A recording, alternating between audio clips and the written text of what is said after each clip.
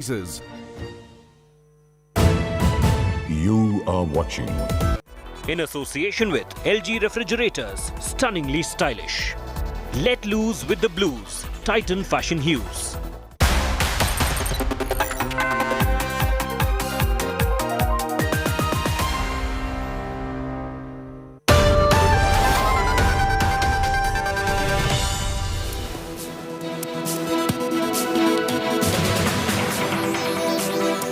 Very good afternoon. You're watching India Today with me, Nabila Jamal, taking you through the top news. First, the headlines. Mega Modi-Biden strategic embrace in Tokyo. Prime Minister says India-US partnership is a partnership of trust. The world lavishes praise on Modi's pandemic fight, from the United States President Biden to Japan's Kishida and Australian Prime Minister as well. All raise a toast to India's COVID fight back and vaccine Maitri. Clamour to reclaim iconic Qutub Minar grows louder. Delhi court hears a plea for restoration of Hindu Jain deities. Petitioner says allow puja at the complex. Varanasi court to decide on next course of action in the Gyanvapi Mosque dispute case. It will decide the priority order for pleas. Trust India Today to get you the fastest updates. Shocking Chennai daylight murder caught on CCTV. Two single-day brazen hacking sent shockwaves in the city. A Congress MLA son in Bhopal caught drunk and driving, rams his car into a vehicle after getting drunk in a luxury sedan, hurls abuses, boasts of being an MLA's son.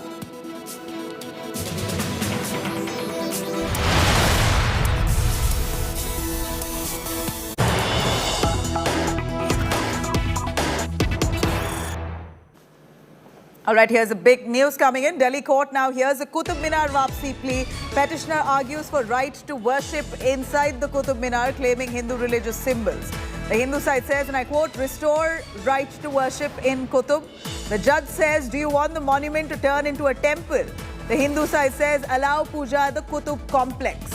Now, the court, while it takes up the matter, a plea by Hindu groups asking for worship to be allowed inside the Qutub Minar complex. The judge, the Delhi court judge which has taken up the matter, while it hears the plea, asks whether if they want the Qutub Minar to turn into a temple, if that's what the Hindu side wants, while the Hindu side remains firm, saying that they want to worship at the Qutub Minar complex because they found extensive Hindu symbols within the complex of Qutub Minar. Let me get across to Amit Bhardwaj, who's joining us more on that. Amit, no surprises, the Hindu side demanding for permission to pray within the Qutub Minar complex. The matter has now been taken to court. The Delhi court, while it hears the matter, asks the petitioners, do you really want to turn Qutub Minar into a temple? There's a lot of conversation around how Qutub Minar could have been built by a Hindu king, as to how this may have been a temple, as to religious significance for the Hindus extensively found within the Qutub Minar complex, and therefore they must be given the right to worship at that premises. The court now hearing the matter seems quite stern on retaining the true nature of this protected monument, the Qutub Minar. What's currently the conversation in court? Well, Nabila, this is a petition which was filed by the Hindu side. Remember, in December 2021, the lower court had dismissed the petition filed by the Hindu side, demanding on behalf of Jain god and Hindu god, demanding that, the temple should be restored and Hindu side should be allowed to offer prayers inside the Qutub Minar complex. But today in the court, the entire discussion is on whether this petition is maintainable or not, whether there could be court proceeding on this particular petition or not. So the discussion that is happening inside the court right now is not about whether idols are present inside Qutub Minar or not. In fact, the court has said that idols are present in the complex for years now, and the question is whether the worship should be allowed or not. Hindu side, Harishankar Jain is arguing, one of the lawyers arguing for the Hindu side, and he's saying that, the Hindus should be allowed to enter the Qutub complex to offer prayers, and, they should be allowed to worship, and their right to worship has been denied in this particular case. But the court also observed after listening to these arguments, that there is no question about merits of whether statues of different gods are inside Qutub Minar complex or not. The question is about worship, and the court also observed that these idols inside, the statues inside the Qutub complex have been there for 800 years now, and they have been inside the complex without worship. So the court also observed that, it should be the status quo should be maintained in this particular case. Why change the entire status quo? And the court is also asking the Hindu side about the maintainability of their petition, about the merit of their petition. And, the court also asked that because for so many years the idols and statues have remained inside the Qutub complex without worshipping, why the status should be changed now? And there have been also questions about if this is allowed, there could be law and order situation, and that is these are the arguments that are being made out inside the courtroom right now, where an important hearing in the Qutub complex case is going on. And Nabila, remember, we have been witnessing for the past month or so, several right-wing fringe groups and different organizations have protested outside Qutub Minar, saying that, they want that they should be allowed to offer prayers inside Qutub Minar, and that Qutub Minar should be restored as a temple and it should be declared Vishnu's thumb.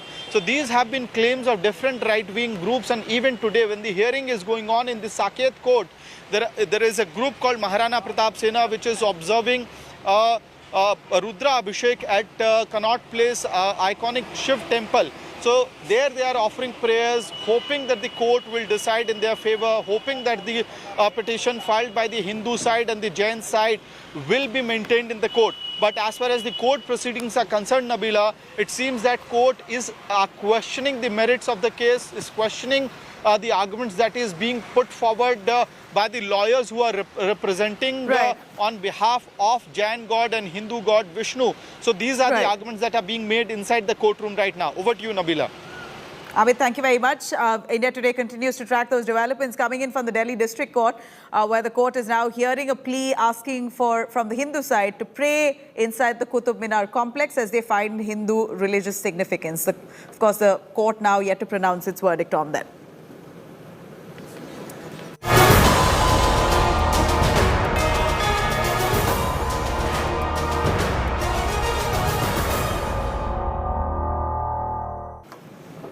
And meanwhile, all eyes now on the Varanasi court as it's set to resume hearing in the Gyanvapi case today. Today, the judge is expected to give his decision on how the hearing will be conducted and how the matter will progress before the district court. The points to be taken up here will be, of course, decided by the district court judge Ajay Vishvesha. Apart from this, 3 additional suits have also been filed. The Mosque Management Committee has opposed the civil judge's order to seal the Wazu Khana after a shivling was reportedly found. 5 women have filed an additional suit seeking worship of the alleged shivling found inside the Gyanvapi Wazu pond. Another petition has now sought alternative arrangements for Wazu Khana. The Muslim side has rejected all claims, saying that Gyanvapi was a mosque and will remain a mosque. And we cut across to Abhishek Mishra joining us live for more on that. Abhishek, all eyes on the Varanasi District Court now, as a district judge will be taking up the matter on the maintainability of these pleas, particularly that's been filed by the Hindu side asking for prayers to be allowed at the Gyanvapi Mosque premises. Now, the Muslim side saying that this is illegal in the first place. A survey should not have been allowed because this defies the Places of Worship Act 91. So here the district judge will now decide whether this case is in fact indeed maintainable before law or not. What's expected today? Well, absolutely, Nabila. That is the one major question which needs to be answered today about the maintainability of the case. Now, what happened yesterday on the day 1 of the district court here, when Dr AK Vishvesha, who is the judge and taking the matter into consideration, has got the arguments from both the sides. The Hindu side is constantly saying that the report should be made available to them and should also be a part of the discussion. On the other hand, Muslim side was very keen and questioning the maintainability of the case under the Order 7 and Rule 11. So that is what something which is a major priority today. And after 2 p.m. we are getting to know that the hearing will start after 2 p.m. and that order which has been kept secure will reveal how this case is going to go ahead as far as the legality is concerned. Whether judge decides to go under the 711 and first only discuss about the maintainability of the case, or the Hindu side which is saying that the report should be made available and the survey which has been conducted should also be taken into consideration as far as hearing is concerned. So that remains to be seen. After 2 p.m. Things will be clear, and it is expected that a next date will tentatively be given, and it is up to the judge who would like to hear the matter in detail, because the survey has been done and all these points which have been raised by the Hindu side and Muslim side, who is constantly denying the fact that if there is any Shivlinga, or even they are saying that the survey should not be taken into consideration. So that remains to be seen after 2 p.m. when the order will be released as far as yesterday's decision on the hearing is concerned. Yes. All right, thank you very much, Abhishek, for joining us with those details. Now, meanwhile, after Karnataka, it seems like the Gyanvapi rerun now writes itself in Maharashtra's Pune. MNS has now claimed that 2 dargahs in Pune had been built on the Punyeshwar temple land in Pune. MNS General Secretary Ajay Shinde has made this claim that there are remains of 2 temples where dargahs were built. Ajay Shinde has said that they have launched the Free the Temple Land campaign and appealed to people to support Raj Thackeray-led party's fight in restoring this temple land. Shinde has also cited a recent survey of the Gyanvapi Mosque, and stressed that the government has started waking up in the wake of Raj Thackeray's stand on Hindutva. He says, like Gyanvapi, we're also fighting for the Punyeshwar temple in Pune. With MNS now adamant that Hindu temples existed at this place before the Muslim shrine, has certainly now created tensions within that area. हमारी मांग यही है, जो सत्य है, जो वास्तव है, वो सामने आए, तब तक इन दोनों जगह पे जो होता है उसके ऊपर रोक लगा दी जाए। जो जन आंदोलन यहाँ पे खड़ा होने वाला है, तो जन आंदोलन जिस स्टेप से जाता है, तो वो स्टेप से ये जन आंदोलन जाएगा।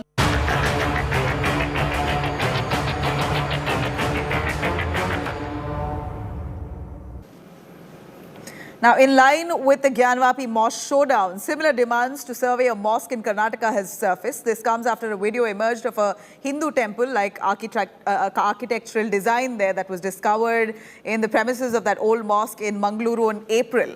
Hindu group Vishwa Hindu Parishad has now raised doubts on whether this mosque whether this was constructed over a Hindu temple. They've asked for the mosque's renovation work to be stalled, and the district authorities have reached out to the mosque committee asking them to stop the work for the moment. They've stopped the work temporarily. A survey is now being done to see and verify the documents of that mosque. Here's exactly what you need to know as India Today finds and accesses that exclusive footage of that mosque. Raging faith fight over Mandir versus Masjid. Amid Shivling fountain face-off in Varanasi, a Gyanvapi-like war is echoing in Karnataka over what saffron groups believe the remnants of an ancient temple. Recovered from under the Malali Mosque in Karnataka's Mangaluru, the debris of an unmissable Hindu temple-like architectural design surfaced during the renovation of the Juma Masjid. India Today is the only channel to access the interior of the structure. Currently, investigations already underway, and a DC is expected to produce a report on the same very soon. Pro-Hindu outfits have said that they will perform a puja in the village to go ahead with the project or not. Now, the matter still is in the court, and the court has already said that status quo has to be maintained, and the DC's report regarding this is still awaited. The discovery of the structure, which closely resembles Hindu relics and ornate work on stone, surcharged Karnataka's political scene.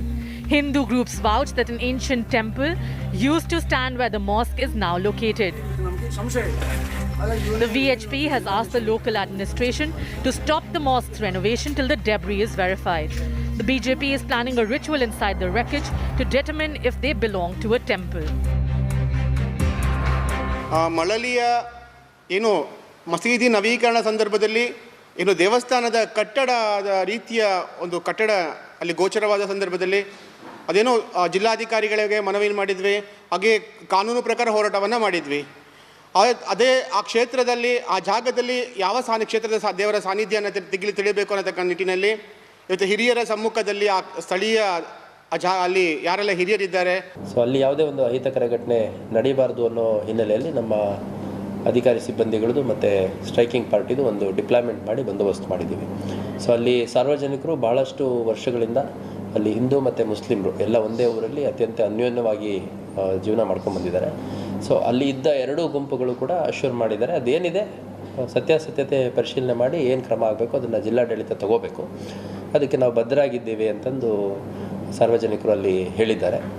So tahsildar ಅವರ ಸೂಚನೆ ಮೇರೆಗೆ ಒಂದು ವಾರಗಳ ಕಾಲ ತಾತ್ಕಾಲಿಕವಾಗಿ ಅಲ್ಲಿ ನಡೆಯುವಂಥ ಕೆಲಸನ.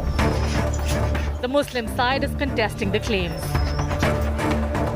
As an MLA, we have requested the district administration, the district magistrate, to do a proper investigation into this and or hand over the case to the archaeological department. Okay. And give us a clear picture. What is the issue? Like, what is the structure? What kind of whether a temple was there or a Jaina Basidi was there? We want to know. That's the whole issue. Is another legal battle looming over Mangaluru's Gyanvapi movement? With Karthik in Mangaluru, Bureau Report, India Today.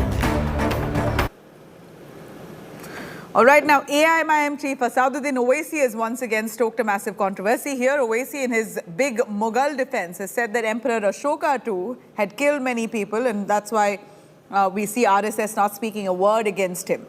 Owaisi, in a cryptic statement, has said that everyone knows who the Mughals married and who their wives were. In a scathing attack at Prime Minister Modi, Owaisi has said that just like there's a chorus of serving mosques for temples, the house of Prime Minister too should be dug in search for a mosque. Owaisi has asserted that the nation can never run on the basis of faith and that law and order must prevail. All of this comes in the backdrop of Gyanvapi Mosque row, where Owaisi has stated that he won't let anyone raise another mosque again.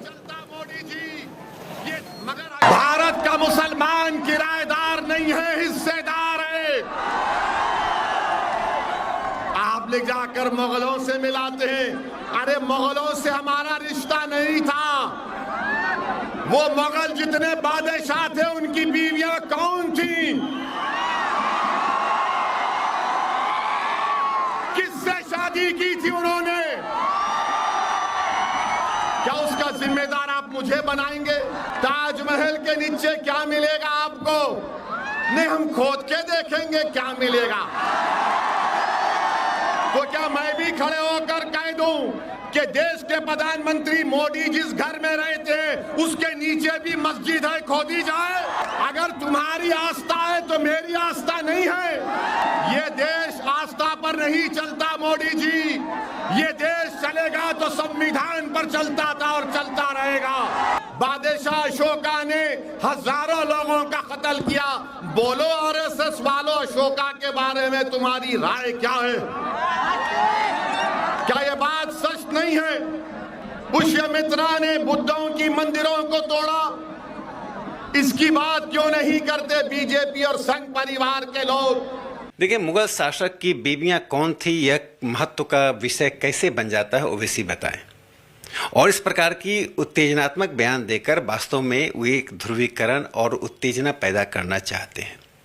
प्रश्न उठता है कि उन्होंने जब मुगलों को भारतीय के मुसलमान से अलग कर दिया, जिस बात को हम बार बार कह रहे थे, तब मुगलों के द्वारा किए गए कुकृत्यों को, जिन कुकृत्यों में भारत में मंदिरों को ध्वस्त किया जाना और उसको मस्जिद में तब्दील किया जाना, उन दावों को उन्हें छोड़ देना चाहिए, स्वयं आगे आकर पहल करनी चाहिए। मैं ओवैसी से जानना चाहता हूं कि ज्ञानवापी पर अपने दावे को छोड़ते हैं या नहीं।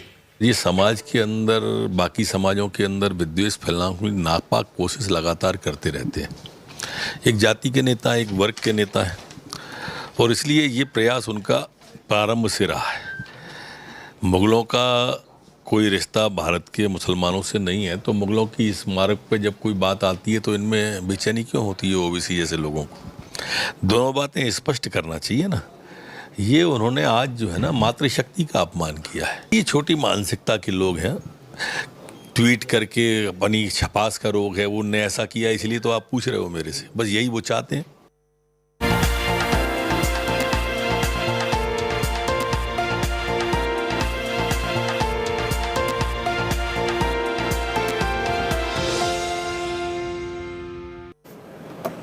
Now, big change in Naya Kashmir. The Jammu and Kashmir administration has ordered replacing of Sher-e-Kashmir Sheikh Mohammed Abdullah, embossed on one side of the police gallantry medal with the national emblem of India, the Ashoka pillar.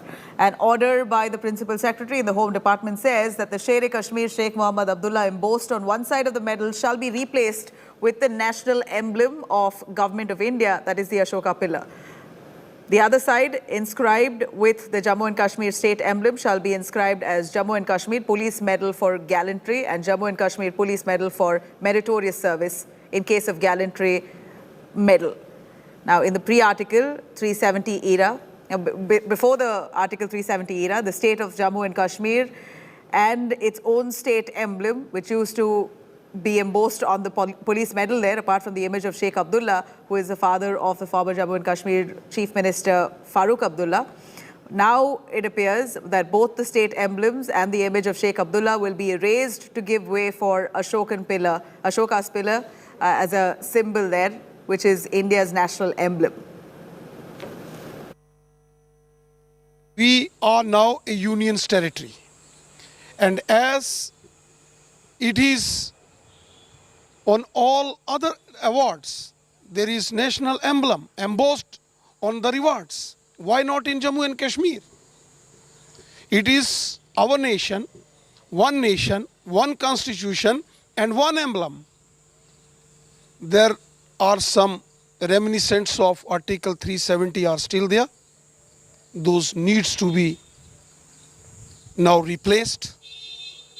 It is ironical that for so long this trend was continuing, where the people who lay down their lives fighting against the tendencies of Atankwad, Algawad are given medals which contain the embossing of those who endorse Atankwad and Algawad.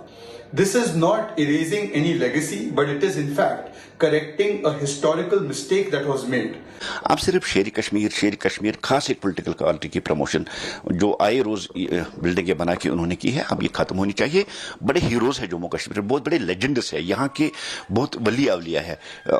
क्यों ना शेखुल आलम के नाम पे बनाए, क्यों ना दस्तगीर साहब के नाम बनाए, क्यों ना मुकद्दम साहब के बनाए। अब ये पॉलिटिकल जो इन्होंने आज तक ये पब्लिसिटी की थी उसको खत्म करना चाहिए। अब जो कल गैलेंट्री जो मेडल्स जम्मू कश्मीर पुलिस के नाम जो मंसूब था, जिसको भी शेर कश्मीर के नाम पे रखा दिया था, देखिए पुलिस शेर कश्मीर की पुलिस नहीं है, जो पुलिस है वो जम्मू कश्मीर की पुलिस है, और जम्मू कश्मीर के नाम पे अगर वो गैलेंट्री अवार्ड दिया था, बहुत ही खुशायद कदम है। भारतीय जनता पार्टी इसका वेलकम करती है। तब्दीली करने इसका कोई मतलब नहीं बनता। इससे क्या होगा? इससे हम लोग एक फिरके को एक नफरत पैदा कर रहे हैं उस स्टेट के अंदर, और जिससे वो इरिटेट होके देखिए वो एंटी हो जाएंगे। आप जम्मू के डोगरों को भी नाराज कर रहे हो और कश्मीर के लोगों को भी नाराज कर रहे हो। इससे आप नफरत पैदा कर रहे हो देश के अंदर, शहर के अंदर। इससे और कोई चीज हासिल नहीं होगा। ये जो आप दिल्ली को खुश करने की कोशिश कर रहे हो, दिल्ली तो खुश होगी लेकिन कश्मीर नाराज होगा। All right, coming up on the other side of a short break, shocking Chennai daylight murder that's caught on CCTV cameras. 2 single-day brazen hacking sent shockwaves across the city of Chennai. More on that on the other side.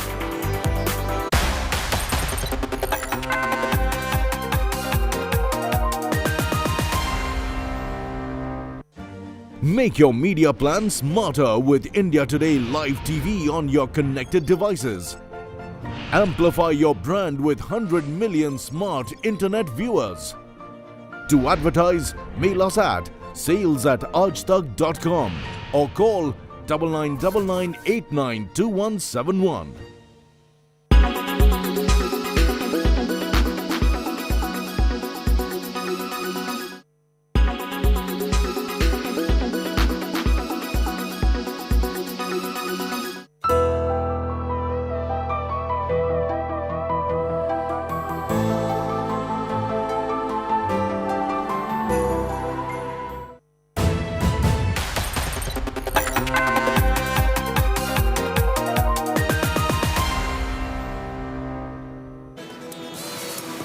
Now, 2 shocking murders in Chennai has raised serious eyebrows over law and order situation with the state of Tamil Nadu. On your screens here are 2 brutal incidents, 2 murders caught in CCTV cameras in different parts of Chennai that happened on the same day, on the 18th of May. Left-hand side, you see visuals of a group that are hacking a man to death over a drug dispute in Korukupet within city limits. Second incident, sending shockwaves through the city, caught on cameras, where you see on the right-hand side a group of bikers, gangsters armed with machetes, brutally attack a man on the streets of Chennai's Aminji Karai. In Aminji Karai, the hacking that took place, the gang there literally chased down the victim with their machetes. Unfortunately, you see passive bystanders there move about as if really nothing happened without even calling for help. Fleeing on their bikes, the victim eventually can be seen lying lifeless on that road. Police officials have now revealed that there are several cases against the victim that's been filed, including murder, sexual assault and harassment. Second incident, meanwhile, that was reported in Kurukupet shows two men hacking a 19-year-old victim with a sickle over 30 times, we believe over a drug dispute. 3 people have now been arrested based on the footage captured on CCTVs.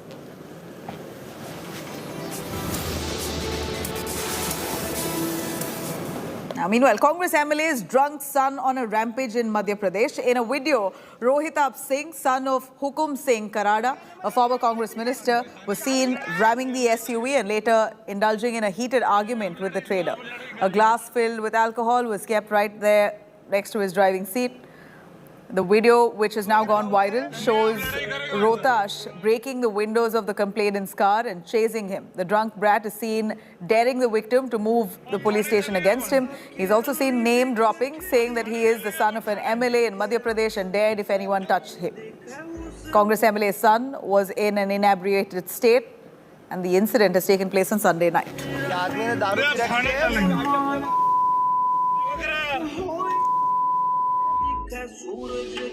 This is the culture of the Congress. Instead of Beti Bachao, they do Aparadi Beta Bachao. Whether it is in Madhya Pradesh, the son of this minister, a former minister and MLA, who's drunk on power and drunk on alcohol, the manner in which he's threatening the person whose car he has banged, or whether it is the son of another MLA who's been accused of rape, son of Mahesh Joshi in Rajasthan who's been accused of rape, son of Jawaharlal Meena who's been accused of rape.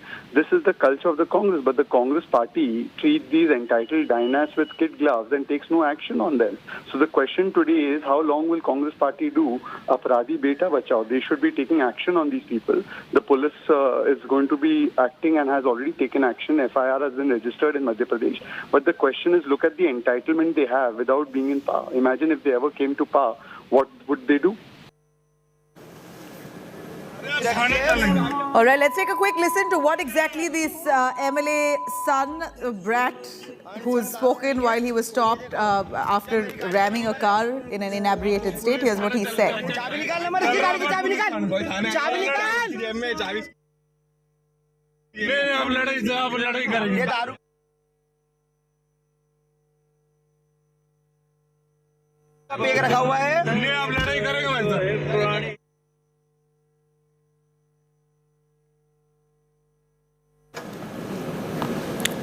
All right, coming up on the outside of a short break, mega Modi-Biden strategic embrace in Tokyo. Prime Minister says India-US partnership is a partnership of trust. More on that high-level bilateral meet, the Quad Summit. On the other side, stay with us.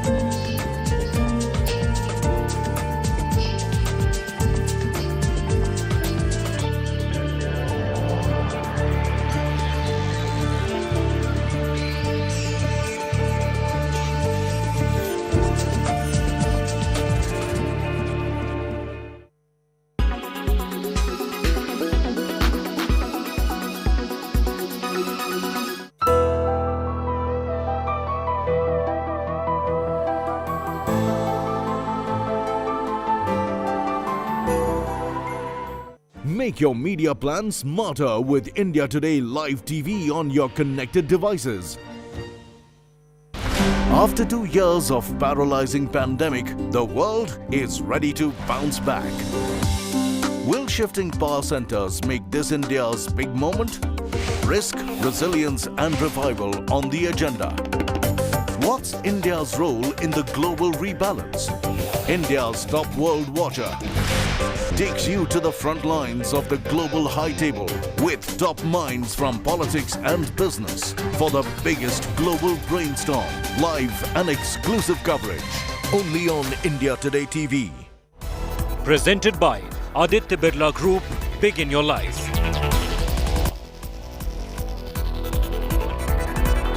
Co-powered by only OLX Autos gives the best price for your car. Co-powered by NetMeds, India की अपनी pharmacy.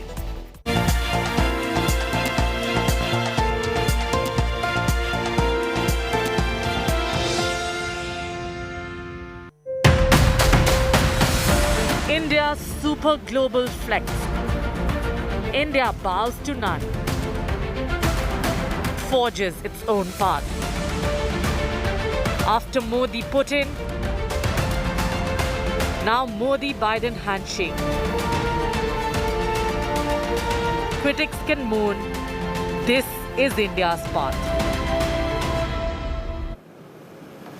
All right, leaders in the Quad Summit have heaped praises for India and Prime Minister Narendra Modi as the Quad Summit continues. US President Joe Biden praised Modi for handling the COVID-19 pandemic quite successfully and contrasted India's success with China's failure to handle the pandemic. He added that Prime Minister Modi's success showed the world that democracies can deliver and busted the myth that autocracies like China and Russia can handle the rapidly changing world better. According to sources, these remarks from President Biden appear to be unscripted as he made a special intervention to say this before his prepared remarks. In fact, newly elected Australian Prime Minister Anthony Albanese has said that vaccines supplied by India to other countries have made a difference on the ground and that such a success is more valuable than just winning a theoretical debate of ideas. Japanese Prime Minister Fumio Kishida has also appreciated India's contribution, recalled how Indian-made vaccines delivered under the Quad Vaccine Initiative were received with gratitude in Thailand and Cambodia recently.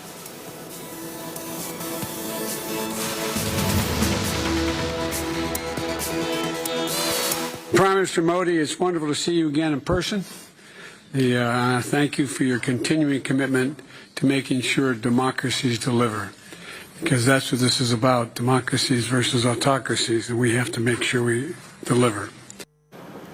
Let me cut across to Gaurav Savan joining us more on that. Gaurav, Prime Minister Narendra Modi appreciated for the COVID-19 bounce back that India has boasted of our vaccine rollout extensively, which we also went ahead and helped several nations at that point during the COVID explosion. Here are the Quad nations who really raise a toast to Prime Minister Modi and India's sustained efforts to fight this pandemic as compared to many other developed nations across the world. Nabila, this is high praise for India. This is praise that comes for India's efforts in combating COVID. Prime Minister Narendra Modi being appreciated by the US President, by the Australian Prime Minister and the Japanese Prime Minister, talking about India's fight back. And, you'd recall what Prime Minister Narendra Modi said when he was interacting with the Indian diaspora in Japan, when he said the biggest pandemic, everyone was in the dark on how to combat it. And this is where India came up with not one, but two vaccines. One made in India vaccine, the Covaxin, and of course, Covishield, AstraZeneca. India not only vaccinated people here, but provided vaccines to over 100 countries. And, the Quad nations spoke of two countries in particular, Thailand and Cambodia. The medicines that were sent, or the vaccines that were sent to Cambodia, the head of government of Cambodia was personally there at the airport to receive those vaccines. And this shows the significance and the importance. One more point, when US President Joe Biden talked about autocracy versus democracy, you have China in lockdown even today. China facing a huge problem with COVID-19. Look at India and the way India has been able to bounce back. The efficacy of the Indian vaccine versus the lack of efficacy of the Chinese vaccine. The Chinese vaccine, according to some assessment, only 38% is their efficacy as against the vaccines made by India that have actually helped not just people in India, but people in over 100 countries. Nabila.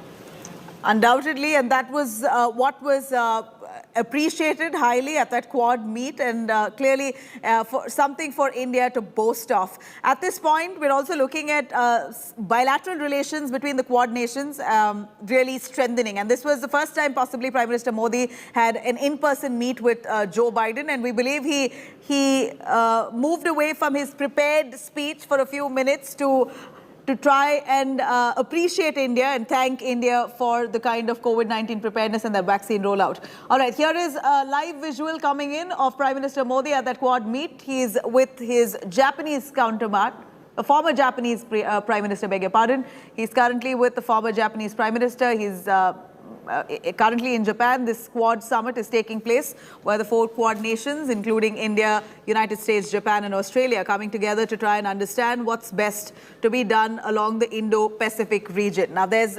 much discussion on what best or how best to develop the Indo-Pacific region, and we believe a decision to invest $50 billion within the Indo-Pacific region has been made by the 4 Quad nations, including India, Japan, Australia and the United States. Apart from that, of course, we're seeing a bid by the Prime Minister to position India as an investment hub. This is what the Prime Minister has said time and again, and that's what he tries to do as he positions the country as the best place for investment at this point. Of course, a lot of talk on trade, on defense, on investments was made and was put forth on the table by Prime Minister Modi as he had one-on-one conversations with Australian Prime Minister as well as United States Prime Minister Joe Biden. Well, Prime Minister Modi has been hailed for his preparedness on the COVID-19. Of course, the way the country has fought back, the vaccine rollout, all of that was extensively discussed. And post that appreciation and praise came the real discussion on trade, on investment, defense, and a lot more. Of course, this Quad summit now to be deciding on discussing extensively on development within the Indo-Pacific region. Now, Prime Minister Modi is speaking with the former Prime Minister of Japan. But of course, one saw the kind of bonhomie that Prime Minister shared with United States Prime Minister Joe Biden. This is a one-on-one bilateral talk that he's had with Joe Biden to further strengthen United States and India's mutual ties. Now, at the bilateral meeting with the Prime Minister, Narendra Modi and the United States President both shared much conversation and commitment to strengthen US-India partnership and ties, and also said that that the bond between the two nations, both the Prime Ministers agreed that the bond between the United States and India has only grown leaps and bounds over the last few years. The talk particularly stressed on the post-pandemic recovery. Now, recovery in terms of the economy, trade, investments, technology, and also creating a resilient US-India supply chain. This is what exactly was discussed between Joe Biden and Prime Minister Modi. Both the world leaders have now been in regular contact through virtual and in-person meets. Now, of course, this comes very crucial. Joe Biden and Prime Minister Narendra Modi meeting comes very crucial at a point where we're seeing an all-out war in Ukraine by Russia, where India has maintained a diplomatic stance, has maintained mum, while Joe Biden and the United States, of course, have been largely hitting out at Russia and condemning it for the large-scale war crimes that's been carried out. So amid this kind of animosity, we see that the two world leaders, United States President Joe Biden and India's Prime Minister Narendra Modi, both of them had a healthy discussion and a talk on strengthening India-US relationship, on how the two countries can really bolster ties when it comes to trade, when it comes to investment, defense, and a lot more that was talked upon. The two have met virtually, again, like I mentioned, last 3 occasions. This seems like the first in-person meet where Prime Minister Modi and Joe Biden spoke extensively face-to-face. This Quad virtual summit that was held in March 2021. Due to the pandemic, it was virtual. There was the meeting on similar lines and similar agenda happened virtually at that point. So this certainly has come as the first in-person meeting between the global leaders. Quad और कल घोषित IPF इसके सक्रिय उदाहरण हैं। आज हमारी चर्चा से इस पॉजिटिव मोमेंटम को और गति मिलेगी। मुझे विश्वास है कि भारत और अमेरिका की मित्रता, वैश्विक शांति और स्थिरता, प्लेनेट की सस्टेनेबिलिटी और मानव जाति के कल्याण के लिए एक फोर्स फॉर गुड बनी रहेगी।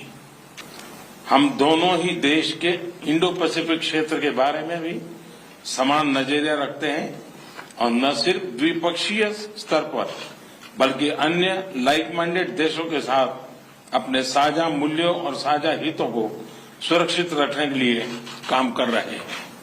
हमारे पीपल टू पीपल रिलेशंस और घनिष्ठ आर्थिक संबंधों में भी हमारी पार्टनरशिप को यूनिक बनाते हैं।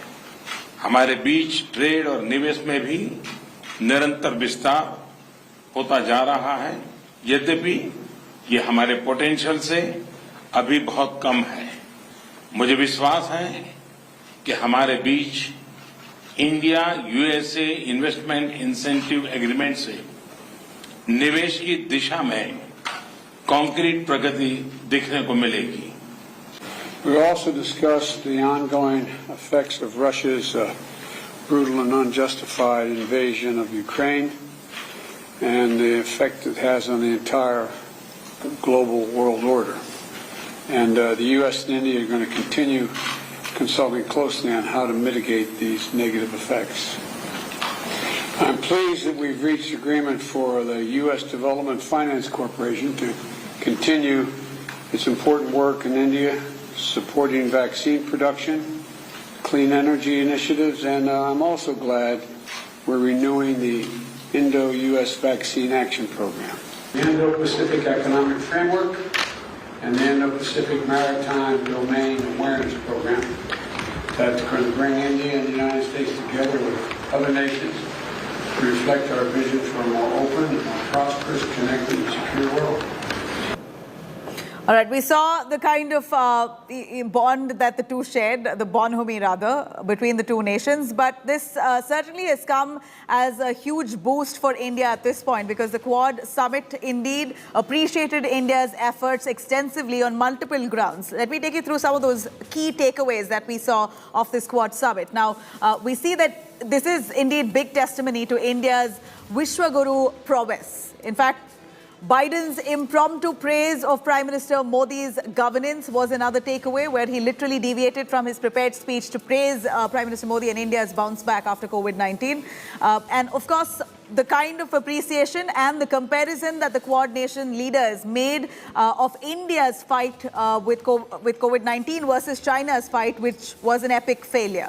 And then a takeaway 4 here of this entire the Quad summit, where we're looking at Biden speaking of how Prime Minister Modi has really shown how democracies as large as India can really deliver.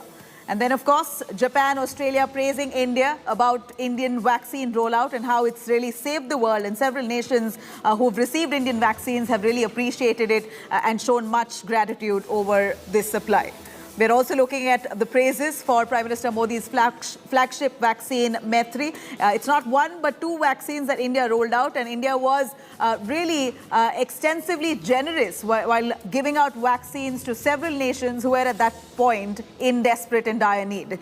Now, we're also looking at this Quad meet becoming the biggest assertion here, undoubtedly, for India's rising global stature. Gaurav Sawant, who's tracking these developments there at the Quad Summit, tells us more on that. Gaurav, give us your perspective on how you see the Quad nation leaders really appreciating India's bounce back and many layers of credit that they gave to India when it comes to vaccine rollout, the way that we fought the pandemic and compared to China, and just to see how India is rising in the global stage or a global stature that we really now can boast of, makes us proud. Prime Minister Modi, who's currently at that meet, visuals coming in live of the Quad Summit. What's to be expected post this Quad meeting today? The efforts to checkmate China and the efforts to ensure that rule-based order is followed in the Indo-Pacific region. And that is where India will play a very critical role. in not just in the Indian Ocean, but also in the Pacific Ocean, because this is where the four powerful democracies come together: Australia, Japan, India, and the United States of America, to ensure rule-based order is followed, sea lanes of communication remain safe, and dark fishing, and this is something that all countries are emphasizing on. Again, an effort to checkmate China, because dark fishing, dark shipping is something that talks a lot about illegal activities at sea. Dark shipping has a lot to do with either illegal fishing or smuggling and a lot of other activities that technology can play a very key role in checkmating. So that is how you ensure that countries like China, that are increasingly becoming more expansionist, not just in South and East China Sea, but also in Aksai Chin, Ladakh, that is where a rule-based order is followed. So there is a tremendous emphasis on how Quad countries need to come together and use technology. Also, digital engagement. Remember, Prime Minister Narendra Modi was talking about 40% of all digital transactions are happening in India. How do you ensure that they remain free from fraud? All of this also remains a part of the conversation where countries, powerful democracies, move forward together in an effort also to help smaller democracies in this region that may otherwise feel the pressure of an expansionist China. All right, Gaurav, do stay with us. This, of course, has been a jam-packed meeting with much talk about defense and also trade investment, as India has positioned itself extensively as an investment hub. The day two of Prime Minister Narendra Modi's whirlwind tour in Tokyo seems to have been quite fruitful. Prime Minister Narendra Modi and the leaders of the United States, Japan, Australia attended the second in-person meeting of Quad leaders, during which they exchanged views about developments in the Indo-Pacific region and global issues of mutual interest. Delivering his opening remarks by hailing the alliance, Prime Minister Modi has said that he said that Quad has made an important place for itself before the world in such a short span of time. Modi has further said that the Quad's scope has become extensive, while reiterating the shared goal of a free, open and inclusive Indo-Pacific region. The Quad was formed to counter China's influence in the Indo-Pacific summit. China has been fuming against the Quad summit, calling it a failed agenda. On the Quad's agenda today will be a range of varied topics, though, from past the COVID fight to the COVID recovery, Ukraine war, and of course climate change, which is on the table to discuss extensively. But the main message here is to serve a warning to China and its aggression tactics. United States President Joe Biden has already hardened his stance there, saying that US is ready to arm Taiwan in its defense against China's aggression if need be. Excellencies, इतने कम समय में quad समूह ने विश्व पटल पर एक महत्वपूर्ण स्थान बना लिया है। आज क्वाड का स्कोप व्यापक हो गया है और स्वरूप प्रभावी हो गया है। हमारा आपसी विश्वास, हमारा डिटर्मिनेशन लोकतांत्रिक शक्तियों को नई ऊर्जा और उत्साह दे रहा है। क्वाड के स्तर पर हमारे आपसी सहयोग से एक फ्री, ओपन और इंक्लूसिव इंडो पैसिफिक क्षेत्र को प्रोत्साहन मिल रहा है। कोविड-19 की विपरीत परिस्थितियों के बावजूद हमने vaccine delivery, climate action, supply chain resilience, disaster response और आर्थिक सहयोग जैसे कई क्षेत्रों में आपसी समन्वय बढ़ाया है। इससे इंडो पैसिफिक में शांति, समृद्धि और स्थिरता सुनिश्चित हो रही है। क्वाड इंडो पैसिफिक क्षेत्र के लिए एक कंस्ट्रक्टिव एजेंडा लेकर चल रहा है। इससे क्वाड की छवि एक फोर्स फॉर गुड के रूप में और भी सुदृढ़ होती जाएगी। All right, now, Paulami Sahab, India Today's correspondent who's currently tracking all those developments at the Quad Summit live. She's in Japan, and while she was there, she saw several protesters in Tokyo who were seen raising banners against China outside the Japanese Prime Minister's office in Tokyo, demanding the Quad to raise action against China's expansionism agenda. This comes at a time when the United States, Japan, Australia and India held this Quad Summit, which China was confident would soon fail. Paulami Sahab brings us this report from that protest site. Right outside the Japanese Prime Minister's office in Tokyo, where the Quad Summit has just concluded and the bilaterals have also concluded, you can see these protesters who've gathered over here bearing these placards, which basically say, as you can see, Quad requested action to the Quad Summit. They want the Quad to act against China, become the breakwater of the China's expansionism. They're protesting China's expansionism. Realize the free and open Indo-Pacific is what they stand for. They have their various causes, but the concern area is one, China. What are you protesting over here, sir? South Mongolia. You're from South Mongolia. Okay. What about the protest placard that you're holding? What do you want to say about China? We protest for the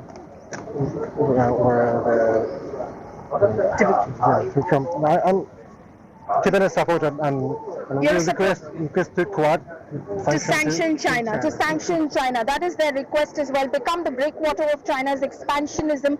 So, what are you protesting here today? Yes, I also asked sanction to China. Okay, so you're Japanese, but you're supporting their cause. Yes. I'm Japanese. Yes. Ma'am, you say do not allow Chinese hegemony. That is what. Where are you from, and what are you protesting? I'm from East Turkestan. Okay. China is that country. China genociding Uyghur people. Okay. 3 million, 5 million Uyghur people, China genociding. And you want the Quad to act against China because of the genocide of the Uyghur people? Yes.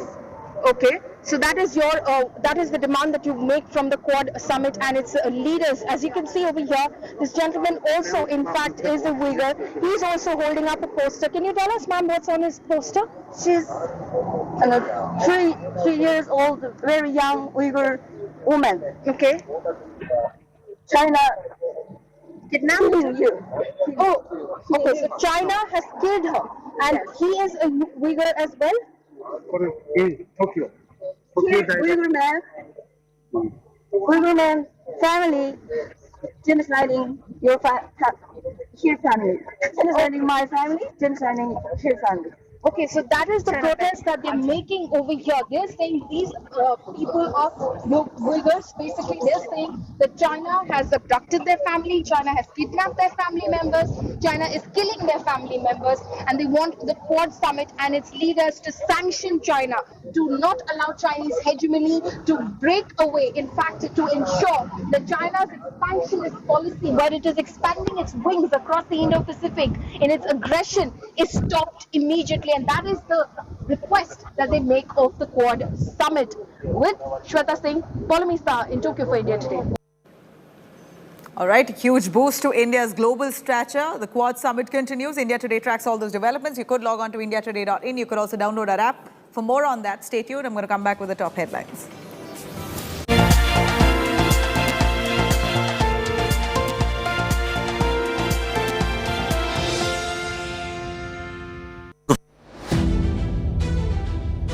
History is at a turning point, from the war in Ukraine to the climate and food crisis. From the much-wanted metaverse to unstable cryptocurrencies, get a ringside view to the ideas and challenges that are shaping the post-pandemic world. Catch me all through this week on India Today and Business Today as I bring you all the latest from a World Economic Forum that's being held this time in summer in Davos.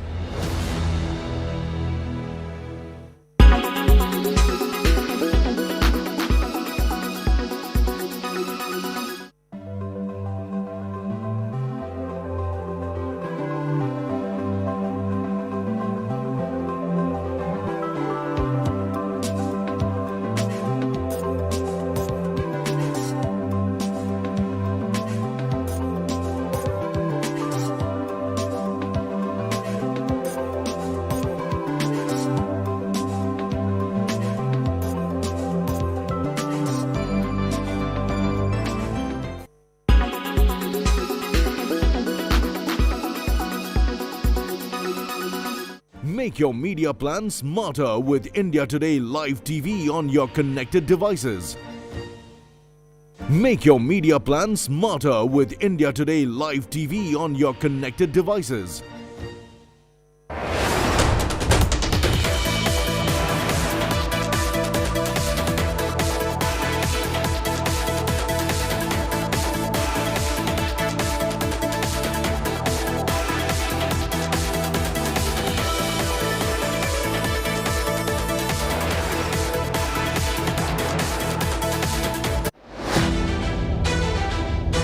History is at a turning point, from the war in Ukraine to the climate and food crisis. From the much-wanted metaverse to unstable cryptocurrencies, get a ringside view to the ideas and challenges that are shaping the post-pandemic world. Catch me all through this week on India Today and Business Today as I bring you all the latest from a World Economic Forum that's being held this time in summer in Davos. Presented by Aditya Birla Group, Big in Your Life.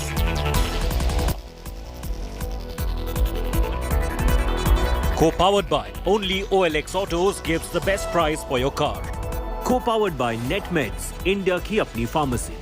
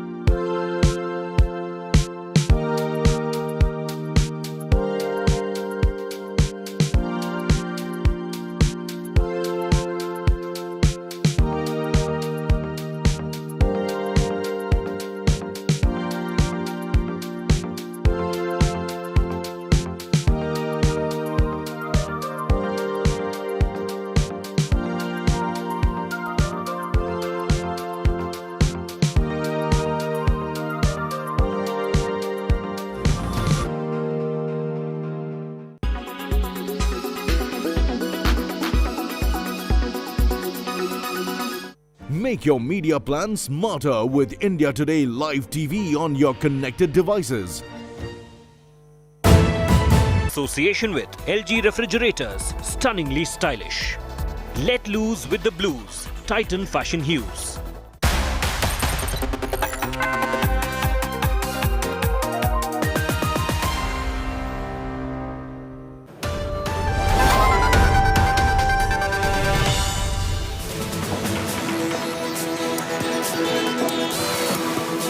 A very good afternoon. You're watching India Today with me, Nabila Jamal, taking you through the top news. First, the headlines. Mega Modi-Biden strategic embrace in Tokyo. Prime Minister says India-US partnership is a partnership of trust. The world lavishes praises on Modi's pandemic fight. From United States President Biden to Japan's Kishida and Australian Prime Minister all raise a toast to India's COVID fight back and vaccine maitri.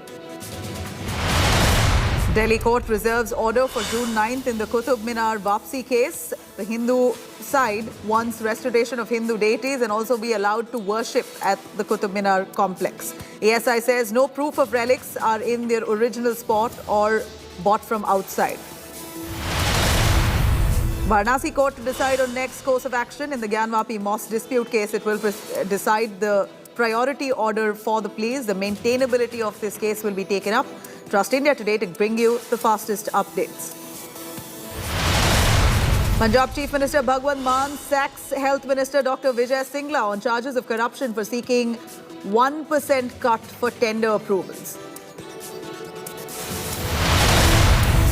Congress MLA's son in shocking drunk rampage rams car into a vehicle after getting drunk in his luxury sedan, hurls abuses, boasts of being an MLA's son.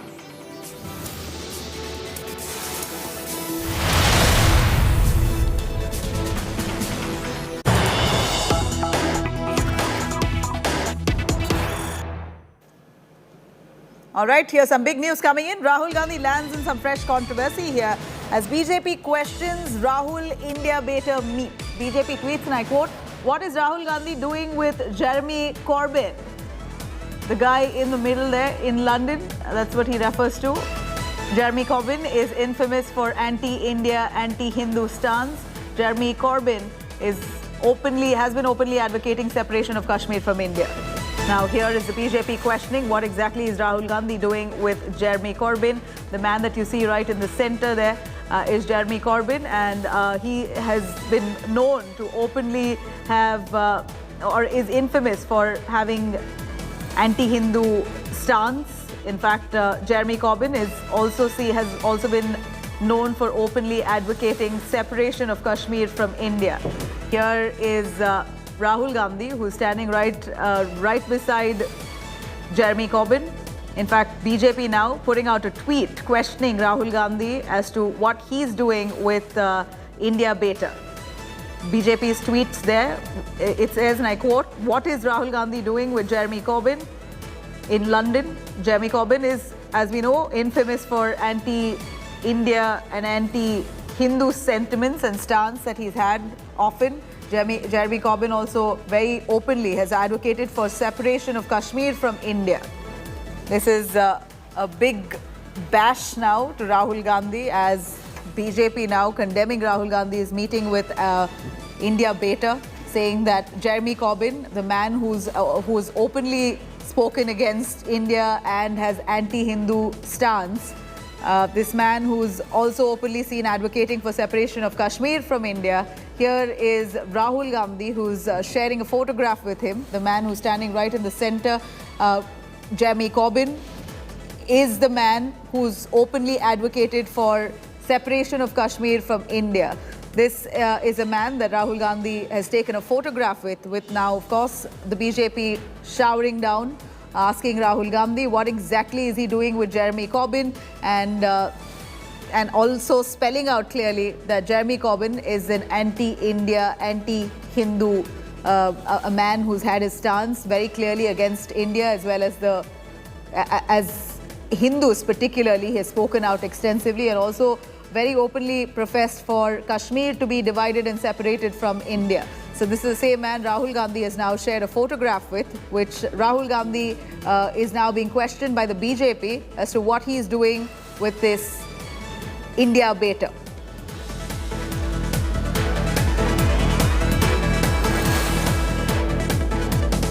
Remember, Rahul Gandhi, he has been globetrotting. He moves around the world, he meets with people, and this is one photograph that doesn't seem to have gone down well with the BJP, certainly, almost accusing him of betraying India. Rahul Gandhi now landing himself in a fresh controversy, as the BJP now questioning Rahul Gandhi's meeting with Jeremy Corbyn. Let me cut across to BJP spokesperson Gaurav Bhatia joining us on the phone line. Mr. Bhatia, Rahul Gandhi's picture with Jeremy Corbyn, we see you've questioned it. What's your take on this? Take of any Indian would be कि राहुल गांधी ही वो मिट्टी का तेल है जो भारत के खिलाफ जो चिंगारियां हैं उनको भड़काता है. He is the kerosene oil behind all the sparks against India. And this meeting itself reveals a lot about the character of the Congress party, which is against India. You may be against a political party or the government, but to meet people who have been defaming India itself shows that Rahul Gandhi is the invisible hand behind the forces which are working against our nation's interest. Well, give us a little sense of Jeremy Corbyn for our viewers, Mr. Bhatia. How would you look at him? We believe that he's had an anti-India stance, has advocated for Kashmir to be separated from the country, and also spoken negatively on Hindus and Hindu sentiments. You know, I must make it very clear that India is a very vibrant and robust democracy.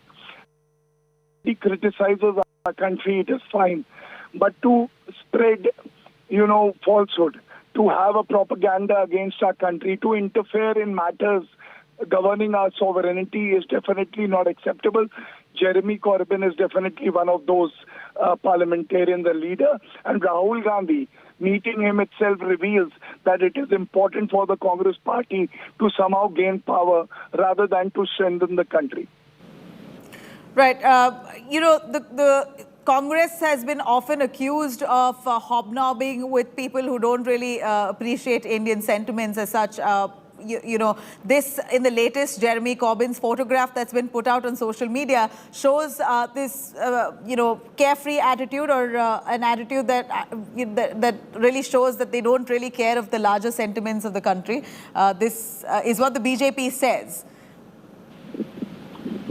I think it is not just the voice of the Bharatiya Janata Party, it is the voice of every Indian. Because even earlier, if you recall, when Article 370 was abrogated, statements of Rahul Gandhi were on the front page of the dossier that was submitted by Pakistan to the United Nations. What does it reveal? When the country requires that every citizen stands with it, people from the Congress party are generally seen opposing for the sake of opposition. And this, I think, is condemnable. Right, Mr. Bhatia, thank you very much for joining us with those details. Here is Rahul Gandhi's photograph with Jeremy Corbyn that's now received with much criticism. That image that's been put up, it appears by Jeremy Corbyn himself. Or we're probably, this has been, that's been put up on social media. It appears that Rahul Gandhi has put this picture up. Rahul Gandhi now landing in himself in a controversy as this picture has gone viral, where the BJP questioning Rahul Gandhi's meeting with Jeremy Corbyn, the guy who you see standing right in the middle of the screen. In that picture, he is right in the middle, flanked by Rahul Gandhi. Jeremy Corbyn, we know that has been quite infamous for anti-India and anti-Hindu stance in the past, also has openly advocated for separation of Kashmir from India. BJP Shehzad Punawala joining us on the phone line. Shehzad, Rahul Gandhi's picture that's now, that the BJP has quoted asking what Rahul is doing with India beta Jeremy Corbyn. How would you look at it? And give us your understanding of Jeremy Corbyn and his views against India time and again. You see, Modi or BJP विरोध करते करते Rahul Gandhi has now done India विरोध yet again. From berating Indian institutions, from berating the Indian army on foreign soil, now he goes and endorses and legitimizes a man called Jeremy Corbyn, who even the Labour Party has rejected for his views on Jammu Kashmir. This is a man who wanted the right of self-determination for Jammu Kashmir. He wanted international intervention in Jammu Kashmir. He wanted Jammu Kashmir to be separated from India. He spreads Pakistani propaganda on a regular basis about Jammu Kashmir. But this is expected from the likes of Rahul Gandhi simply because this man has a MOU with China and spreads Chinese propaganda. This man has taken money into RGF from China and continues to, after that, compromise on Indian interests for the sake of China. This man continues to espouse a position on 370 that was endorsed by Pakistan. And Rahul Gandhi continues to, in the name of Modi Virod and BJP Virod, stand with those forces who are doing India Virod. Right. Shehzad, one can justify that this was just a mere meeting, could have been accidental, could have not too sure whether this was a planned meeting with Jeremy Corbyn, etc. But this image that the BJP has put out saying that this is, highly, it really hurts the sentiments and the feelings of India extensively. How would you look at this meet? Do you think this could have been just by chance, or is this is part of the Congress's culture to often embarrass or hurt or be careless about Indian sentiments on a global platform? This is not a coincidence. This is a design simply because even when Article 370 was abrogated, a Congress delegation had met Jeremy Corbyn. The Congress party opened up its office in Istanbul in Turkey.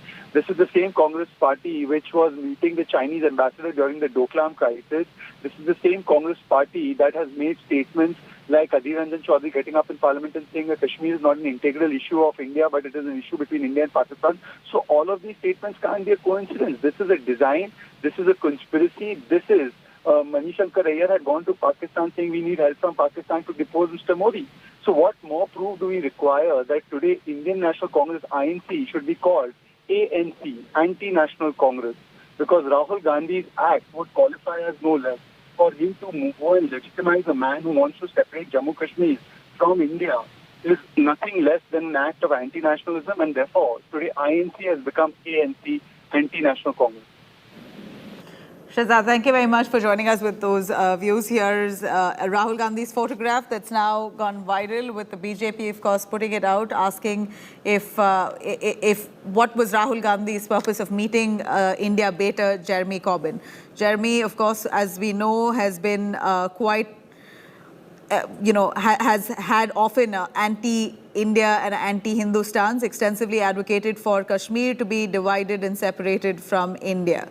So here, a photograph of Rahul Gandhi coming with Jeremy Corbyn. Quite naturally, the BJP now hitting out at Rahul Gandhi, criticizing him of being an India beta, of trying to hurt Indian sentiments and being regardless of the kind of efforts that India has made to retain Kashmir and to try and keep peace within the valley. Here is Jeremy Corbyn, who has often said that Kashmir should be separated from India.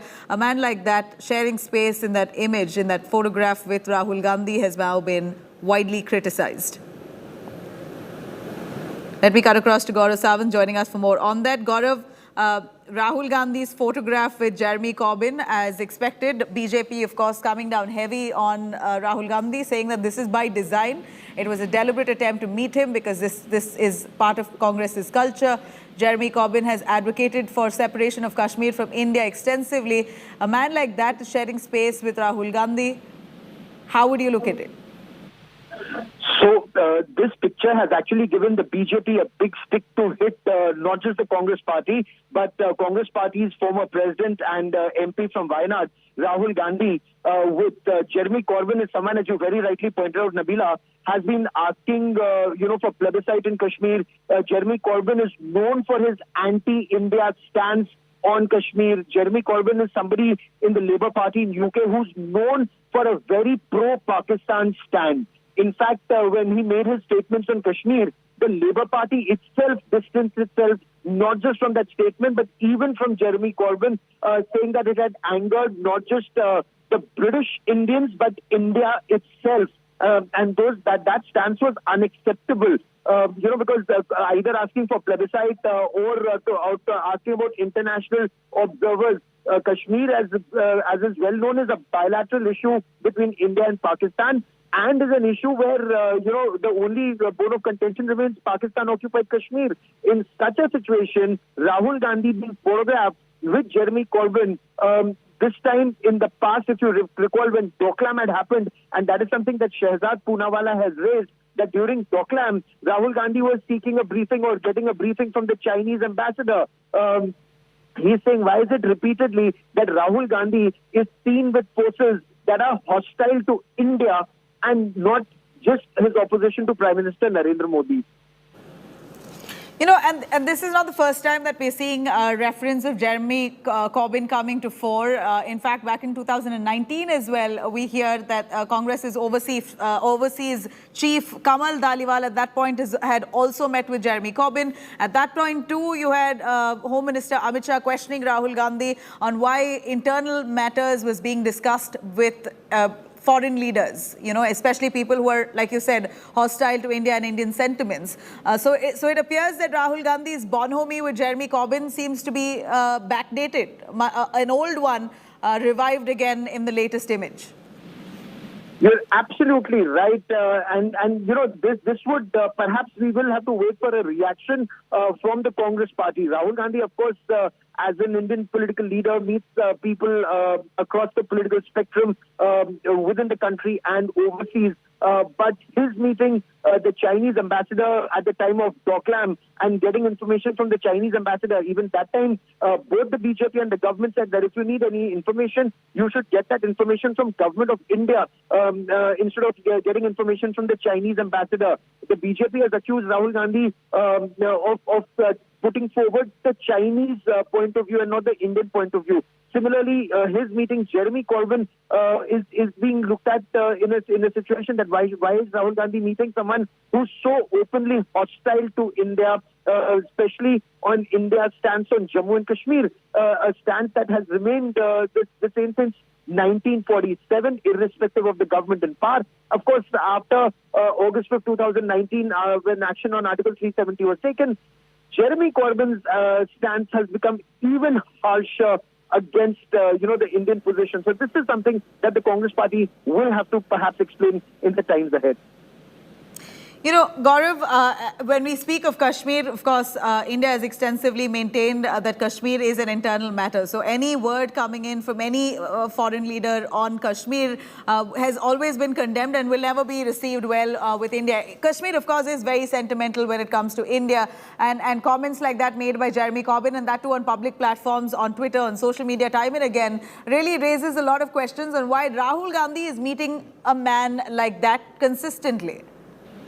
The Indian position on Kashmir is a factual position. From 15th August 1947, it was Pakistan that invaded Jammu and Kashmir. It was Pakistan that's taken a portion of Jammu and Kashmir. It's Pakistan that's in violation of the UN resolutions on Jammu and Kashmir. And yet the British... Gaurav, we're going to cut you short there. I'm going to quickly cut across our focus here to the Delhi court reserving the order on the Qutub Wapsi case. Let me cut across to those updates.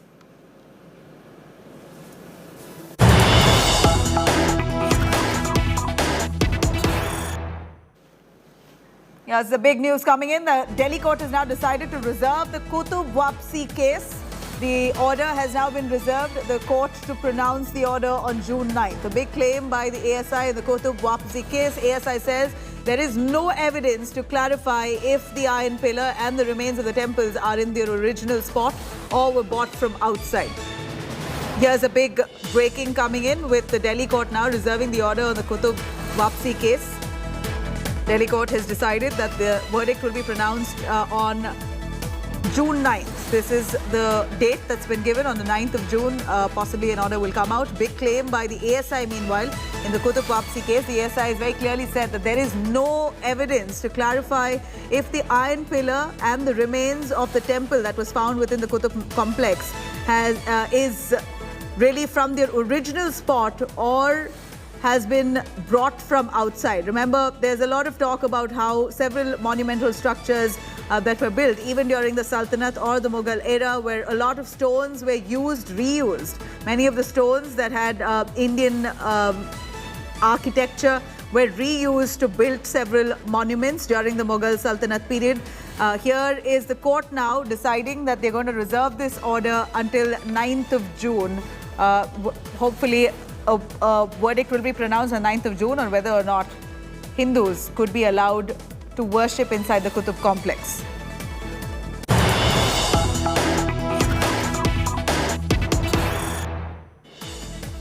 All right, meanwhile, Varanasi court to hear the Gyanvapi case shortly from now. The court to decide next course of action. The judge inside his chamber. Currently, they're all getting ready to pronounce a decision on the maintainability of this case on the Gyanvapi Mosque case. In fact, the judge is currently in his chamber. The order is possibly expected anytime soon now. 32 people to be present inside the courtroom. The suspense, of course, is building. Ajay Mishra is with us, joining us on this big story. Abhishek, the country or maybe the world, wants to really know what exactly, what could be behind the Gyanvapi Mosque controversy, whether or not the court will entertain this plea made by the Hindu side asking for worship to be allowed inside the Gyanvapi Mosque premises, as they claim that there is a lot of Hindu symbolism and deities and idols that have been found, including the Shivling, as part of the survey. And the survey report has also now been submitted to court. Court will first take up the matter on maintainability of this case, and once that's decided, it could go a step further and dissect the findings made by the survey committee of what they found inside the Gyanvapi Mosque. So this is going to really set precedents for several other pleas in the future, or that have already come to fore, of various other mosques and other architectural monuments that Hindu groups are saying has Hindu religious significance. So this could be a precedent set as per what the court orders. What's expected? Well, absolutely, Nabila. A lot of things depends on today's hearing and today's decision which has been taken, and we are getting to know that 2:30 is the time when the judge will start the proceedings.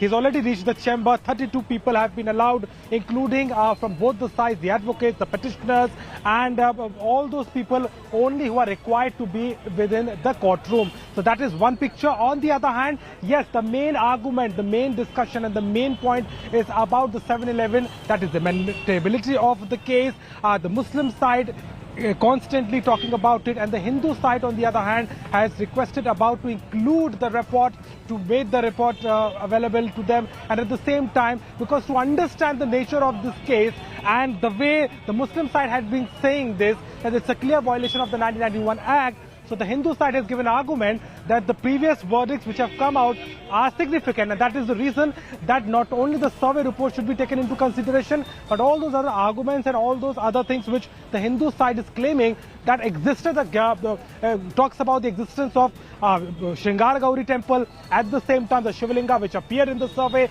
on all those points. So that is a very important thing. We are waiting for it, and I think within some time we'll get to know what course of action has been taken as far as this case is concerned, how is going to be the proceeding, whether it's going to be first a standalone 7-11 hearing that is on the maintainability of the case, or the judge decides to hear both the petitions simultaneously, one way 7-11 and along with it the survey report and all these things which the Hindu side has claimed as far as the hearing is concerned. Yes.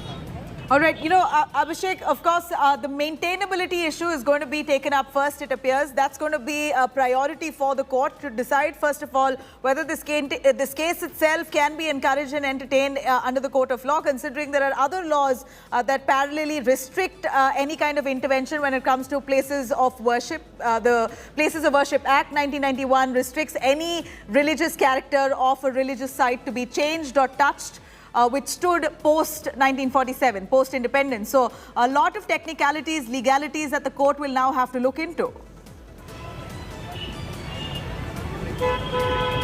Well, certainly, and that is the only basis that the Hindu side is constantly speaking about the survey report. We have an update. The court commissioner Vishal Singh is also in front of the judge who was conducting this whole survey, has filed the report along with the assistant commissioner Ajay Pratap Singh. And you know what happened during the survey? The survey was conducted, there was a revolt, there was a protest by the Muslim side, and then it was redone for the 3 days, and all those drama, including the removal of the previous former court commissioner Ajay Mishra. But today's appearance of court commissioner Vishal Singh is clear indication that report which the Hindu side is constantly saying that should be taken into consideration and should be made available. So that could be a possibility that it could also be taken into the hearing today.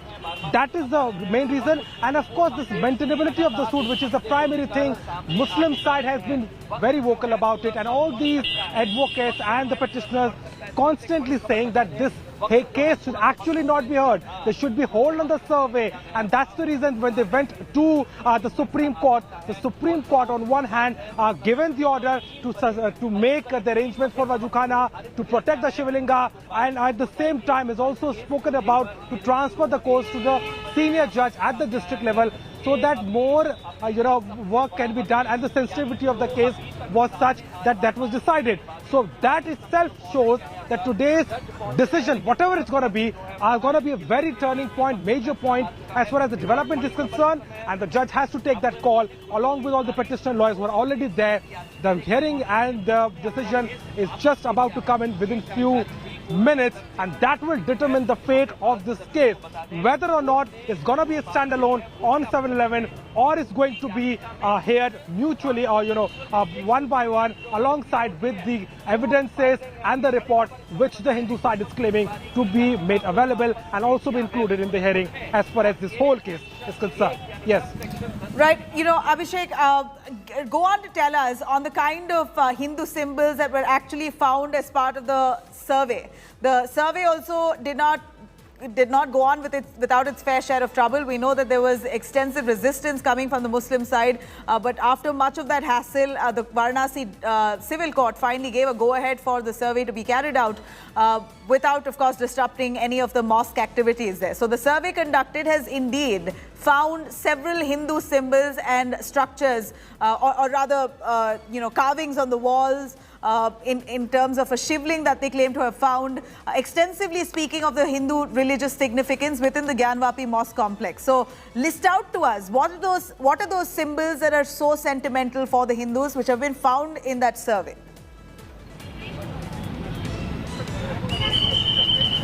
Well, certainly, and as far as the survey was conducted earlier, it was a major point behind the petition.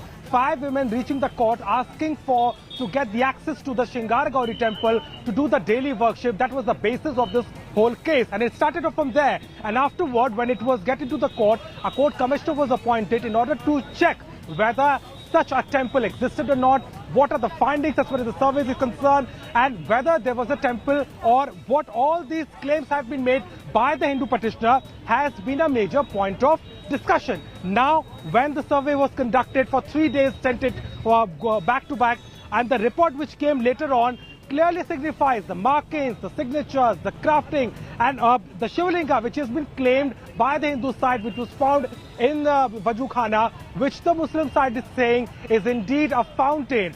But Hindu side has always maintained the fact that tehkhanas, the basements where the survey was conducted, things which were found there, be it the signages of Kamal, the lotus, or the Hindu signs. So all these things are indicating towards that it is indeed a part of the Kashi Vishwanath temple, and Shingaragauri temple, which has been said has been an ancient part of this particular spot, should be made available to this petitioner. Now, what is happening is, be it the petition, it was about the access to the Shingaragauri temple, but now it is all about whether it is an extension to the temple, because the things which have been found in the survey are the core basis of the Hindu side, who is claiming that there should be access to not only the temple of the Shingaragauri, but also about the Shivlinga. And now the new petition, which has been filed by Mahant Kulpati Tiwari, who is again claiming that in the basement there is another Shivlinga facing towards Nandi, and he needed access to it. He wants to worship Baba Vishwanath over there, and that has again come as an added point to it. So that petition will also be heard later, but primarily today it's going to be decided as far as the maintainability is concerned, and the Hindu side, which has constantly been saying that the survey which was conducted, the report should be made available, it should be a part of consideration, and that both the things are going to be first of all priority for the judge, and that decision will be out soon as far as this whole case is concerned. Yes. All right. Well, that said, there's also much talk about how the Muslim side have been inconvenienced with the Wazu Khana area being sealed off. In fact, soon after the Supreme Court intervened, asking for that shivling that was claimed to have been found to be protected without disrupting namaz within the mosque. The CRPF, of course, was deployed by the district administration to keep a good vigil and guard that shivling area. And they sealed off the entire Wazu Khana area. And for almost 2 days, there was a lot of confusion about where is going to be the Wazu Khana. Is there an alternative spot? The Muslim side seemed quite aggrieved, saying that many people were doing their Wazu from home and coming to mosque to pray the namaz. There was no alternative given to them. And finally, it appears that that situation too was settled. As per what we know is now they've been given an alternative spot to carry out their Wazu. Am I right? Yes, absolutely. There has been an arrangement as far as Wazu is concerned. Supreme Court has already instructed for it, the local administration, to make sure that, the namaz could also go, there should be arrangement for it. And as far as, the protection of Shivlinga is concerned, which is being said as the fountain, that also has been taken into consideration. Now, as far as security is concerned, the scenario is still the same. There is a tight security outside the temple and the mosque area, and they are maintaining the fact that it should not affect as far as the harmony, the social harmony of the area is concerned. Now, on the last Friday prayers, we have seen big number of namazis reaching there, and then the committee itself has to take the call. They were making the announcement there and asking all these namazis to go back because it was not allowed in big numbers. So that is also a thing. But, in this whole case, Nabila, we have witnessed from the day one, from this petition being filed, and then this whole hearing being conducted at the civil court, going to the Supreme Court, the Muslim side, and then coming back here where now the hearing is happening at the district court. One thing is very important, that the Hindu side by their arguments and by their evidences and the survey report which they are trying to get on the table as far as this particular is concerned. It's all about that the Kashi Vishwanath temple alongside has all these evidences, and the Shingar Gauri temple which has been said. We've also seen some of the video which came later on, went viral on social media about the basements and the kind of picture we have seen. There are Shivlingas which was signified, and at the same time the Hindu side constantly claiming that this particular spot, specifically the Gyanvapi Mosque, was a temple and there is a Shingar Gauri there. Now all those arguments will only be taken into consideration when the judge finds it reasonable enough to argue, and as far as the maintainability of the suit is concerned, which is the primary thing, that needs to be sorted first, and it depends on the judge whether he decides to go first for the 7-11 or would take both the things. One hand, the 7-11 or the hearing as per the report. So that is a major development. But as far as the access to the mosque is concerned, with the restrictions, with the security arrangements, that has been made sure, and the local administration here is making sure that there is no interruption as far as the regular accessibility of the spot is concerned. Yes. All right, Abhishek, that said, we also saw when the Supreme Court intervened, the Supreme Court decided that this is for a higher panel to discuss, because there's a lot of technicality to this case, a lot of legal intervention needed when it comes to whether this, even hearing this matter in the first place needs a lot of knowledge or experience. For that matter, the court decided that this case must be taken away from the civil court, and a more experienced panel, an experienced judge, maybe the district judge would be the right person to really dissect this case further and understand if this case is really maintainable in the court of law.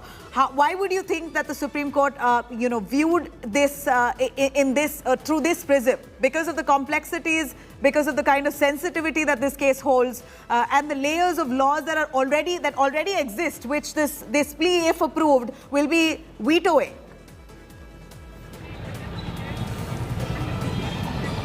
Well, absolutely, and the sensitivity of the case is something which the Supreme Court has also taken into consideration. And in the order, it is quite clear that a balance act has been done. There are so many options which have been opened by the Supreme Court, and that is the reason that it has been given to the district judge to make sure that the arrangements are there. And as far as the hearing is concerned about the maintainability and the survey report which was conducted by the court commissioner earlier, whether or not it should be taken into consideration or not. Now, I'm giving you an update right now. The judge has reached at the bench. He has started to read the files and all those evidences and all those documents which have been provided. So that particular hearing has begun now in the courtroom, and both the sides, we at the advocates, Advocate Mirazuddin, Rais Ahmed Ansari, and Abhaynath Yadav, they are there, and alongside from the Hindu advocates who are also there. So now the proceeding has already begun, Nabila, and with some amount of time we'll get to know how legally process is going to move forward as far as this case is concerned. The judge has taken the time, but today, in a few while, we'll get to know about, after the hearing will proceed further, what's going to be the legal course of action, whether or not both the pleas will be heard by the judge, or the judge decides to first talk about the maintainability of 7-11, which is a major point the Muslim side is constantly making. So the hearing has begun. Yes. From what we see here, Abhishek, it appears that the court has already started to look into the survey report. So what are we expecting now? Is the maintainability issue going to come up first, or is the survey report going to be checked and will be taken up before the maintainability issue? Or will the survey report be looked at and then the court will decide, okay, as per the survey report, do we then post that look at how maintainable this case is or not? What's the order, and what would be the priority here for the court at this moment? Well, Nabila, it all depends on the judge how he's going to take it forward. As far as the maintainability of the case is concerned, it is not just going to be on the arguments. What are the evidences have been provided? What are the evidences the Muslim side has to show and has presented on the table will also be taken into consideration. Yesterday itself, we have seen the argument made by the Muslim side was speaking about a 1936 Deen Muhammad case and making an argument that has been there. They're also arguing on the fact that the 1991 Religious Pact says that after independence, whatever places of religion are in practice should be remain as it is. So that is also a thing. But the Hindu side who's constantly saying that the survey which was conducted by the Sessions Court or in the leadership of the court commissioner, it has the evidences, it has the things which should be taken into consideration, because without having a look upon it, it will not be able for, it won't be possible factually whether the maintainability should be maintained or not. So that is the reason which has been taken. Now it's again, I'm saying it's up to the judge how he's going to take it forward. He's already in the courtroom. Now, having a look at the files, both the sides are there. He might ask about what has to be done. But primarily, we are now focusing and waiting for that important decision as far as the legality is concerned and how the court will decide to go ahead as far as this case is concerned, and both the petitions first primarily, which are the part of this whole controversy which is erupted here in Varanasi. Yes. All right. Now, of course, we know that the Varanasi court has just about begun to hear the Gyanvapi case. Shortly from now, the court will decide the next course of action. The judge inside, who's at his chamber, he's already looking at the survey report. 32 people are currently present inside the courtroom is what we understand, and this is of course going to be a really important verdict that the court will pronounce, if at all it does pronounce a verdict today. The hearing will begin in just a few moments from now. India Today is currently tracking those minute developments currently in the District Court of Varanasi after the Supreme Court intervened, asking for the District Court to take up this matter and decide on whether or not this case is indeed maintainable. And then, of course, the court would further go on to dissect the survey report and the survey findings that was carried out by the survey committee. Now, Abhishek, you are right outside the court. And we know that while there are barely 32 people who have been allowed inside the Varanasi District Court, there are many, many of them outside in anticipation, waiting for a positive verdict on their side. What's the sentiment on ground? Could you show us what's the real environment and the mood right there? Well, Navina, I need to break something, a very important development which has come as far as this case is concerned. The next date has been given, 26th of May. 26th of May, the date has been given for the hearing. This is the 1-9 order which has come now. This is, we are getting to know that now the hearing has been, will be done on 26th of May. So today is 24th. And the day after tomorrow, that is on, technically on Thursday is going to be the hearing. So this is what we are getting to know, that the next date, 26th of May, has been given, and that is the day when the court will listen to all these things together. Now, we need to still wait whether both the things have been taken into consideration or what is the status as far as the maintainability is concerned and the other issue. But the date has come out, and that the next date is going to be 26th of May. Yes, back to you. All right, so that's the big breaking that we're getting right here. The Gyanvapi hearing now has been adjourned. Now the next hearing will be on the 26th of May. Remember, all eyes were on what exactly the Varanasi court would say. Will it really pronounce a verdict on this case, if at all it is maintainable under court of law or not? And of course, the survey findings that needed court's intervention, all of that and more on the 26th of May that the court has pushed through. Let's take a listen at reaction. आज माननीय न्यायालय ने स्पष्ट कर दिया कि 7/11 पे हम सुनेंगे और अगली तिथि 26 तारीख को दी है। और इस संदर्भ में माननीय न्यायालय आज जो प्राथमिकता दिया है इसकी आज माननीय न्यायालय ने स्पष्ट कर दिया कि 7/11 पे हम सुनेंगे और अगली तिथि 26 तारीख को दी है। और इस संदर्भ में माननीय न्यायालय आज जो प्राथमिकता दिया है इसकी स्पोषणीयता पर ही वो सुनेंगे। चूंकि माननीय सुप्रीम कोर्ट का इस तरह का डायरेक्शन था 27 तारीख का, उसके अनुपालन में ये मामला प्रोसीड करेगा। तो केवल मेंटेनेबिलिटी पर पहले सुना जाएगा मामला। जी। तो आपकी तरफ से याचिका थी कि कोर्ट को कि वो जो आप ऑर्डर की कॉपी मांग रहे थे उन चीजों को उस पर आज माननीय न्यायालय ने कहा कि उस पर मैं ऑर्डर कर देता हूँ, वीडियोग्राफी फोटोग्राफी की कॉपी आपको उपलब्ध करा दी जाएगी। लेकिन पहले मेंटेनेबिलिटी पर बात होनी है। जी। जो आज ऑर्डर में करेक्शन भी किया गया, क्या करेक्शन किया गया?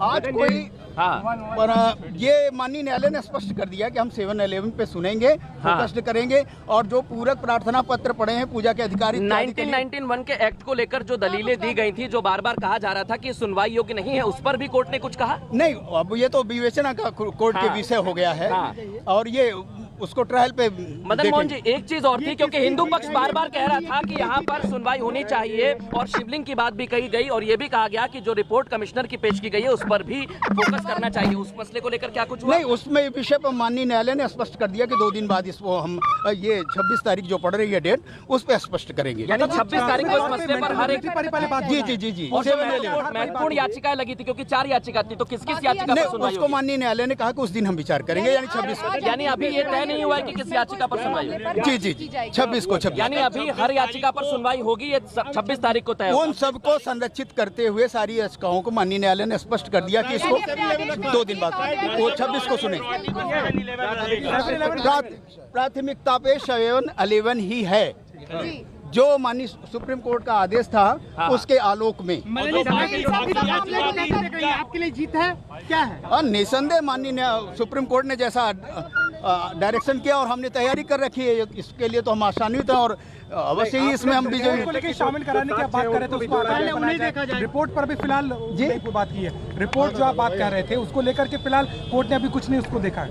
नहीं देखा है और इस पे कोर्ट मदन मोहन जी, हर हर महादेव के उद्घोष भी लगे कोर्ट रूम के अंदर इस फैसले के बाद? हर हर महादेव का उद्घोष हुआ? निसंदेह हर्ष की अनुभूति हुई है। हमारे हिंदू पक्ष के साथियों ने, वहाँ पे वादकारी ने इस प्रसंग पे हर्षित हुए।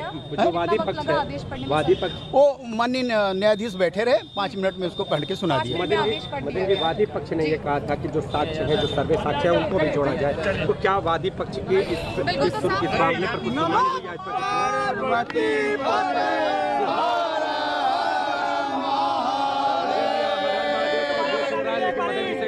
मदन जी चीजों को कि आप जो वादी पक्ष की जो मांग थी कि जो सर्वे साक्ष्य है उनको भी जोड़ा जाए, उस पर क्या फैसला हुआ? आज अपनी टीम है वहाँ।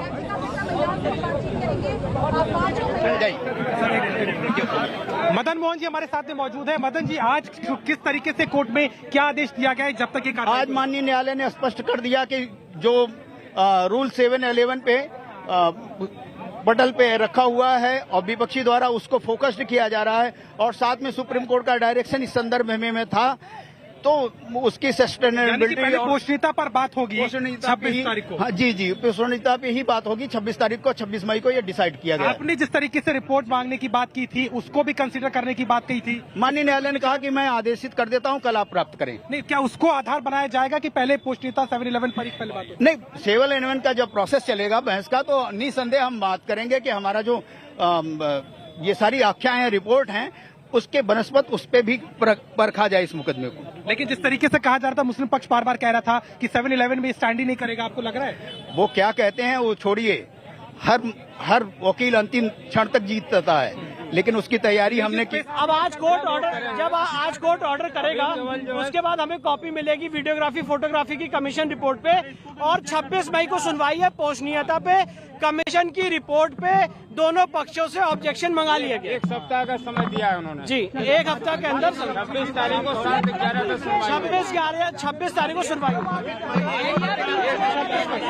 1 हफ्ते में कमीशन की रिपोर्ट का ऑब्जेक्शन आ गया।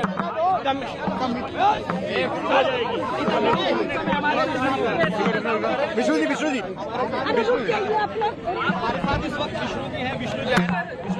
क्या हुआ है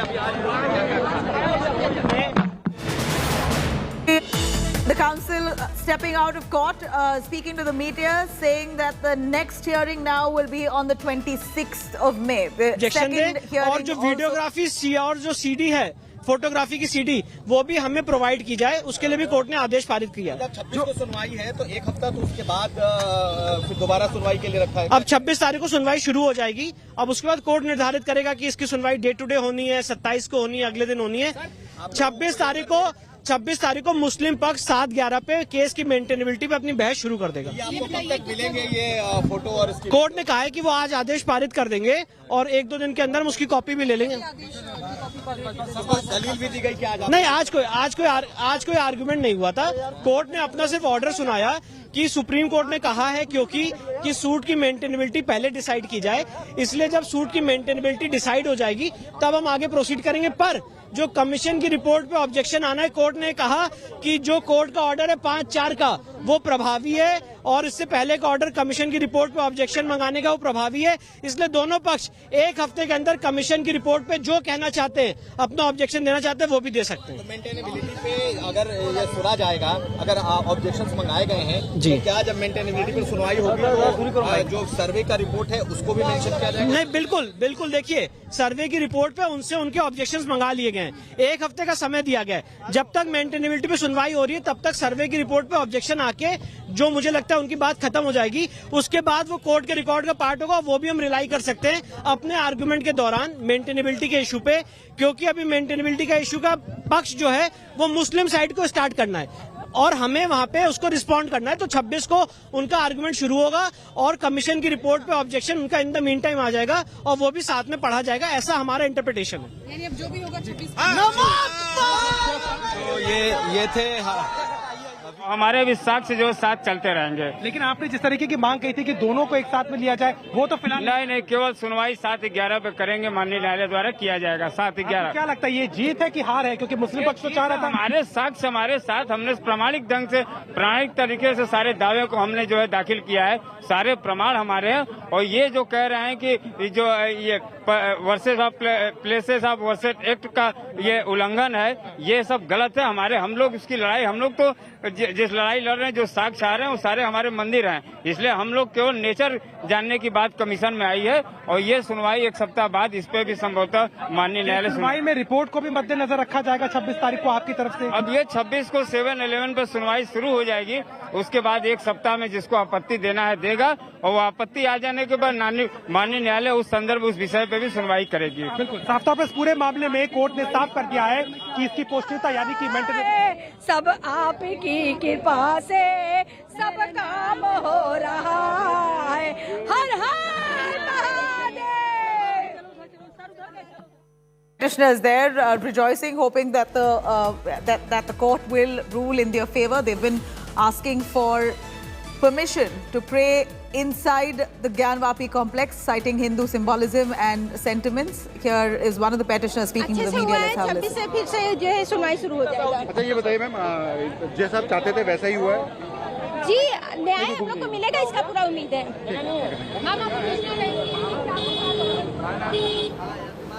All right, there you have the petitioners who are very confident. They seem to be quite confident that the court will rule in their favor. Of course, on both sides, having faith in the law.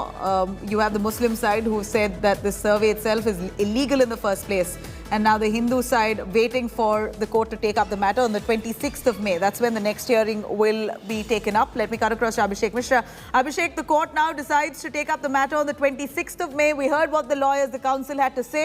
Do elaborate for us what's expected in the next hearing. What is the advocate said to you right outside court?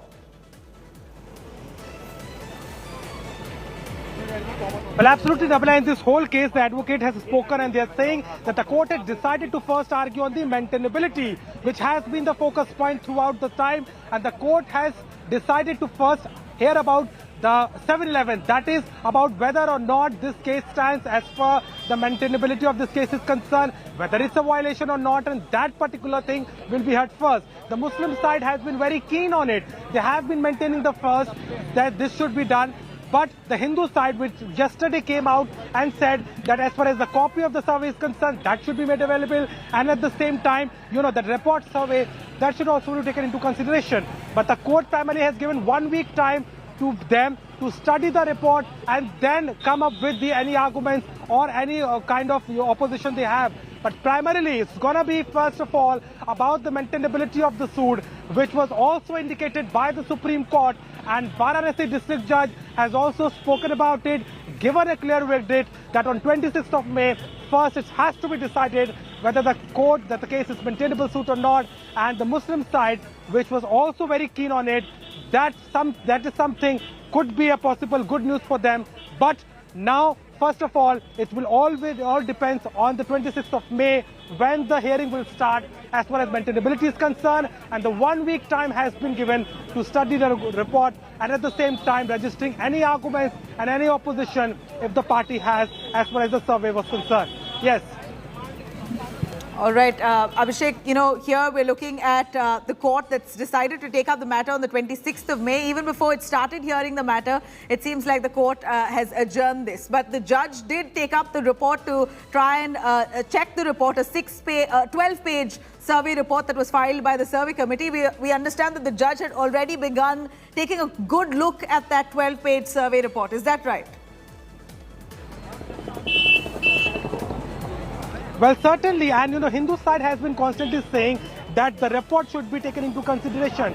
But as the Supreme Court has directed that the maintainability of case is something which should be the primary focus, and today the Varanasi court judge has also maintained the fact whether or not it stands there. Now, as far as the Religious Space Act is concerned, that is a major thing which the Muslim side is saying, and now all eyes will be on 26th of May when the hearing will begin alongside with all the advocates about the maintainability.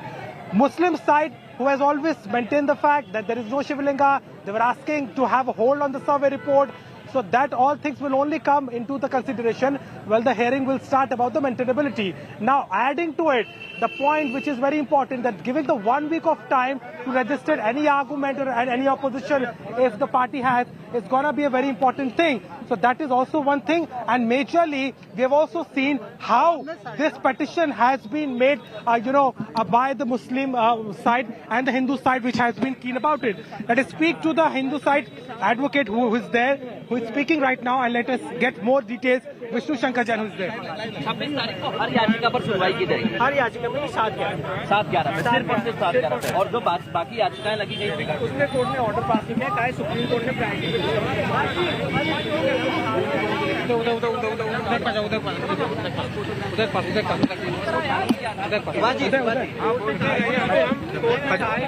The Varanasi District Court, as the judge has decided that the next hearing will be taken up on the 26th of May. But at the same time, we saw that the judge, has studied the survey report.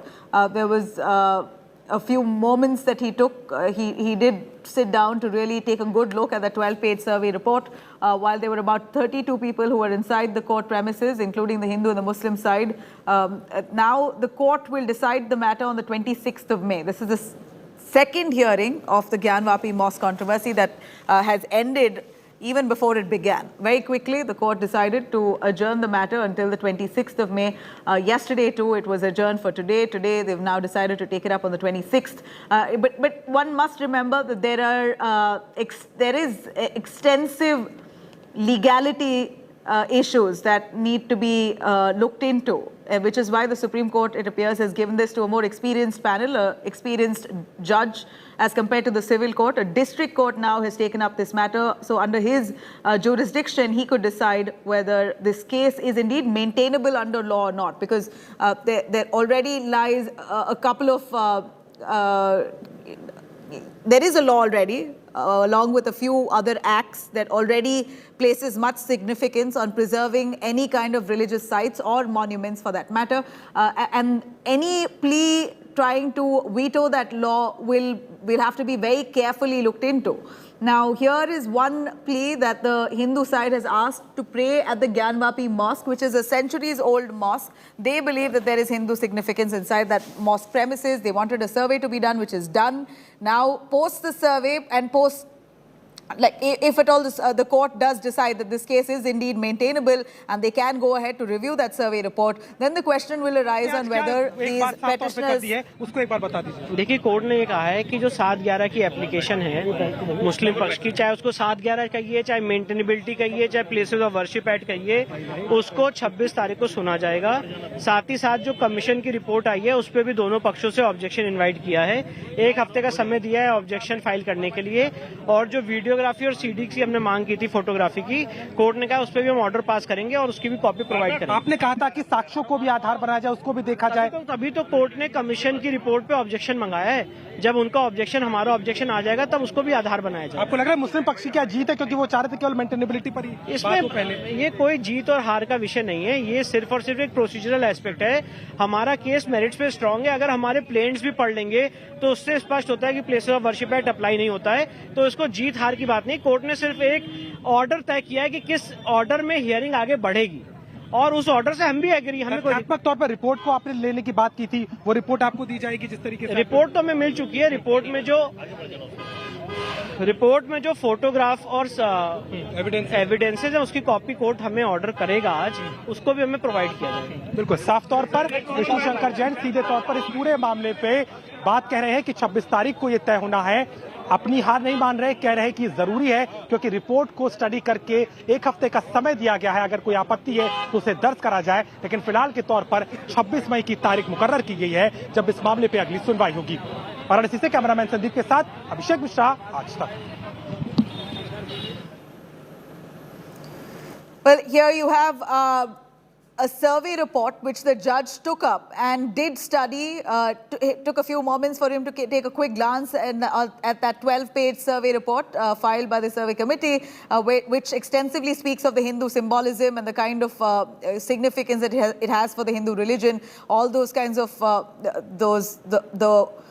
sculptures or the carvings on the walls, including the shivling and several others that were mentioned in detail as part of that survey report. In fact, India Today has accessed a survey report that speaks extensively of how the number of symbols that were found inside that Gyanvapi Mosque. So clearly we saw and we know that the judge has taken a good look at the survey report but decided to take up the matter next on the 26th of May. Abhishek, as you're tracking those developments, we have several of those legal counsels who stepped out and spoke to the media. Many of them are hoping that on the 26th possibly the court will take up the matter, and they're really hopeful that the survey report will be checked into thoroughly, because the main contention here is that the survey report speaks of Hindu symbols being found in the Gyanvapi Mosque. So it will be very difficult for the court to try and understand and ascertain what next after the survey findings. They've done the survey, they're going to be reviewing the survey, and if it is established that all those symbols do indeed exist in the mosque of Gyanvapi, then what next? Will the petitioners be allowed to carry out worship within the Gyanvapi complex? Will that be defying the law that's already in place of the 1991 places of worship? All of that will come into light, which is why it appears that the court has possibly taken a little more time to try and understand the legalities and the complexities of this case.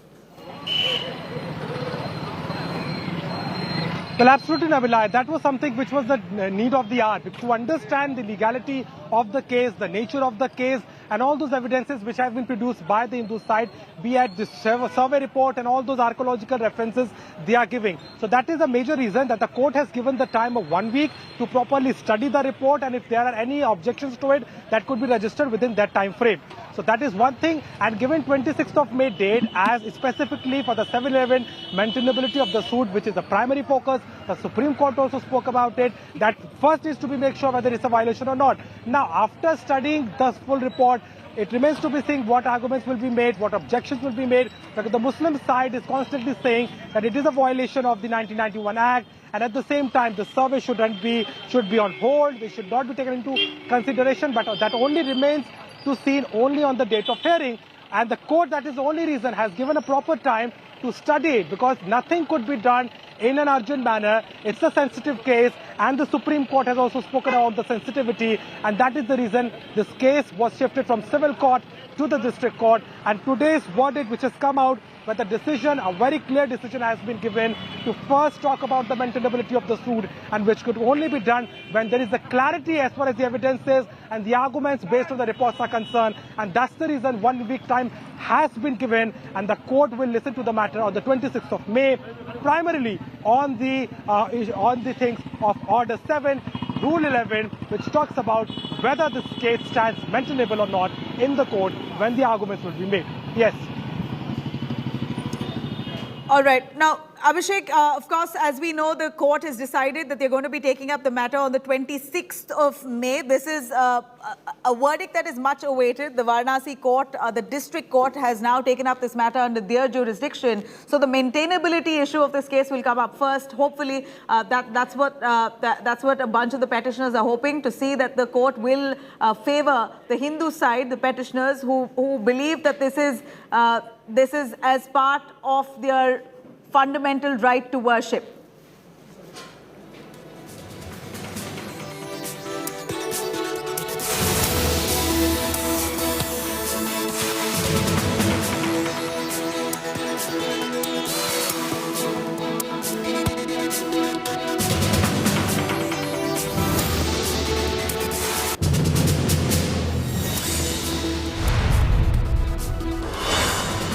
Right, the Varanasi court now fixes Thursday for the big Gyanvapi hearing to decide on maintainability of Hindu side's plea, Wazu Khana to remain sealed, namaz to continue. Delhi court reserves order for June 9th in the Qutub Minar Wapsi case. Hindu wants restoration of Hindu deities. ASI says, though, no proofs of any relics are in their, whether the relics are in their original spot or whether they bought from outside. BJP rips apart Rahul Gandhi for meeting prominent anti-India voice, and UK MP Jeremy Corbyn says the Congress MP is courting India betas in London. Mega Modi-Biden strategic embrace in Tokyo. Prime Minister says that India-US partnership is a partnership of trust. World lavishes praise on Modi's pandemic fight, from United States President Biden to Japan's Kishida and Australian Prime Minister. All of them praise India, raise a toast to the country's fight back and India's vaccine matrix. Punjab Chief Minister Bhagwant Mann sacks Health Minister Dr Vijay Singla on charges of corruption for seeking 1% cut for tender approvals.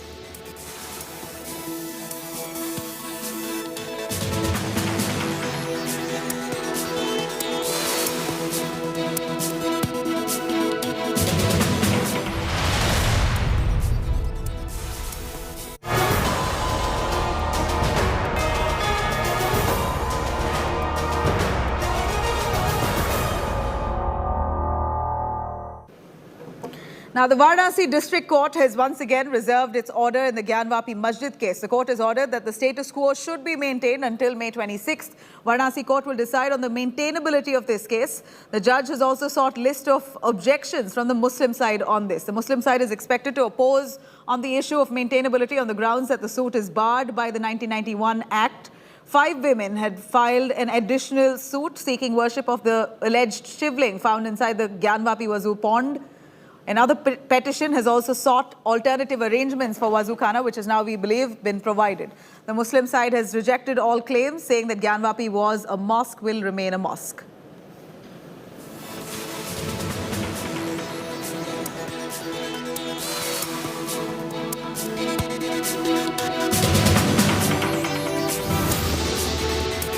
मुस्लिम पक्ष की जो objection है 7/11 का case की पोषणीयता पे 26 मई को सुनवाई होगी। साथ ही साथ कोर्ट ने जो कमीशन की रिपोर्ट आई है उस पर दोनों पक्षों से ऑब्जेक्शन मंगा लिए है। और जहां तक हमारे लोगों का एक एप्लीकेशन था कि वीडियोग्राफी फोटोग्राफी प्रोवाइड की जाए, वो भी कोर्ट वीडियोग्राफी फोटोग्राफी की कॉपियां दोनों पक्षों को प्रोवाइड करेगा। तो अब आज कोर्ट ऑर्डर करेगा, उसके बाद हमें कॉपी मिलेगी वीडियोग्राफी फोटोग्राफी की कमीशन रिपोर्ट पे, और 26 मई को सुनवाई है पोषणीयता पे। कमीशन की रिपोर्ट पे दोनों पक्षों से ऑब्जेक्शन मंगा लिया गया। आज माननीय न्यायालय ने स्पष्ट कर दिया कि 7/11 पे हम सुनेंगे और अगली तिथि 26 तारीख को दी है। और इस संदर्भ में माननीय न्यायालय आज जो प्राथमिकता दिया है इसकी पोषणीयता पर ही वो सुनेंगे। चूंकि माननीय सुप्रीम कोर्ट का इस तरह का डायरेक्शन था 27 तारीख का, उसके अनुपालन में ये मामला प्रोसीड करेगा।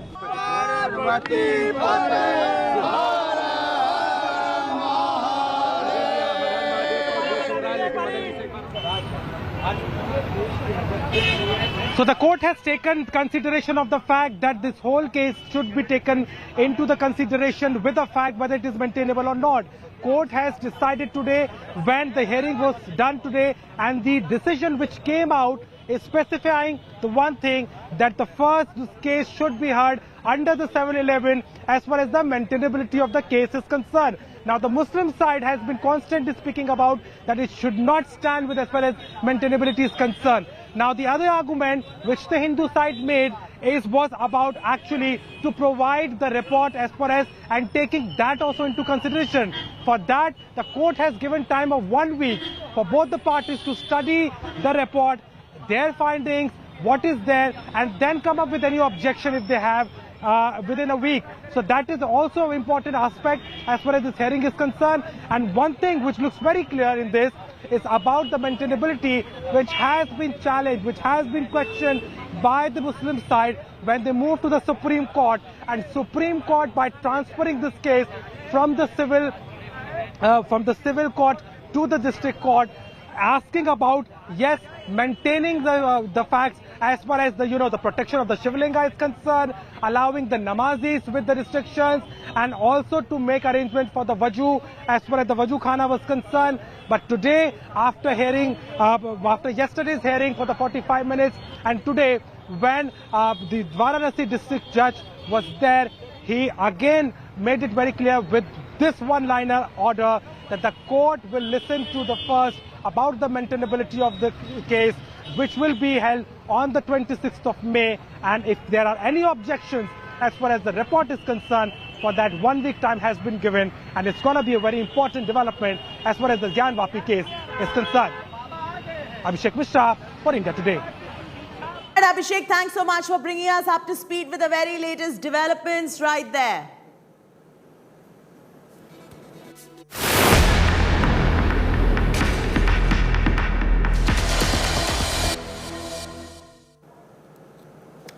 After Karnataka, it is Gyanvapi rerun in Maharashtra's Pune. MNS has claimed that 2 dargahs has been built on Punyeshwar temple land in Pune. MNS General Secretary Ajay Shinde made a claim that there are remains of 2 temples where dargahs have been built. Ajay Shinde has said that they've launched a free and temple land campaign and appealed to the people to support Raj Thackeray-led party's fight in restoring the temple land. Shinde also cited a recent survey of the Gyanvapi Mosque and stressed that the government has started waking up in the wake of Raj Thackeray's stance on Hindutva.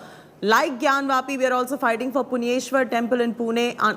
That's what he said, with MNS adamant that Hindu temples existed. Hindu temples existed at this place before the Muslim shrine has certainly created tension. हमारी मांग यही है, जो सत्य है, जो वास्तव है, वो सामने आए, तब तक इन दोनों जगह पे जो होता है उसके ऊपर रोक लगा दी जाए। जो जन आंदोलन यहाँ पे खड़ा होने वाला है, तो जन आंदोलन जिस स्टेप से जाता है तो वो स्टेप से ये जन आंदोलन जाएगा।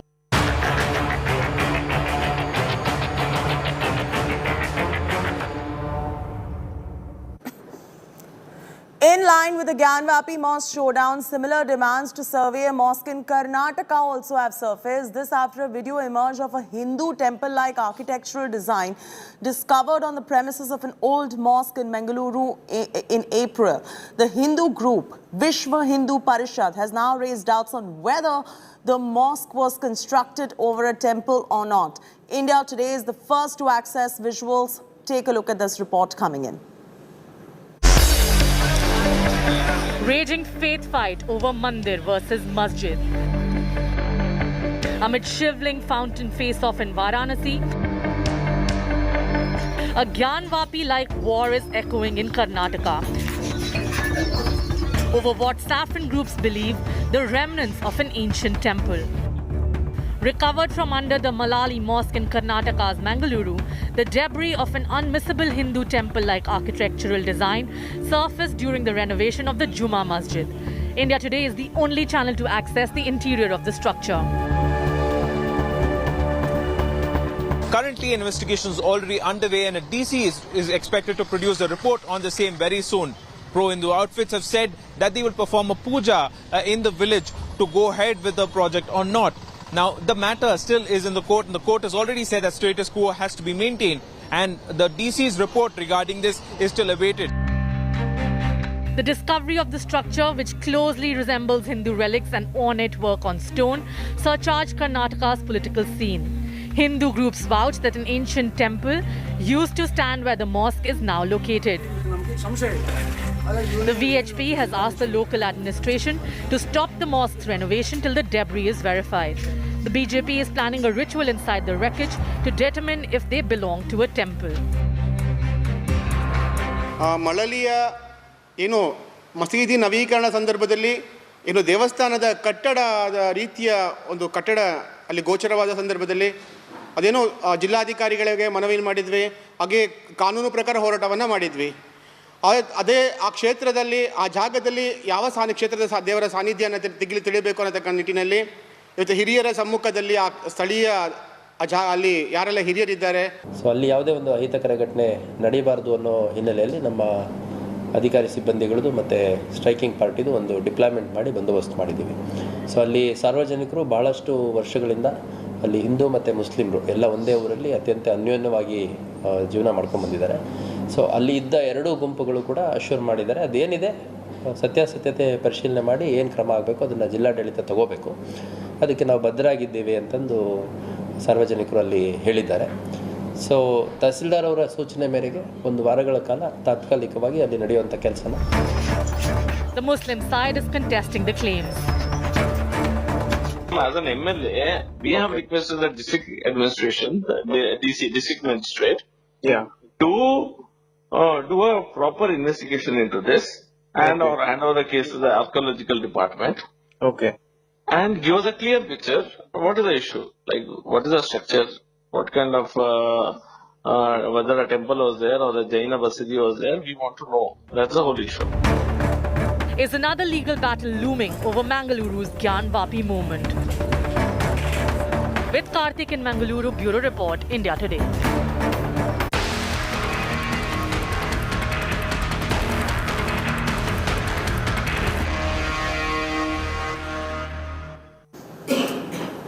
The Delhi court has reserved its order in the legal battle for mega Qutub Wapsi war. Petitioners demand right to worship at Qutub Minar complex, saying it was originally a temple. Petitioners said if there was once a temple, right of worship should be granted.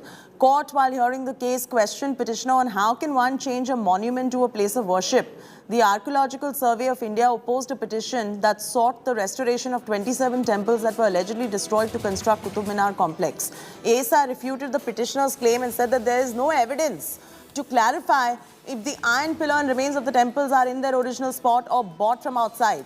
ASI has also very much asserted that the character of the monument was frozen at the time it was put under ASI authority and that the area is not a place of worship. Meanwhile, amidst this entire controversy, offering namaz has been banned at the Qutub Minar complex. Delhi court is now going to be hearing the matter on 9th of June. You argued today that the character of a monument is frozen at a certain point. What was this argument exactly, sir? Yes, when the monument comes under the protection of the ASI, from that date and 60 days thereafter, there is a period for raising objections. If objections are not received, then that character is frozen on that day. And when was Qutub Minar taken over by ASI, sir? It came under 1904 Act, followed by 1914 and 1958 later on. So since 1904, you're saying that the character of the Qutub Minar complex has been frozen, yes. सीधा ही कह दिया हमसे तो आप यहाँ नमाज मत पढ़िए, कुछ भी नहीं कहा, बस ऐसे ही कह दिया कि नमाज मत पढ़िए यहाँ पे. हमने कहा क्यों, कि ऊपर से ऑर्डर आया नमाज मत पढ़िए यहाँ पे. अचानक ही एकदम, क्योंकि मैं बहुत अच्छी तरह से प्यार से मोहब्बत से सब लोगों से अच्छी तरह रहते हैं हम, कोई परेशानी नहीं हुई, कभी कोई दिक्कत नहीं हुई, बस ये कह दिया उन्होंने. आप कितने सालों से वहाँ नमाज हो रही है? 40 साल हो गए मुझे. आपको 40 साल हो गए और आपका अपॉइंटमेंट दिल्ली वक्फ बोर्ड से है. अच्छा, और अभी कब से मना किया है सर आपको? ये 13 मई जुमे के दिन आपको मना कर दिया, तो उसके बाद नमाज नहीं हो रही है? नहीं हो रही है. ASI ने उन्हें कभी कोई परमिशन नहीं दी कि आप यहाँ नमाज पढ़ सकते हैं. तो जब उन्होंने परमिशन ही नहीं दी तो फिर वो नमाज अदा नहीं कर सकते वहाँ. लेकिन ये ज़रूर है कि वर्षों से वहाँ पूजा हो रही थी, उस पर रोक लगा दी गई पिछली सरकार में.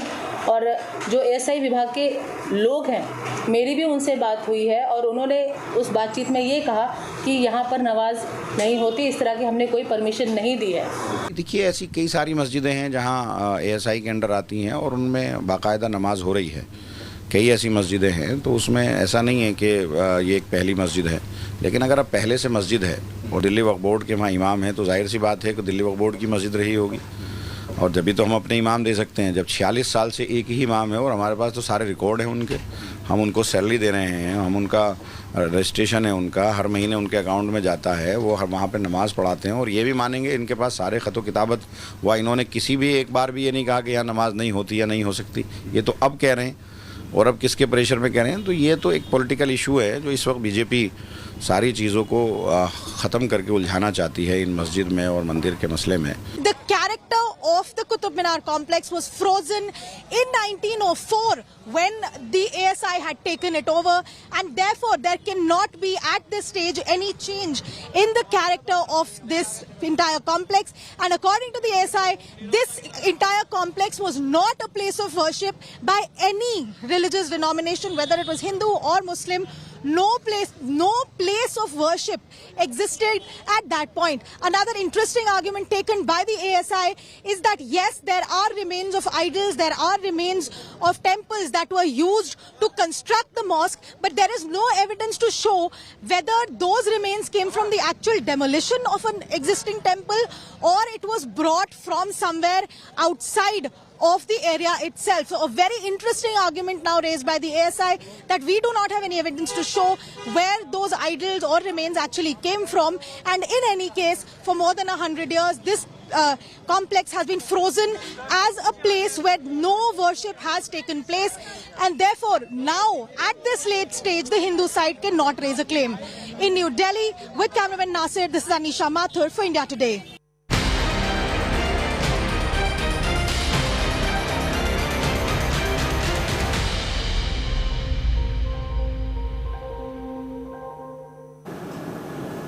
AIMIM chief Asaduddin Owaisi has once again stoked a massive controversy. Owaisi in his big Mughal defense said the Emperor Ashoka too had killed many people and why RSS never spoke anything against him. Owaisi in a cryptic statement said that everyone who knows who did Mughals marry and who their wives used to be.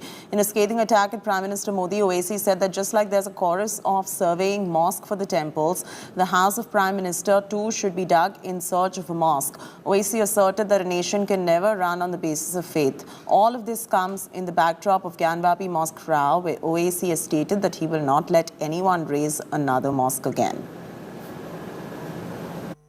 Bharat का मुसलमान किराएदार नहीं है, हिस्सेदार है। आप ले जाकर मुगलों से मिलाते हैं, अरे मुगलों से हमारा रिश्ता नहीं था। वो मुगल जितने बादशाह थे उनकी बीवियां कौन थी?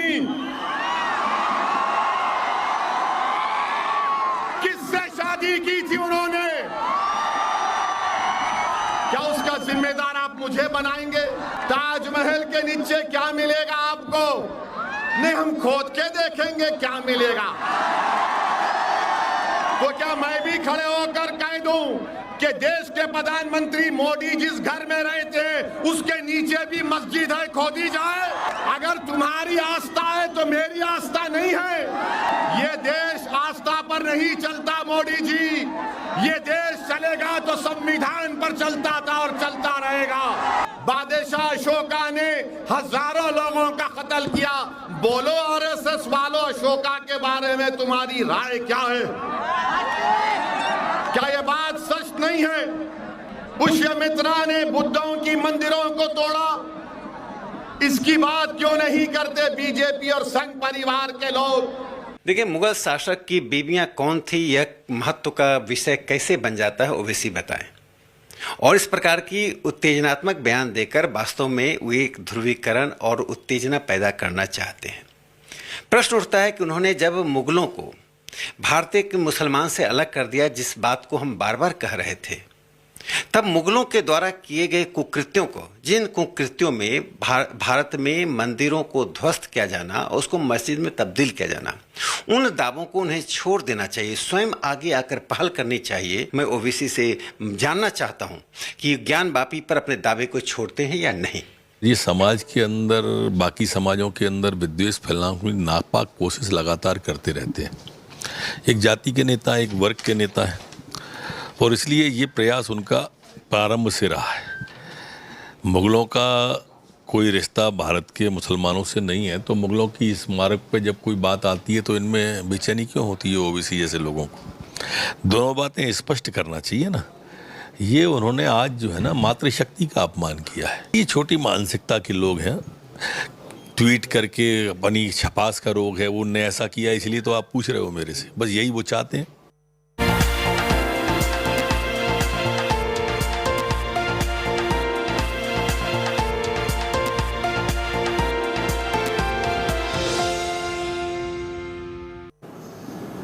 Big change in Naya Kashmir. The Jammu and Kashmir administration has ordered replacing Sheri Kashmir Sheikh Mohammed Abdullah embossed on one side of the police gallantry medal with the national emblem of India, the Ashoka pillar.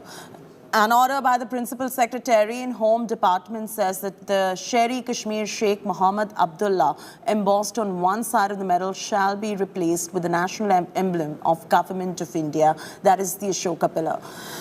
The other side, inscribed with the Jammu and Kashmir state emblem, shall be inscribed as Jammu and Kashmir Police Medal for Gallantry and Jammu and Kashmir Police Medal for Meritorious Service in case of gallantry or meritorious medal. In pre-Article 370 era, the state of Jammu and Kashmir had its own state emblem, which used to be embossed on the police medal apart from the image of Sheikh Abdullah, who's the father of former Jammu and Kashmir Chief Minister Farooq Abdullah. Now, both the state emblems and the image of Sheikh Abdullah will be erased to give way for the Ashokan pillar, which is India's national emblem. We are now a union's territory, and as it is on all other awards, there is national emblem embossed on the rewards. Why not in Jammu and Kashmir? It is our nation, one constitution and one emblem. There are some reminiscents of Article 370 are still there. Those needs to be now replaced. It is ironical that for so long this trend was continuing, where the people who lay down their lives fighting against the tendencies of Atankwad, Algawad are given medals which contain the embossing of those who endorse Atankwad and Algawad. This is not erasing any legacy, but it is in fact correcting a historical mistake that was made. अब सिर्फ शेरी कश्मीर खास एक political party की promotion जो आए रोज बिल्डिंगें बना के उन्होंने की है, अब ये खत्म होनी चाहिए।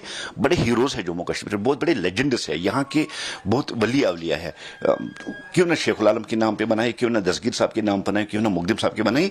अब ये पॉलिटिकल जो इन्होंने आज तक ये पब्लिसिटी की थी उसको खत्म करना चाहिए। अब जो कल गैलेंट्री जो मेडल्स जम्मू कश्मीर पुलिस के नाम जो मनसूब था, जिसको भी शेरी कश्मीर के नाम पे रखा दिया था, देखिए पुलिस शेरी कश्मीर की पुलिस नहीं है, जो पुलिस है वो जम्मू कश्मीर की पुलिस है, और जम्मू कश्मीर पे नाम पे अगर वो गैलेंट्री अवार्ड दिया था, बहुत ही खुशायद कदम है। भारतीय जनता पार्टी इसका वेलकम करती है। तब्दीली करने इसका कोई मतलब नहीं बनता। इससे क्या होगा? इससे हम लोग एक फिरके को एक नफरत पैदा कर रहे हैं उस स्टेट के अंदर, और जिससे वो इरिटेट होके देखिए वो एंटी हो जाएंगे। आप जम्मू के डोगरों को भी नाराज कर रहे हो और कश्मीर के लोगों को भी नाराज कर रहे हो। इससे आप नफरत पैदा कर रहे हो देश के अंदर, शहर के अंदर। इससे और कोई चीज हासिल नहीं होगा। ये जो आप दिल्ली को खुश करने की कोशिश कर रहे हो, दिल्ली तो खुश होगी लेकिन कश्मीर नाराज होगा। Slipping into a break, when we return, shocking Chennai daylight murders caught on CCTV cameras. 2 single-day brazen hackings sent in shockwaves in the city.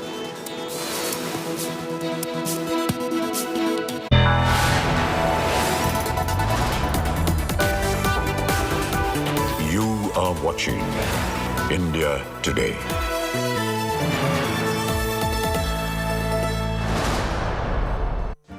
Make your media plan smarter with India Today Live TV on your connected devices. Amplify your brand with 100 million smart internet viewers. To advertise, mail us at sales@ajtak.com or call 9999892171.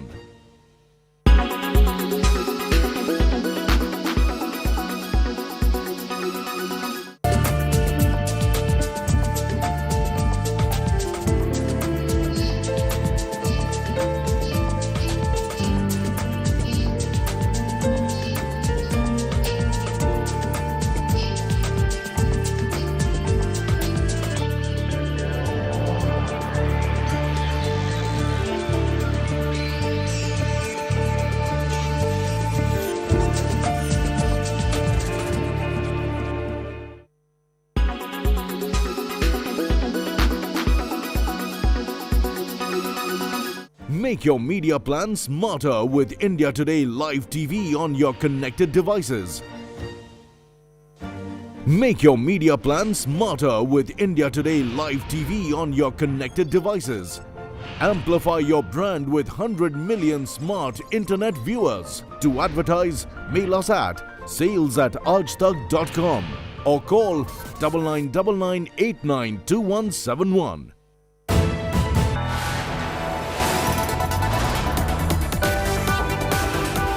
You are watching India Today.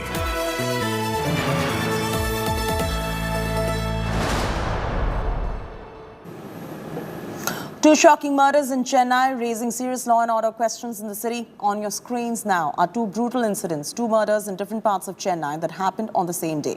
On 18th May, and on the left, a group can be seen hacking a man to death over a drug dispute in Korukupet in the city. The second incident has sent shockwaves. A group of bike-borne gangsters armed with machetes brutally attacked a man on the streets of Chennai. In the Aminjikarai hacking, the gang lunged at the victim with their machetes. Passive bystanders moved about with no intent to call for help. Fleeing on their bikes, the victim can be seen lying lifeless on the road. Police officials have now revealed that there are several cases filed against the victim, including that of murder, sexual assault and harassment. The second incident was reported in Korukupet, showing two men hacking the 19-year-old victim with a sickle over 30 times over a drug dispute. 3 people have so far been arrested on the basis of the CCTV footage which is out.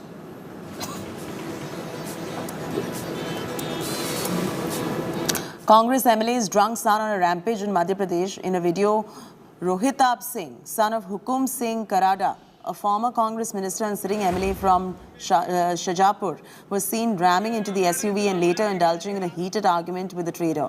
A glass filled with alcohol was kept near the driver's seat. The video that has gone viral also shows Rohtash breaking the windows of the complainant's car in chasing him.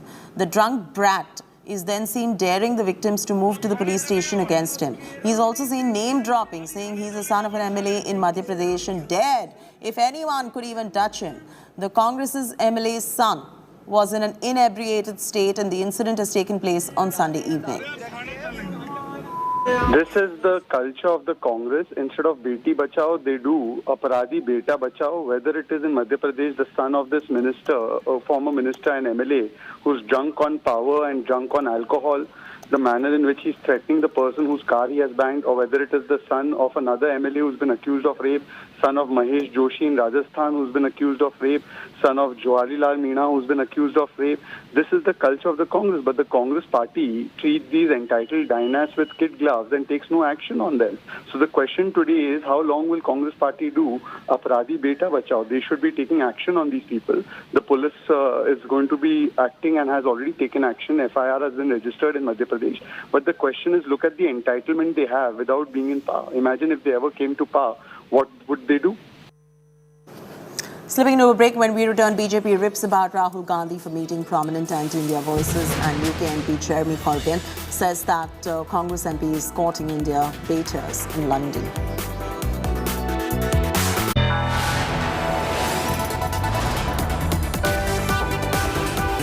You are watching India Today.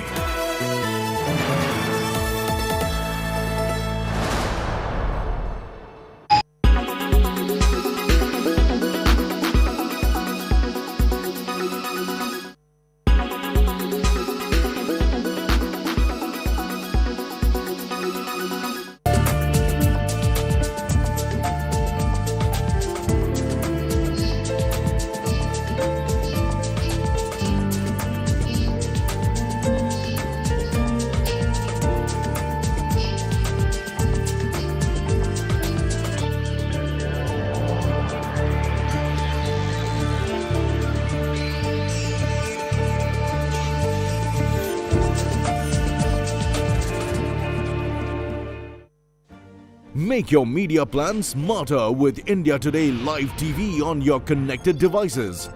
Amplify your brand with 100 million smart internet viewers. To advertise, mail us at sales@ajtak.com or call 9999892171.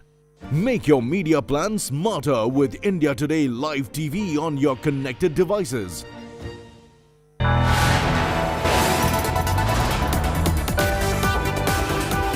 You are watching India Today.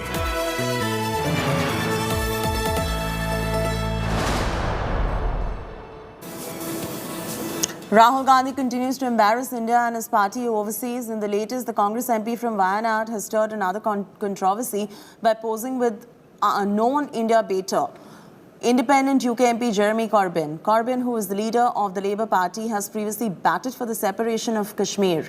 Rahul's meeting and photo op with Corbyn is extremely bad optics. The BJP now is accusing the Congress MP of being India Virodhi. The BJP has accused Rahul of allying with India's enemies.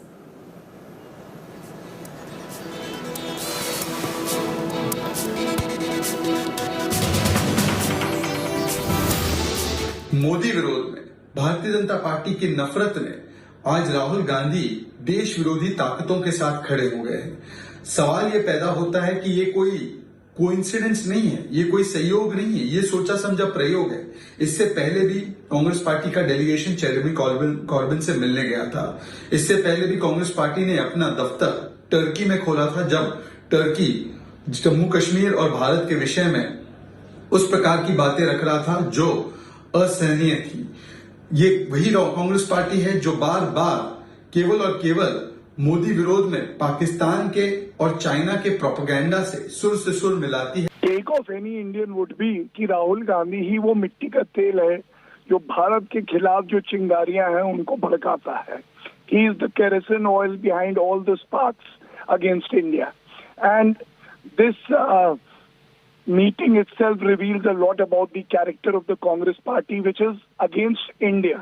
You may be against a political party or the government, but to meet people who have been defaming India itself shows that Rahul Gandhi is the invisible hand behind the forces which are working against our nation's interest. Mashmi is joining us live for the very latest. Mashmi, give us a little bit of a background of Jeremy, who Rahul is seen posing with, which is perceived to be bad optics for the Congress party at the moment. Chairman, not react the specific accusations of the BJP, but importantly, the Congress has underlined that when Prime Minister Narendra Modi can go abroad and in fact say things that as if the history of India didn't exist and there weren't any governments who were functioning before the BJP government, and in fact criticize the previous governments of the past, then Rahul Gandhi is only outlining the truth of the state of affairs in the country. And Rahul Gandhi, if you look at his previous speeches in the past few days, in the United Kingdom, he's been categorically very critical of the BJP government, saying that the institutions are under attack. He has said that I refuse to accept that this is Hindu nationalism we are fighting, and this is clearly something else. It is not the idea of India that existed for decades, and Rahul Gandhi has been out there reiterating what he has in India, talking about how a certain section of India is being sidelined, is being neglected and ignored, how the institutions are under threat, how the constitution book is being thrown out of the window, and the deep state is penetrating all these big institutions, and in fact, putting the entire democracy of the country under threat. That is what Rahul Gandhi has said, and naturally so the BJP has latched on to that opportunity to attack Rahul Gandhi, saying that Rahul Gandhi is making a mockery of not only himself but mocking his party by criticizing his country abroad.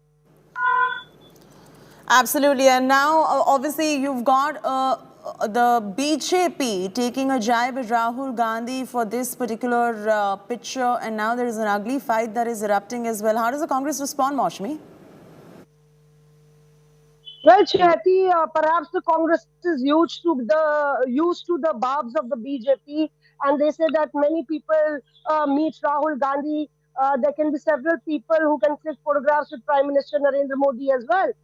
So really, trying to lap up to an opportunity to criticize Rahul Gandhi is not something new that the BJP is doing. Leave it at that. Maushami, thanks so much for joining us with the latest details right there.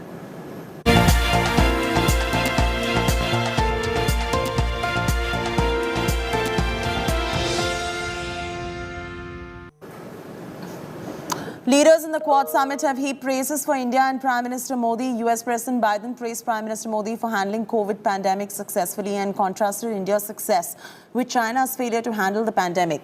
He added that Prime Minister Modi's success showed the world that democracies can deliver and busted myths that autocracies like China and Russia can handle the rapidly changing world better. According to sources, these remarks from President Biden appeared to be unscripted, as he made a special intervention to say this before his prepared remarks. In fact, newly elected Australian Prime Minister Anthony Albanese said that vaccines supplied by India to other countries have made a difference on ground, and that such success is more valuable than just winning a theoretical debate of ideas. Japanese Prime Minister Fumio Kishida also appreciated India's contribution and recalled that Indian-made vaccines delivered under the Quad Vaccine Initiative were received with gratitude in Thailand and Cambodia. Prime Minister Modi, it's wonderful to see you again in person. Thank you for your continuing commitment to making sure democracies deliver, because that's what this is about, democracies versus autocracies, and we have to make sure we deliver. Our relationship with India is a very important one, and it was a great honour to meet with Prime Minister Modi. Our relationship with India is a very important one, and it was a great honour to meet with Prime Minister Modi. The highly anticipated Modi and Biden one-on-one bilateral talks were held to further strengthen US-India mutual ties. Bilateral meeting with the Prime Minister Modi, US President said that both nations were committed to make US-India partnership amongst the closest there exists. The talks were held on post-COVID pandemic recovery, trade investments, technology, and creating a resilient US-India supply chain. Both the world leaders have been in regular contact through virtual and in-person meetings. The two have met virtually on at least 3 occasions: the Quad Virtual Summit in March 2021, the Climate Change Summit in April 21, and the G7 Summit in June 21. The first in-person meeting between the two leaders took place in September last year when President Biden welcomed Modi in the Oval Office of the White House. This was the onset of a new chapter in US-India relationship. Quad और कल घोषित IPEF इसके सक्रिय उदाहरण हैं। आज हमारी चर्चा से इस पॉजिटिव मोमेंटम को और गति मिलेगी। मुझे विश्वास है कि भारत और अमेरिका की मित्रता, वैश्विक शांति और स्थिरता, प्लेनेट की सस्टेनेबिलिटी और मानव जाति के कल्याण के लिए एक फोर्स फॉर गुड बनी रहेगी। हम दोनों ही देश के इंडो पैसिफिक क्षेत्र के बारे में भी समान नजरिया रखते हैं और न सिर्फ द्विपक्षीय स्तर पर बल्कि अन्य लाइक माइंडेड देशों के साथ अपने साझा मूल्यों और साझा हितों को सुरक्षित रखने के लिए काम कर रहे हैं। हमारे पीपल टू पीपल रिलेशंस और घनिष्ठ आर्थिक संबंधों में भी हमारी पार्टनरशिप को यूनिक बनाते हैं।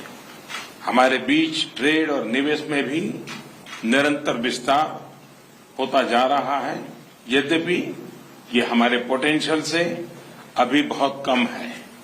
मुझे विश्वास है कि हमारे बीच India USA investment incentive agreement से निवेश की दिशा में कॉन्क्रीट प्रगति देखने को मिलेगी। We also discussed the ongoing effects of Russia's brutal and unjustified invasion of Ukraine and the effect it has on the entire global world order. And the U.S. and India are going to continue consulting closely on how to mitigate these negative effects.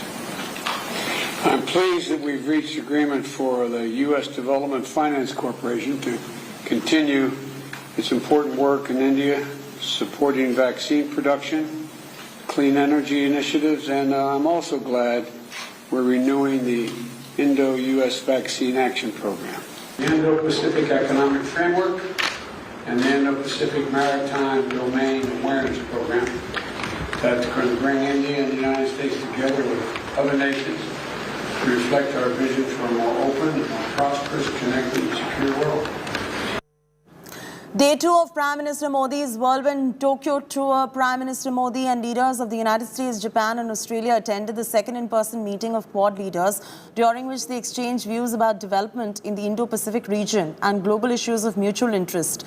Delivering the opening remarks by hailing the alliance, Prime Minister Modi said that he said the Quad has made an important place for itself before the world in such a short span of time. Modi further said that Quad scope has become extensive while reiterating the shared goal of free, open and inclusive Indo-Pacific region. The Quad was formed to counter China's influence in the Indo-Pacific summit. China has been fuming against Quad summit, calling it failed agenda. On the Quad's agenda will be a range of varied topics, from post-COVID recovery, the Ukraine war and climate change. But the main message is to serve a warning to China and its aggression tactics. US President Joe Biden has already hardened the stance, saying that US is ready to arm Taiwan in its defense against China's aggression. Excellencies, इतने कम समय में quad समूह ने विश्व पटल पर एक महत्वपूर्ण स्थान बना लिया है। आज क्वाड का स्कोप व्यापक हो गया है और स्वरूप प्रभावी हो गया है। हमारा आपसी विश्वास, हमारा डिटर्मिनेशन लोकतांत्रिक शक्तियों को नई ऊर्जा और उत्साह दे रहा है। क्वाड के स्तर पर हमारे आपसी सहयोग से एक फ्री, ओपन और इंक्लूसिव इंडो पैसिफिक क्षेत्र को प्रोत्साहन मिल रहा है। कोविड-19 की विपरीत परिस्थितियों के बावजूद हमने vaccine delivery, climate action, supply chain resilience, disaster response और आर्थिक सहयोग जैसे कई क्षेत्रों में आपसी समन्वय बढ़ाया है। इससे इंडो पैसिफिक में शांति, समृद्धि और स्थिरता सुनिश्चित हो रही है। क्वाड इंडो पैसिफिक क्षेत्र के लिए एक कंस्ट्रक्टिव एजेंडा लेकर चल रहा है। इससे क्वाड की छवि एक फोर्स फॉर गुड के रूप में और भी सुदृढ़ होती जाएगी। Several protesters in Tokyo were seen raising banners against China outside the Japanese Prime Minister's office in Tokyo, demanding the Quad to raise action against China's expansionism agenda. This comes at a time where the United States, Japan, Australia and India held the Quad summit, which China was confident would soon fail. My colleague Paulami Saha with this report. Right outside the Japanese Prime Minister's office in Tokyo, where the Quad summit has just concluded and the bilaterals have also concluded, you can see these protesters who've gathered over here bearing these placards which basically say, as you can see, Quad requested action to the Quad summit. They want the Quad to act against China, become the breakwater of the China's expansionism. They're protesting China's expansionism. Realize the free and open Indo-Pacific is what they stand for. They have their various causes, but the concern area is one, China. What are you protesting over here, sir? South Mongolia. You're from South Mongolia. Okay. What about the protest placard that you're holding? What do you want to say about China? We protest for the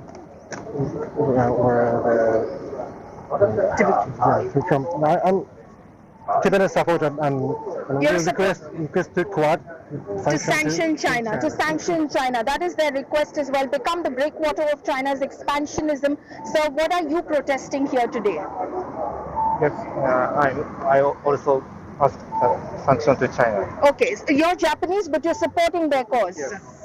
I'm Japanese. Yes. Ma'am, you say do not allow Chinese hegemony. That is what. Where are you from, and what are you protesting? I'm from East Turkestan.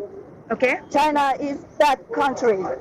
China genociding Uyghur people. Okay. 3 million, 5 million Uyghur people, China genociding. And you want the Quad to act against China because of the genocide of the Uyghur people? Yes. Okay. So that is the demand that you make from the Quad Summit and its leaders. As you can see over here, this gentleman also, in fact, is a Uyghur. He's also holding up a poster. Can you tell us, ma'am, what's on his poster?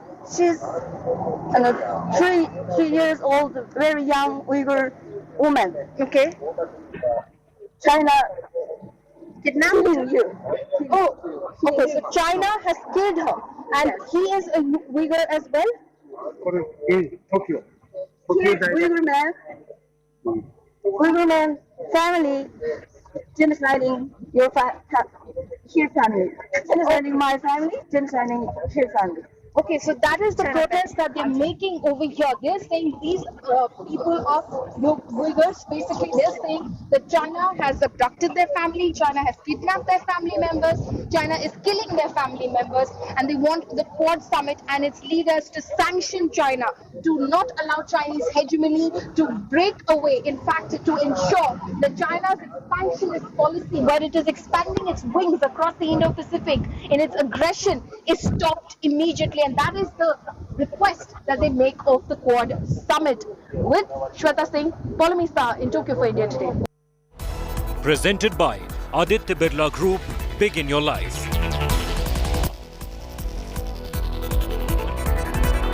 Co-powered by only OLX Autos gives the best price for your car.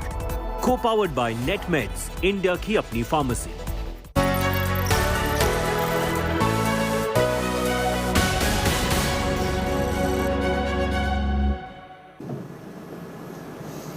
Andhra Chief Minister Jagan Mohan Reddy makes his first address at World Economic Forum. Jagan Mohan Reddy highlighted how the state government's robust system aided in tackling pandemic. He says due to continuous monitoring, state's mortality rate was least in the country, adding that proactive, preventive and curative measures will be the future of resilient healthcare system and state. Jagan revealed that Andhra government has mobilized $2 billion in 3-year window to improve health infrastructure, highlighting the role of health sector schemes that help people during COVID pandemic. Had 11 teaching colleges. We conducted almost 44 rounds of house-to-house survey. We had a robust system in place with the village secretariat at every village, a volunteer system for every 50 houses. We had 42,000 ASHA workers, also the volunteers dealing with health issues be present. And all these factors put together, we initiated this process of house-to-house survey. And in this close to 2 years of this pandemic, we've conducted almost 44 rounds of house-to-house surveys. So that was one of the primary reasons as to why we could cut the mortality rate. We have come up with our own insurance scheme. It's called YSR Arogyashri scheme. I named it after my father because that's the kind of priority that I give to that scheme. So I just want it to be remembered, and I want to do a good job out of it. So what we have done is we've scaled the number of procedures to 2,446. From 1,000 what the central government supports, we increased that to 2,446 procedures. And practically, we have distributed cards to 1.44 crore houses. And we've increased the limit for the eligibility of this card to income limit of 5 lakhs per annum. So anybody whose income is less than 5 lakhs per annum is eligible for this card. And 1.44 crores out of the total households of approximately 1.5 to 1.53 crores cards that households that we have, 1.44 crore cards are covered under this scheme. Okay. And last 3 years, we've helped almost 25 lakh people get treatment free of cost here. A break. When we return, BJP rips apart Rahul Gandhi for meeting prominent anti-India voice and UK MP Jeremy Corbyn. Says the Congress MP is courting India baiters in London.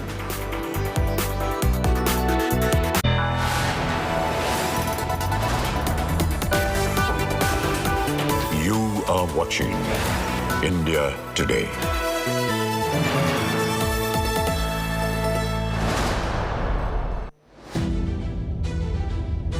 History is at a turning point, from the war in Ukraine to the climate and food crisis.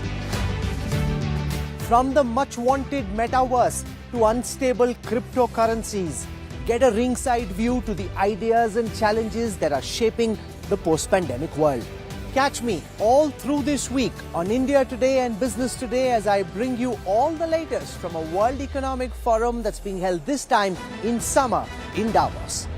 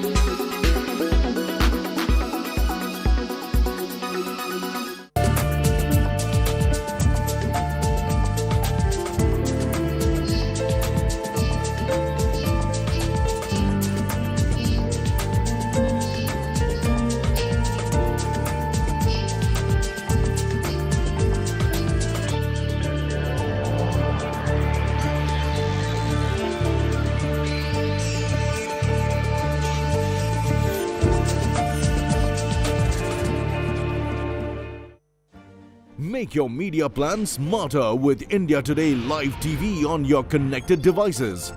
Amplify your brand with 100 million smart internet viewers. To advertise, mail us at sales@aajtak.com or call 9999892171. You are watching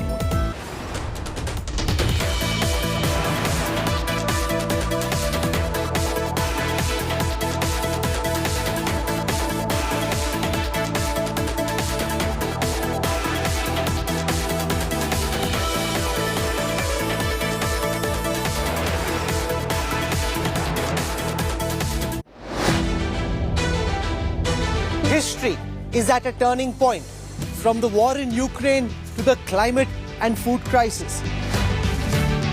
From the much-wanted metaverse to unstable cryptocurrencies, get a ringside view to the ideas and challenges that are shaping the post-pandemic world. Catch me all through this week on India Today and Business Today as I bring you all the latest from a World Economic Forum that's being held this time in summer in Davos. Presented by Aditya Birla Group, Big in Your Life.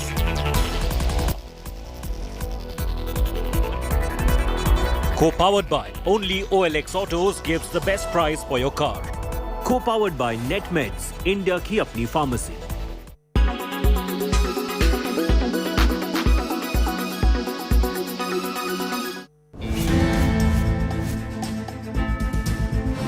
Why does PM Modi prefer to travel at night during any foreign visit? While Modi visits Japan to attend the Quad Summit in Tokyo, he follows the same travel pattern he does. One of his party members even pointed it out.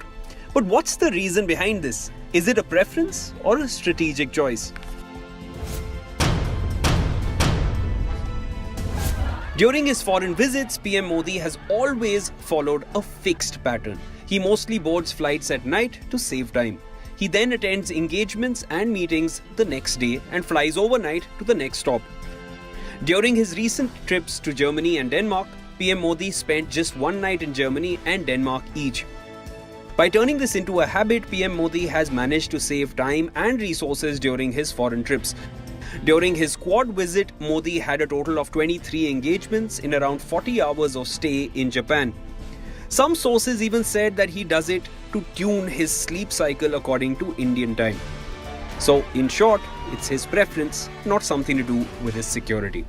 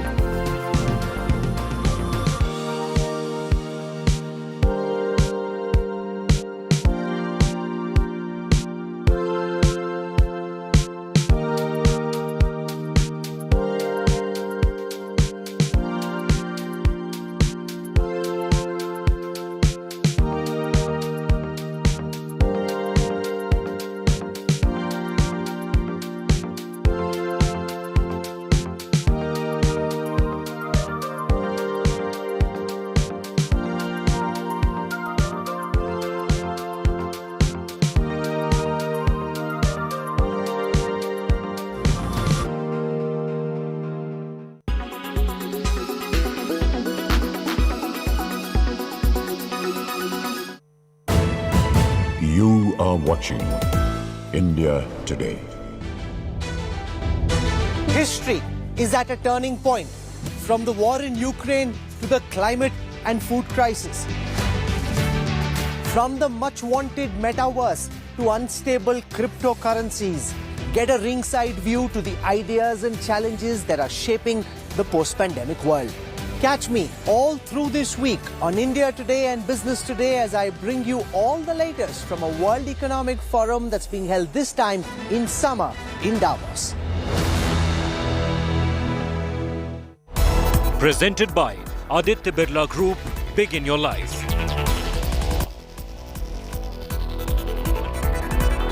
Co-powered by only OLX Autos gives the best price for your car. Co-powered by NetMeds, India की अपनी pharmacy. Presented by Berger Easy Clean. No dag, no dhabba, only beautiful walls.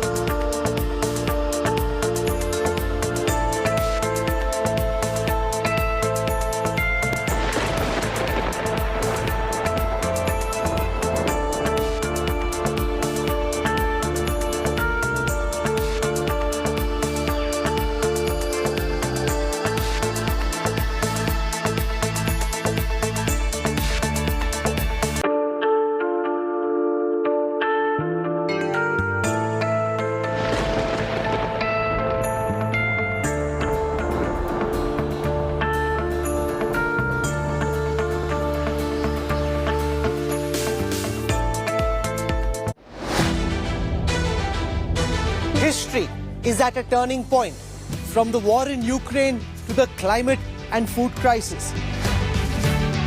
From the much-wanted metaverse to unstable cryptocurrencies, get a ringside view to the ideas and challenges that are shaping the post-pandemic world. Catch me all through this week on India Today and Business Today as I bring you all the latest from a World Economic Forum that's being held this time in summer in Davos. Presented by Aditya Birla Group, Big in Your Life.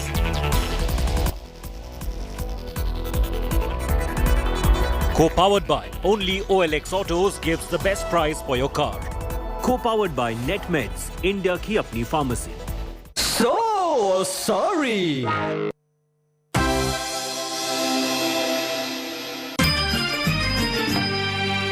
रुपया गिरा रे हाय, रुपया गिरा रे economy के बाजार में, रुपया गिरा रे रूस यूक्रेन वाली वॉर में, रुपया गिरा रुपया गिरा रुपया गिरा हाय हाय हाय, रुपया गिरा रे इकोनॉमी के बाजार.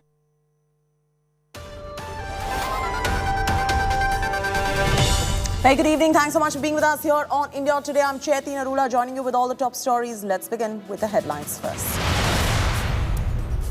The Varanasi court fixes Thursday for big Gyanvapi hearing to decide on the maintainability of Hindu side's plea. Wazu Khana to remain sealed, namaz to continue.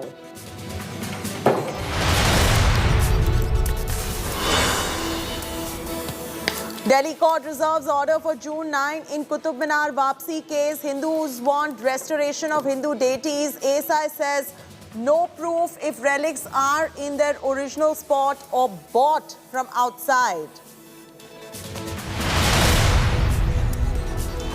The BJP rips apart Rahul Gandhi for meeting prominent anti-India voice in UK MP Jeremy Corbyn. Says the Congress MP is courting India baiters in London. Mega Modi-Biden strategic embrace in Tokyo. Prime Minister says India-US partnership is a partnership of trust. World praises Modi's pandemic fight, from US President Biden to Japan's Kishida and Australian Prime Minister. They raise a toast to India's COVID fight.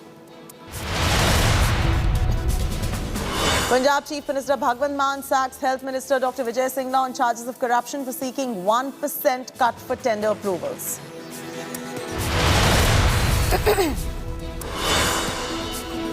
Congress MLA son in shocking drunk rampage rams car into vehicle after getting caught drinking inside luxury sedan. Hurls abuses, boasts of being the son of an MLA.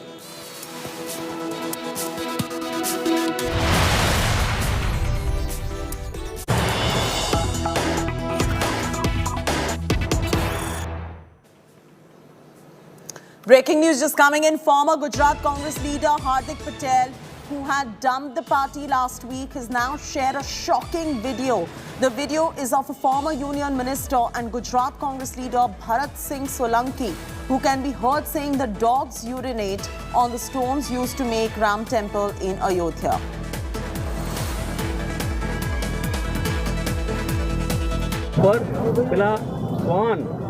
એ પણ પેશાબ કરતા અનેક જગ્યાએ જોવા મળ્યા ત્યારે એની લગી રહી ચિંતા ના કરી ત્યારે સાચા અર્થમાં રામના નામનો રાજકીય ઉપયોગ પોતાના સત્તા ખાટવા માટે પ્રજાના હિત પ્રજાના કલ્યાણ કે ધર્મ કે આસ્થા માટે નહીં પર પેલા શ્વાન એ પણ પેશાબ કરતા અનેક જગ્યાએ જોવા મળ્યા ત્યારે એની લગી રહી ચિંતા ના કરી ત્યારે સાચા અર્થમાં રામના નામનો રાજકીય ઉપયોગ પોતાના સત્તા ખાટવા માટે પ્રજાના હિત પ્રજાના કલ્યાણ કે ધર્મ કે આસ્થા માટે નહીં. So that's a shocking remark coming in from Bharat Singh Solanki, and this is a video interestingly released by Hardik Patel. Hardik Patel left the Congress party and now he's released a video of a Congress leader making these shocking comments. He's the former Gujarat Congress leader, Hardik Patel. He dumped the party last week and shared this particular video. We'll listen into the video once again, but the video, let me tell you viewers, is of a former union minister and he's also the Gujarat Congress leader, Bharat Singh Solanki. He is heard, and you heard it right there, saying that dogs urinate on the stones that are used to make the Ram Temple in Ayodhya. It's going to be raking up a controversy, obviously, because it's a very sensitive topic on which he has commented, and it will be perceived as an insult for all the Ram Bhaks. We have this particular video of him saying it on record because Hardik Patel has shared it. I'm requesting the producers to play it out once again till our reporter will be joining us for more on this.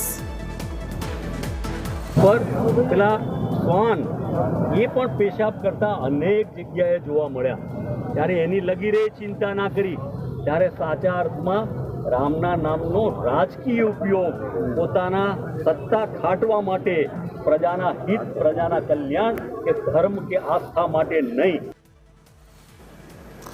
Well, Saurabh Aktania is joining us from Mumbai with the very latest. Saurabh, he just does not say that he heard that dogs urinate on stones to make Ram Temple in Ayodhya. There was more that he said. If you could just decode what else he said.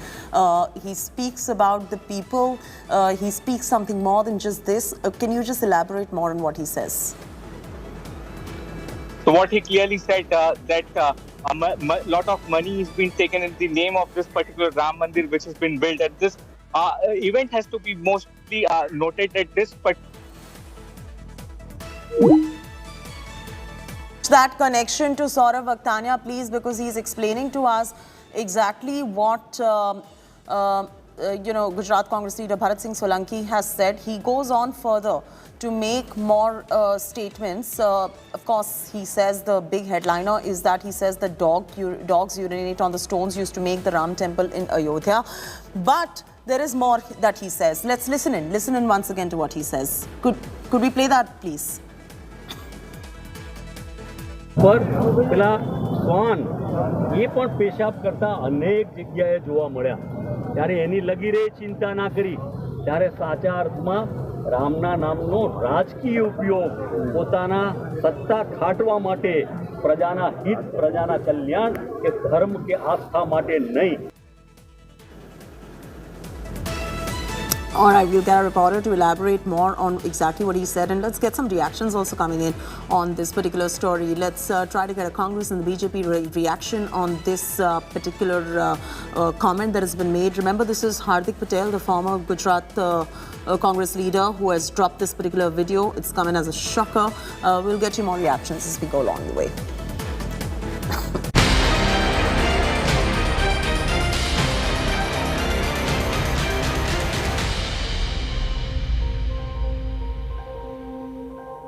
To embarrass India and his party overseas, in the latest, the Congress MP from Wayanad has stirred a controversy by posing with known India baiter, independent UK MP Jeremy Corbyn. Corbyn, who is the leader of the Labour Party, has previously batted for the separation of Kashmir. Rahul's meeting and photo op with Corbyn is extremely bad optics. The BJP now is accusing the Congress MP of being India Virodhi. The BJP has accused Rahul of allying with India's enemies. Modi विरोध में Bharatiya Janata party की नफरत ने आज राहुल गांधी देश विरोधी ताकतों के साथ खड़े हो गए हैं। सवाल ये पैदा होता है कि ये कोई कोइंसिडेंस नहीं है, ये कोई संयोग नहीं है, ये सोचा समझा प्रयोग है। इससे पहले भी कांग्रेस पार्टी का डेलीगेशन जेरेमी कॉर्बिन से मिलने गया था। इससे पहले भी कांग्रेस पार्टी ने अपना दफ्तर टर्की में खोला था, जब टर्की जम्मू कश्मीर और भारत के विषय में उस प्रकार की बातें रख रहा था जो असहनीय थी। ये वही कांग्रेस पार्टी है जो बार बार केवल और केवल मोदी विरोध में पाकिस्तान के और चाइना के प्रोपेगेंडा से सुर मिलाती है। Take off any Indian would be कि राहुल गांधी ही वो मिट्टी का तेल है जो भारत के खिलाफ जो चिंगारियां हैं उनको भड़काता है। He is the kerosene oil behind all the sparks against India, and this meeting itself reveals a lot about the character of the Congress party, which is against India. You may be against a political party or the government, but to meet people who have been defaming India itself shows that Rahul Gandhi is the invisible hand behind the forces which are working against our nation's interest. जहां जहां देश के खिलाफ चिंगारी होगी वहां पे राहुल गांधी मिट्टी का तेल लेके खड़े होंगे। ये वो व्यक्ति हैं जो भारत के खिलाफ षड्यंत्र करते हैं, और राहुल गांधी वो अदृश्य शक्ति हैं जो षड्यंत्र को ताकत देती है।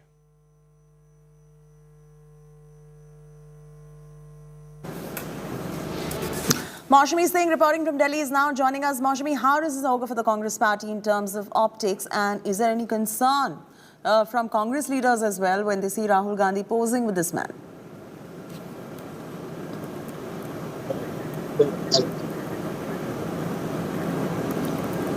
Let's re-establish that connection right there. Apologies, viewers, but Maushami will be joining us in just about a bit for the very latest on this story. Rahul Gandhi's picture, this one has gone viral. Of course, the BJP is taking pot shots. He's walked into the BJP taking pot shots at him. The latest coming in, Congress MP from Wayanad stirring a controversy by posing with independent UK MP Jeremy Corbyn. Corbyn was the leader of the Labour Party, has previously batted for the separation of Kashmir. So he's posing with somebody who aligns with the separatist ideology right there, and this is going to be bad optics for the Congress party. Is there concern within the Congress party that Rahul has done this or not? Maushami will be able to tell us better, or we can get a Congress spokesperson also to join us on this broadcast. But this meeting and photo op with Corbyn is coming across as bad optics for the Congress party. The BJP has left no stone unturned in taking pot shots at him. They've accused Congress MP of being India Virodhi, which is anti-India. The BJP has accused Rahul of allying with India's enemies.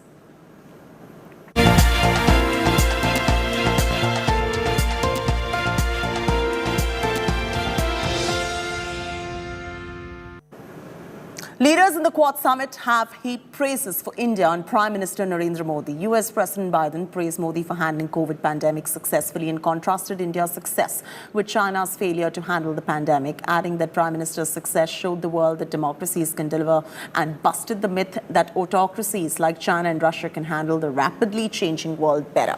According to sources, the remarks coming in from Biden appeared to be unscripted, as he made a special intervention to say this before his prepared remarks. In fact, newly elected Australian Australian Prime Minister Anthony Albanese said that vaccines supplied by India to other countries have made a difference on ground and that such success is more valuable than just winning theoretical debates of ideas. Japanese Prime Minister appreciated India's contribution, recalled Indian-made vaccines delivered under Quad Vaccine Initiative were received with gratitude in Thailand and in Cambodia.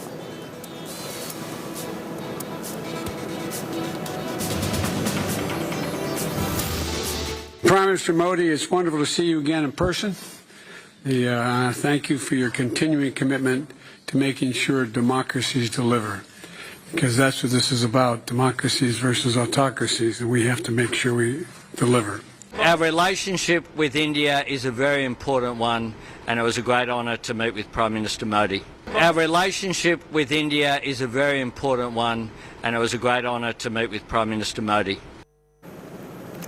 The highly anticipated Modi and Biden one-on-one bilateral talks were held to further strengthen US-India mutual ties. At the bilateral meeting with Prime Minister Narendra Modi, US President said that both the nations were committed to make the US-India partnership amongst the closest there exists. The talks were held on post-COVID pandemic recovery, trade investments, technology, creating a resilient US-India supply chain. Both the world leaders have been in regular contact through virtual and in-person meetings.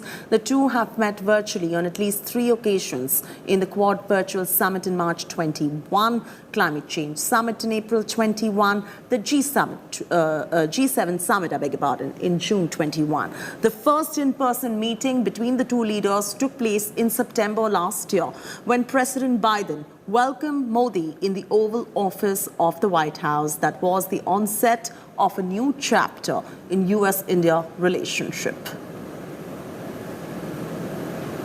Quad और कल घोषित IPF इसके सक्रिय उदाहरण हैं।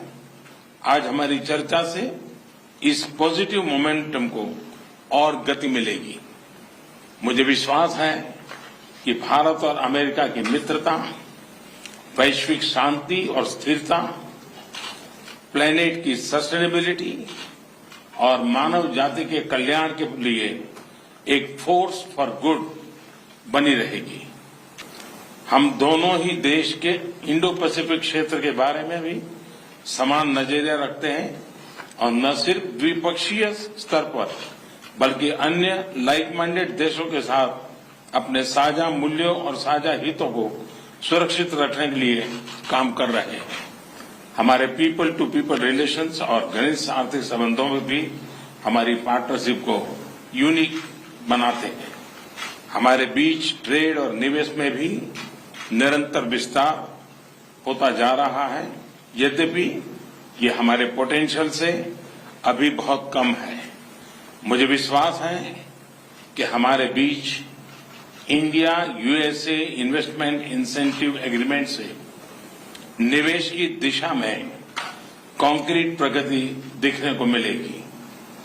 We also discussed the ongoing effects of Russia's brutal and unjustified invasion of Ukraine and the effect it has on the entire global world order. And the U.S. and India are going to continue consulting closely on how to mitigate these negative effects.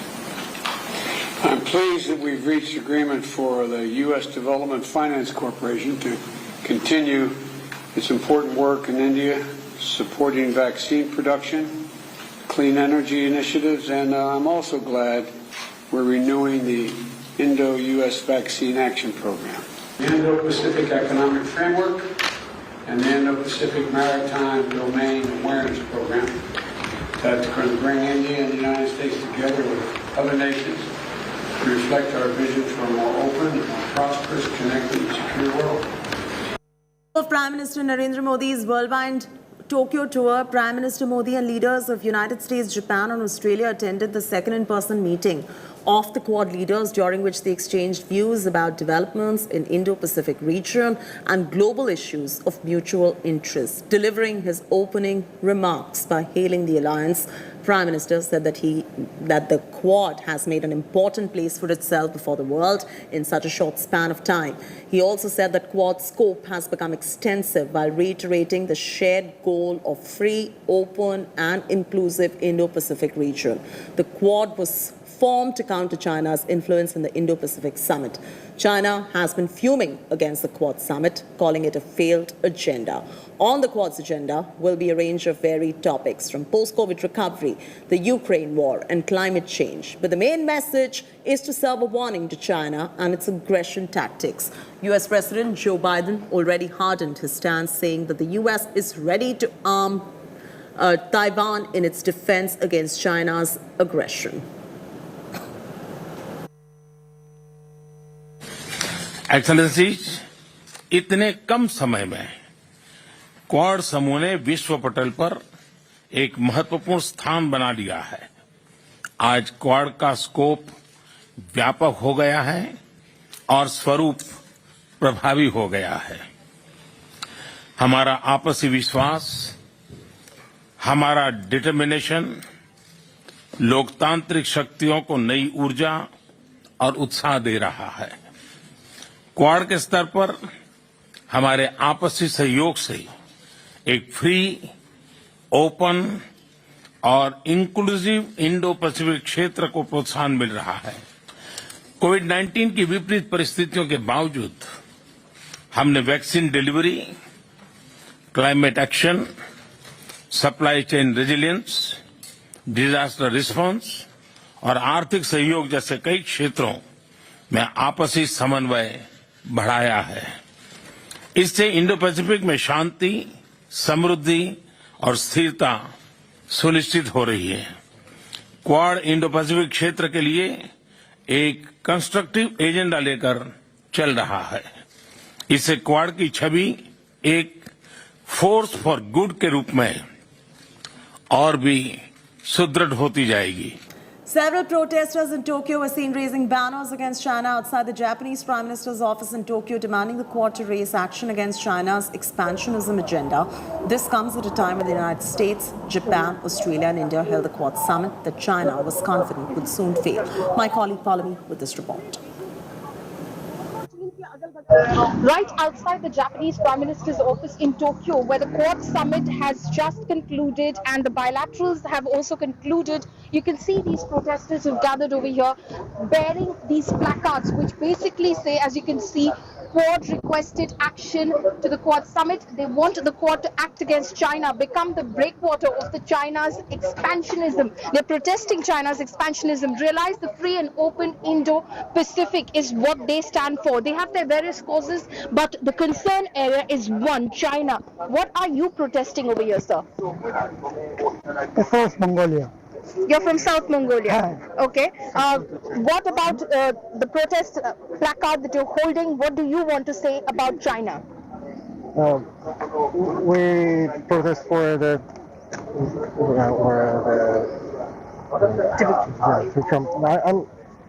Tibetan support and request to Quad to sanction China. To sanction China. That is their request as well. Become the breakwater of China's expansionism. So, what are you protesting here today? Yes, I also asked sanction to China. Okay, so you're Japanese, but you're supporting their cause. Yes, I'm Japanese. Yes. Ma'am, you say do not allow Chinese hegemony. That is what. Where are you from, and what are you protesting? I'm from East Turkestan. Okay. China is that country. China genociding Uyghur people. Okay. 3 million, 5 million Uyghur people, China genociding. And you want the Quad to act against China because of the genocide of the Uyghur people? Yes. Okay. So that is your that is the demand that you make from the Quad summit and its leaders. As you can see over here, this gentleman also, in fact, is a Uyghur. He's also holding up a poster. Can you tell us, ma'am, what's on his poster? She's three years old, very young Uyghur woman. Okay. China kidnapped her. Oh, okay. So China has killed her, and he is a Uyghur as well. In Tokyo. Uyghur man, family, genociding your his family. Jen is standing my family, Jen is standing his family. Okay, so that is the protest that they're making over here. They're saying these people of Uyghurs, basically, they're saying that China has abducted their family, China has kidnapped their family members, China is killing their family members, and they want the Quad Summit and its leaders to sanction China, to not allow Chinese hegemony to break away. In fact, to ensure that China's expansionist policy, where it is expanding its wings across the Indo-Pacific in its aggression, is stopped immediately. And that is the request that they make of the Quad Summit. With Shweta Singh, follow me star in Tokyo for India Today. Slipping to a break. When we return, shocking Chennai daylight murders caught on CCTV. 2 single-day brazen hacking sent shockwaves across Chennai.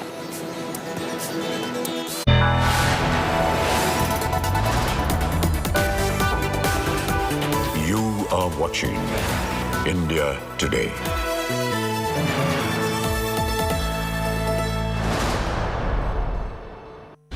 After 2 years of paralyzing pandemic, the world is ready to bounce back. Will shifting power centers make this India's big moment? Risk, resilience and revival on the agenda. What's India's role in the global rebalance?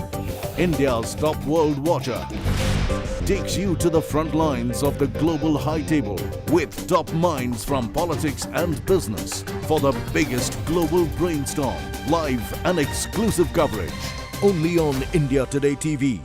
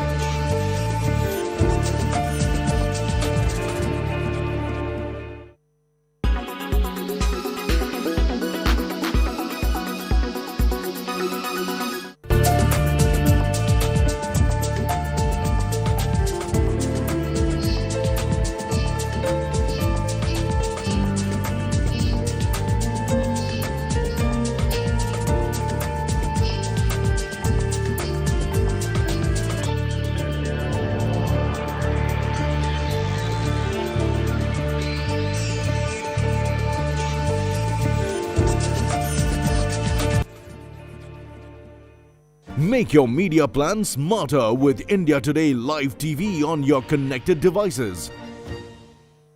Make your media plan smarter with India Today Live TV on your connected devices. You are watching India Today. You are watching India. You are watching India Today.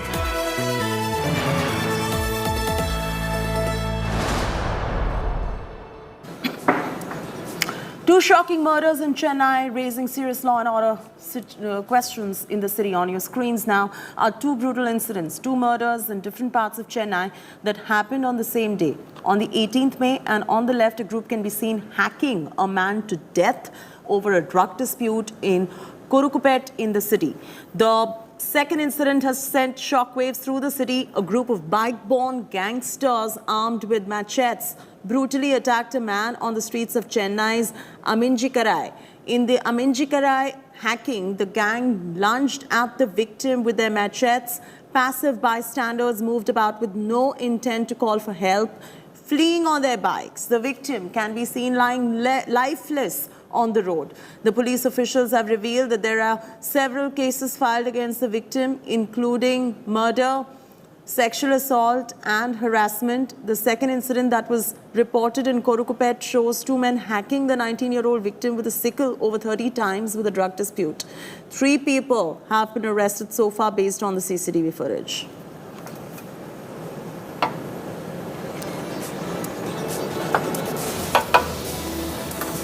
Congress MLA's drunk son on a rampage in Madhya Pradesh. In the video, You can see the son of Hukum Singh Karada, the former Congress minister and sitting MLA from Shahjapur, was seen ramming the SUV and later indulging in a heated argument with the trader. A glass filled with alcohol was kept near the driver's seat. The video that has gone viral also shows Rohtash, who is the MLA's son, breaking the windows of the complainant's car and also chasing him. This drunk brat is seen daring the victims to move the police station against him. He's also seen name dropping, if that's not all, and saying that he's the son of an MLA in Madhya Pradesh, daring if anybody could even touch him. The Congress MLA's son, which is this brat, was in an inebriated state and the incident took place on Sunday night. This is the culture of the Congress. Instead of Beti Bachao, they do Aparadi Beta Bachao. Whether it is in Madhya Pradesh, the son of this minister, a former minister and MLA, who's drunk on power and drunk on alcohol, the manner in which he's threatening the person whose car he has banged, or whether it is the son of another MLA who's been accused of rape, son of Mahesh Joshi in Rajasthan who's been accused of rape, son of Jawaharlal Meena who's been accused of rape. This is the culture of the Congress, but the Congress party treats these entitled dynasts with kid gloves and takes no action on them. So the question today is, how long will Congress party do Aparadi Beta Bachao? They should be taking action on these people. The police is going to be acting and has already taken action. FIR has been registered in Madhya Pradesh. But the question is, look at the entitlement they have without being in power. Imagine if they ever came to power, what would they do? Slipping to a break. When we return, Varanasi court fixes Thursday for big Gyanvapi hearing to decide on maintainability of Hindu size fleet. Wazu Khana to remain sealed, Namas to continue.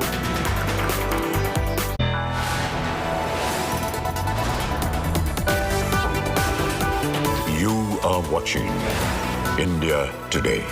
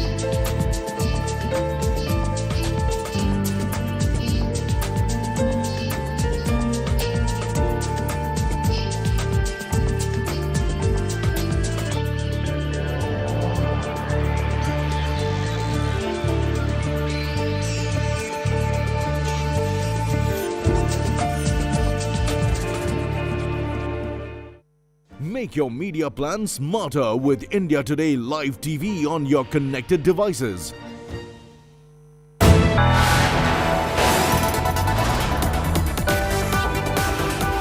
You are watching India Today.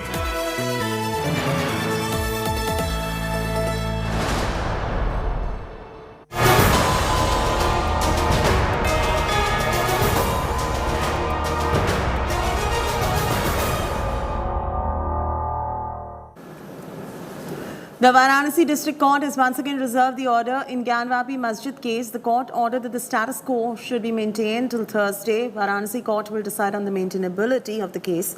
The judge has also sought list of objections from the Muslim side. The Muslim side is expected to pose on the issue of maintainability on the grounds that the suit is barred by the 91 Act. 5 women had filed an additional suit seeking worship of alleged shivling found inside Gyanvapi Wazu pond.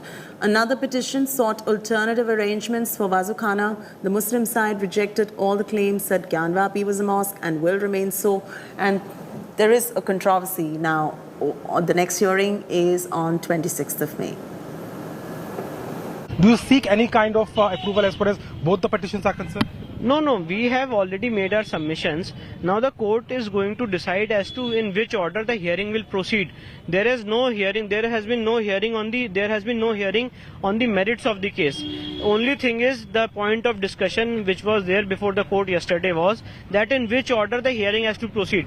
Whether the 7/11 or maintainability issue has to be decided first, or whether the issue of commission report and other allied applications have to be decided. So the Honorable Court will decide via media procedure in which way hearing will proceed, and accordingly we will make our submissions. The court will also decide as to what will be the next date of hearing. आज माननीय न्यायालय ने स्पष्ट कर दिया कि 7/11 पे हम सुनेंगे और अगली तिथि 26 तारीख को दी है, और इस संदर्भ में माननीय न्यायालय आज जो प्राथमिकता दिया है इसकी स्पोषणीयता पर ही वो सुनेंगे। चूंकि माननीय सुप्रीम कोर्ट का इस तरह का डायरेक्शन था 27 तारीख का, उसके अनुपालन में ये मामला प्रोसीड करेगा।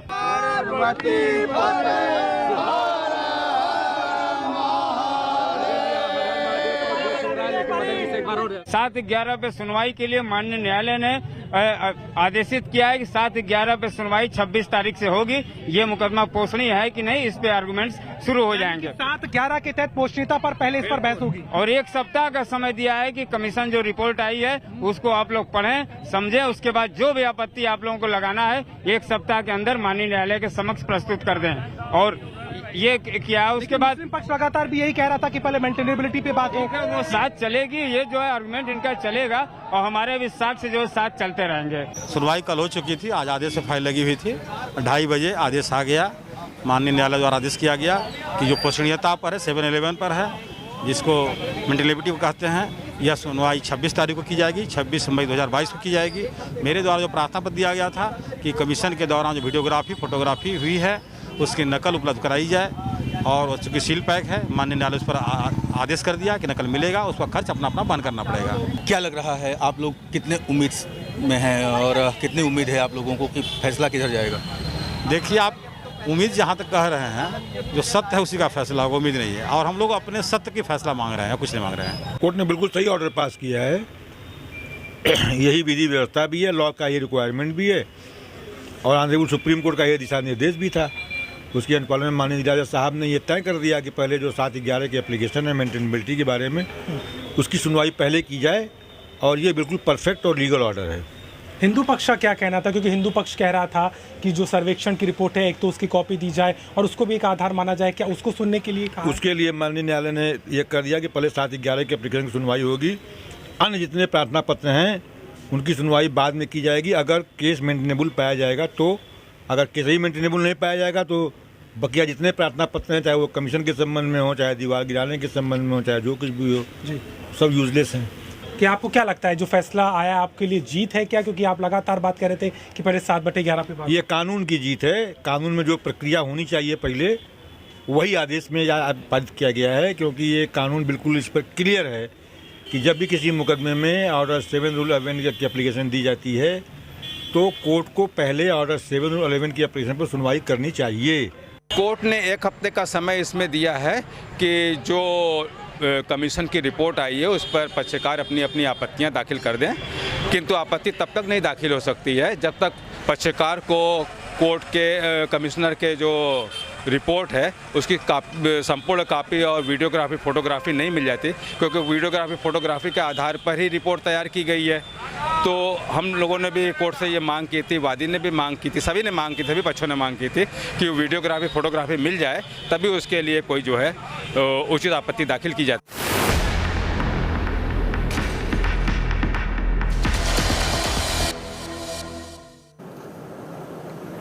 After Karnataka, it's a Gyanvapi rerun in Maharashtra's Pune. MNS has claimed that 2 dargahs had been built on the Puneshwar temple land in Pune. MNS General Secretary Ajay Shinde made a claim that there are remains of 2 temples where dargahs have been built. Ajay Shinde has also said that they launched the Free Temple Land campaign and appealed to the people to support Raj Thackeray-led party's fight in restoring the temple land. Shinde has also cited a recent survey of Gyanvapi Mosque and stressed that the government has started waking up in the wake of Raj Thakray's stance on Hindutva. Like Gyanvapi, we are also fighting for Puneshwar temple in Pune. That's what he said. With MNS adamant that Hindu temples existed at this particular place before the Muslim shrine was created, it has certainly created tensions now. हमारी मांग यही है, जो सत्य है, जो वास्तव है, वो सामने आए, तब तक इन दोनों जगह पे जो जो होता है उसके ऊपर रोक लगा दी जाए। जो जो जन आंदोलन यहाँ पे खड़ा होने वाला है, तो जन आंदोलन जिस स्टेप से जाता है तो वो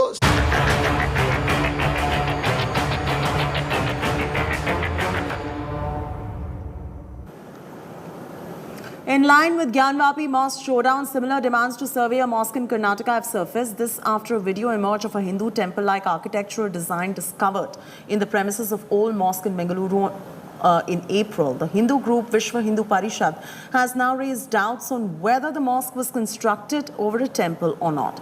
India Today is the first to access the visuals. Take a look at this report that's coming in. Raging faith fight over Mandir versus Masjid. Amid shriveling fountain face-off in Varanasi, a Gyanvapi-like war is echoing in Karnataka over what saffron groups believe the remnants of an ancient temple. Recovered from under the Malali Mosque in Karnataka's Mangaluru, the debris of an unmissable Hindu temple-like architectural design surfaced during the renovation of the Juma Masjid. India Today is the only channel to access the interior of the structure. Currently, investigations already underway and a DC is expected to produce a report on the same very soon. Pro-Hindu outfits have said that they will perform a puja in the village to go ahead with the project or not. Now, the matter still is in the court, and the court has already said that status quo has to be maintained, and the DC's report regarding this is still awaited. The discovery of the structure, which closely resembles Hindu relics and ornate work on stone, surcharged Karnataka's political scene. Hindu groups vouch that an ancient temple used to stand where the mosque is now located. The VHP has asked the local administration to stop the mosque's renovation till the debris is verified. The BJP is planning a ritual inside the wreckage to determine if they belong to a temple. ಮಳಲಿಯ ಏನು ಮಸೀದಿ ನವೀಕರಣ ಸಂದರ್ಭದಲ್ಲಿ ಏನು ದೇವಸ್ಥಾನದ ಕಟ್ಟಡದ ರೀತಿಯ ಒಂದು ಕಟ್ಟಡ ಅಲ್ಲಿ ಗೋಚರವಾದ ಸಂದರ್ಭದಲ್ಲಿ ಅದೇನೋ ಜಿಲ್ಲಾಧಿಕಾರಿಗಳಿಗೆ ಮನವಿ ಮಾಡಿದ್ವಿ, ಹಾಗೆ ಕಾನೂನು ಪ್ರಕಾರ ಹೋರಾಟವನ್ನು ಮಾಡಿದ್ವಿ. ಅದೇ ಆ ಕ್ಷೇತ್ರದಲ್ಲಿ ಆ ಜಾಗದಲ್ಲಿ ಯಾವ ಕ್ಷೇತ್ರದ ದೇವರ ಸಾನ್ನಿಧ್ಯನ ತಿಳಿಬೇಕು ಅನ್ನತಕ್ಕ ನಿಟ್ಟಿನಲ್ಲಿ ಇವತ್ತು ಹಿರಿಯರ ಸಮ್ಮುಖದಲ್ಲಿ ಆ ಸ್ಥಳೀಯ ಅಲ್ಲಿ ಯಾರೆಲ್ಲ ಹಿರಿಯರಿದ್ದಾರೆ, ಸೊ ಅಲ್ಲಿ ಯಾವುದೇ ಒಂದು ಅಹಿತಕರ ಘಟನೆ ನಡೀಬಾರ್ದು ಅನ್ನೋ ಹಿನ್ನೆಲೆಯಲ್ಲಿ ನಮ್ಮ ಅಧಿಕಾರಿ ಸಿಬ್ಬಂದಿಗಳದ್ದು ಮತ್ತು ಸ್ಟ್ರೈಕಿಂಗ್ ಪಾರ್ಟಿದು ಒಂದು ಡಿಪ್ಲಾಯ್ಮೆಂಟ್ ಮಾಡಿ ಬಂದೋಬಸ್ತ್ ಮಾಡಿದ್ದೀವಿ. ಸೊ ಅಲ್ಲಿ ಸಾರ್ವಜನಿಕರು ಭಾಳಷ್ಟು ವರ್ಷಗಳಿಂದ ಅಲ್ಲಿ ಹಿಂದೂ ಮತ್ತು ಮುಸ್ಲಿಮರು ಎಲ್ಲ ಒಂದೇ ಊರಲ್ಲಿ ಅತ್ಯಂತ ಅನ್ಯೋನ್ಯವಾಗಿ ಜೀವನ ಮಾಡ್ಕೊಂಡು ಬಂದಿದ್ದಾರೆ. ಸೊ ಅಲ್ಲಿ ಇದ್ದ ಎರಡೂ ಗುಂಪುಗಳು ಕೂಡ ಅಶ್ಯೂರ್ ಮಾಡಿದ್ದಾರೆ, ಅದೇನಿದೆ ಸತ್ಯಾಸತ್ಯತೆ ಪರಿಶೀಲನೆ ಮಾಡಿ ಏನು ಕ್ರಮ ಆಗಬೇಕು ಅದನ್ನು ಜಿಲ್ಲಾಡಳಿತ ತಗೋಬೇಕು, ಅದಕ್ಕೆ ನಾವು ಬದ್ಧರಾಗಿದ್ದೀವಿ ಅಂತಂದು ಸಾರ್ವಜನಿಕರು ಅಲ್ಲಿ ಹೇಳಿದ್ದಾರೆ. ಸೊ ತಹಸೀಲ್ದಾರ್ ಅವರ ಸೂಚನೆ ಮೇರೆಗೆ ಒಂದು ವಾರಗಳ ಕಾಲ ತಾತ್ಕಾಲಿಕವಾಗಿ ಅಲ್ಲಿ ನಡೆಯುವಂಥ ಕೆಲಸನ. The Muslim side is contesting the claims. As an MLA, we have requested the district administration, the DC, district magistrate, to do a proper investigation into this and or hand over the case to the archaeological department. Okay. And give us a clear picture. What is the issue? Like, what is the structure? What kind of, whether a temple was there or a Jaina Basidi was there, we want to know. That's the whole issue. Is another legal battle looming over Mangaluru's Gyanvapi movement. With Karthik in Mangaluru, Bureau Report, India Today.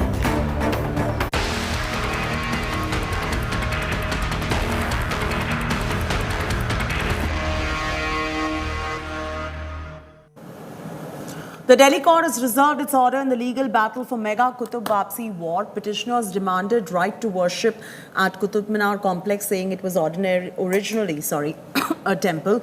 Petitioners said that there was once a temple, the right of worship should be granted. The court, while hearing the case, questioned the petitioner on how can one change a monument to a place of worship. The ASI opposed a petition that sought the restoration of 27 temples that were allegedly destroyed to construct the Qutub Minar complex. ASI refuted petitioners' claims, saying that there is no evidence to clarify if the iron pillar and remains of temples are in their original spot or bought from outside. ASI asserted the character of the monument was frozen at the time it was put under ASI authority and that the area is not a place of worship. Meanwhile, amidst the controversy, offering namaz has been banned at the Qutub Minar complex. Delhi court is now going to be hearing the matter on 9th of June. You argued today that the character of a monument is frozen at a certain point. What was this argument exactly, sir? Yes, when the monument comes under the protection of the ASI, from that date and 60 days thereafter, there is a period for raising objections. If objections are not received, then that character is frozen on that day. And when was Qutub Minar taken over by ASI, sir? It came under 1904 Act, followed by 1914 and 1958 later on. So since 1904, you are saying that the character of the Qutub Minar complex has been frozen, yes. सीधा ही कह दिया हमसे तो आप यहाँ नमाज मत पढ़िए, कुछ भी नहीं कहा, बस ऐसे ही कह दिया कि नमाज मत पढ़िए यहाँ पे। हमने कहा क्यों, कि ऊपर से ऑर्डर आया नमाज मत पढ़िए यहाँ पे। अचानक ही एकदम, क्योंकि मैं बहुत अच्छी तरह से प्यार से मोहब्बत से सब लोगों से अच्छी तरह रहते हैं हम, कोई परेशानी नहीं हुई, कभी कोई दिक्कत नहीं हुई, बस ये कह दिया उन्होंने। आप कितने सालों से वहाँ नमाज हो रही है? 40 साल हो गए मुझे। आपको 40 साल हो गए और आपका appointment Delhi Waqf board Delhi Waqf board से है। अच्छा, और अभी कब से मना किया है सर आपको ये? 13 मई जुमे के दिन। जुमे के दिन आपको मना कर दिया, तो उसके बाद नमाज नहीं हो रही है? नहीं हो रही है। ASI ने उन्हें कभी कोई परमिशन नहीं दी कि आप यहाँ नमाज पढ़ सकते हैं, तो जब उन्होंने परमिशन ही नहीं दी तो फिर वो नमाज अदा नहीं कर सकते वहाँ। लेकिन ये ज़रूर है कि वर्षों से वहाँ पूजा हो रही थी, उस पर रोक लगा दी गई पिछली सरकार में। और जो ASI विभाग के लोग हैं, मेरी भी उनसे बात हुई है और उन्होंने उस बातचीत में ये कहा कि यहाँ पर नमाज नहीं होती, इस तरह की हमने कोई परमिशन नहीं दी है। देखिए, ऐसी कई सारी मस्जिदें हैं जहाँ ASI के अंडर आती हैं और उनमें बाकायदा नमाज हो रही है। कई ऐसी मस्जिदें हैं, तो उसमें ऐसा नहीं है कि ये एक पहली मस्जिद है। लेकिन अगर अब पहले से मस्जिद है और दिल्ली वक्फ बोर्ड के वहाँ इमाम है, तो जाहिर सी बात है कि दिल्ली वक्फ बोर्ड की मस्जिद रही होगी, और जब भी तो हम अपने इमाम दे सकते हैं। जब 46 साल से एक ही इमाम है और हमारे पास तो सारे रिकॉर्ड हैं उनके, हम उनको सैलरी दे रहे हैं, हम उनका रजिस्ट्रेशन है, उनका हर महीने उनके अकाउंट में जाता है, वो वहाँ पर नमाज़ पढ़ाते हैं और ये भी मानेंगे इनके पास सारे ख़त किताबत हुआ। इन्होंने किसी भी एक बार भी ये नहीं कहा कि यहाँ नमाज नहीं होती या नहीं हो सकती, ये तो अब कह रहे हैं और अब किसके प्रेशर में कह रहे हैं। तो ये तो एक पॉलिटिकल इशू है जो इस वक्त बीजेपी सारी चीज़ों को ख़त्म करके उलझाना चाहती है इन मस्जिद में और मंदिर के मसले में। The character of the Qutub Minar complex was frozen in 1904 when the ASI had taken it over, and therefore there cannot be at this stage any change in the character of this entire complex. And according to the ASI, this entire complex was not a place of worship by any religious denomination, whether it was Hindu or Muslim. No place of worship existed at that point. Another interesting argument taken by the ASI is that yes, there are remains of idols, there are remains of temples that were used to construct the mosque, but there is no evidence to show whether those remains came from the actual demolition of an existing temple or it was brought from somewhere outside of the area itself. So a very interesting argument now raised by the ASI that we do not have any evidence to show where those idols or remains actually came from, and in any case for more than 100 years this complex has been frozen as a place where no worship has taken place, and therefore now at this late stage the Hindu side cannot raise a claim. In New Delhi with cameraman Nasir, this is Anisha Mathur for India Today.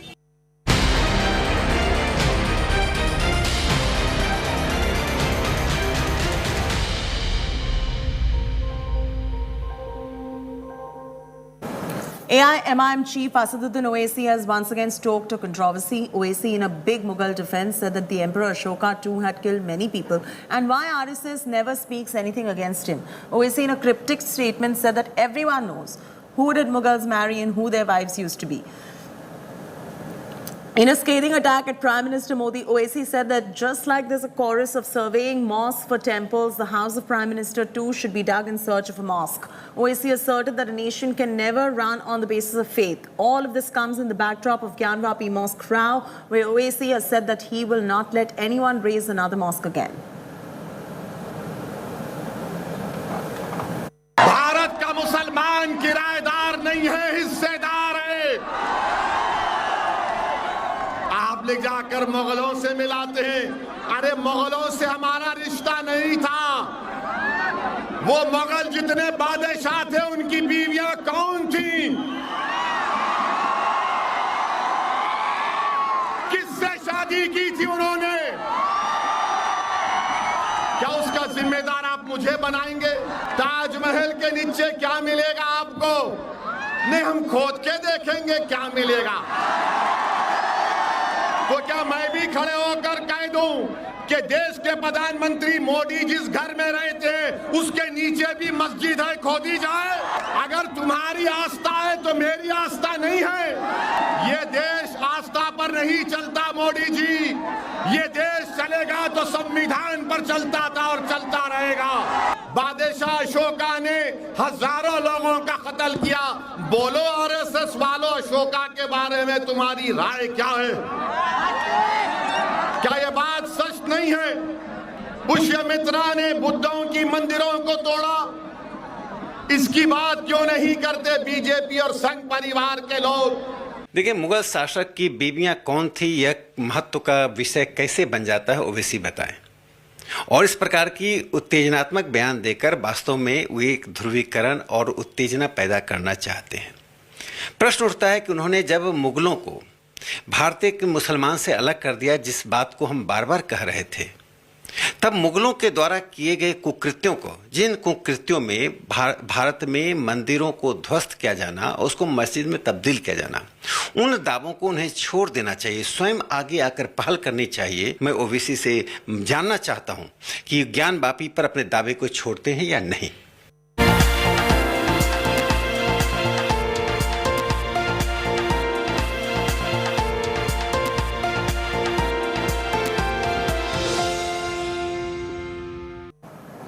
Big change in Naya Kashmir. The Jammu and Kashmir administration has ordered replacing Sheri Kashmir Sheikh Mohammed Abdullah embossed on one side of the police gallantry medal with the national emblem of India, the Ashoka pillar. An order by the Principal Secretary in Home Department says that Sheri Kashmir Sheikh Mohammed Abdullah embossed on one side of the medal shall be replaced with the national emblem of Government of India, that is the Ashoka pillar. The other side, inscribed with the Jammu and Kashmir state emblem, shall be inscribed as Jammu and Kashmir Police Medal for Gallantry and Jammu and Kashmir Police Medal for Meritorious Service in case of gallantry or meritorious medal. In pre-Article 370 era, the state of Jammu and Kashmir had its own state emblem that was used to be embossed on the police medal, apart from the image of Sheikh Abdullah, who's the father of former Jammu and Kashmir Chief Minister Farooq Abdullah. But now both the state emblem and the image of Sheikh Abdullah will be erased to give way for the Ashokan pillar, which is India's national emblem. We are now a union's territory. And as it is on all other awards, there is national emblem embossed on the rewards. Why not in Jammu and Kashmir? It is our nation, one constitution and one emblem. There are some reminiscents of Article 370 are still there. Those needs to be now replaced.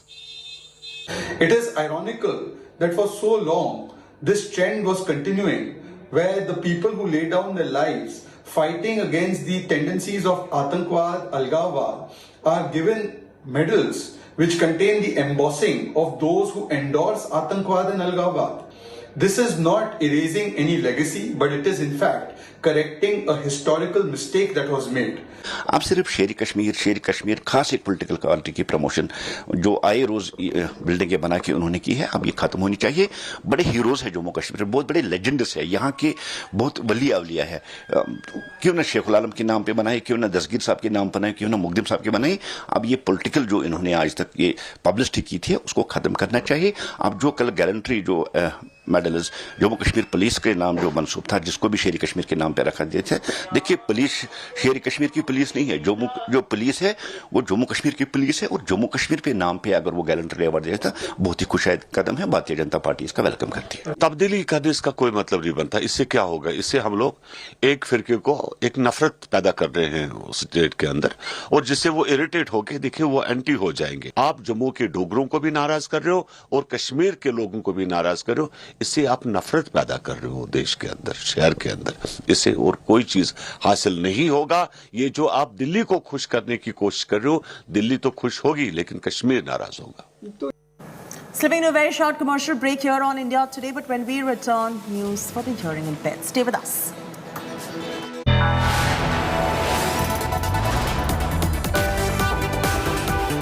You are watching India Today.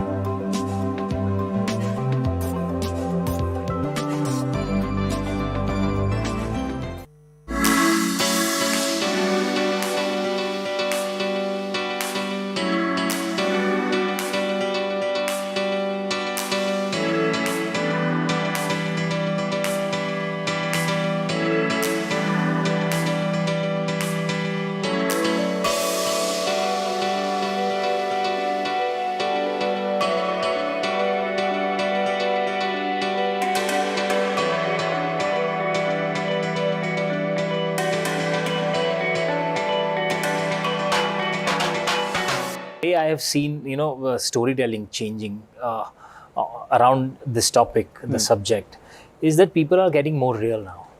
They've stopped taking those shield of either the comedy or some other things to talk about the same gender love story. Now they can directly talk about it, and we have come to that stage that okay, this is also a part of us, and love should not be told differently for different people, right? So emotions are emotions. So I guess it has come to this neutral level, and that's very interesting to see.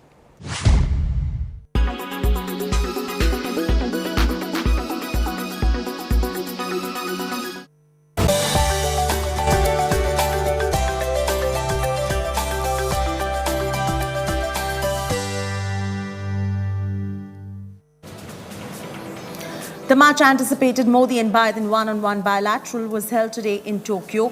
The talks cement US and India's ties further, with both nations mutually agreeing to make the US-India partnership amongst the closest that there exists.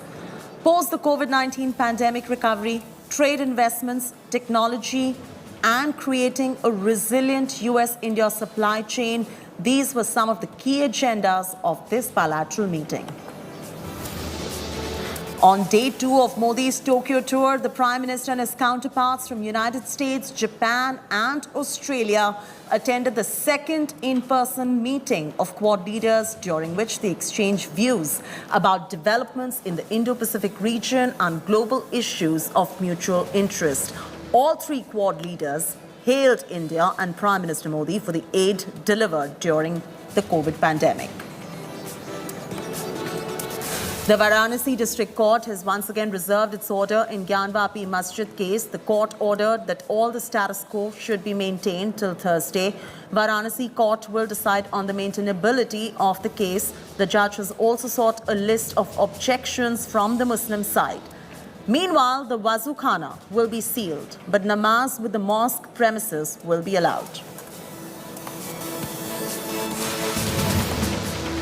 A Delhi court has reserved its order in the legal battle for mega Qutub war. Petitioners demanded right to worship at Qutub Minar complex, saying it was originally a temple.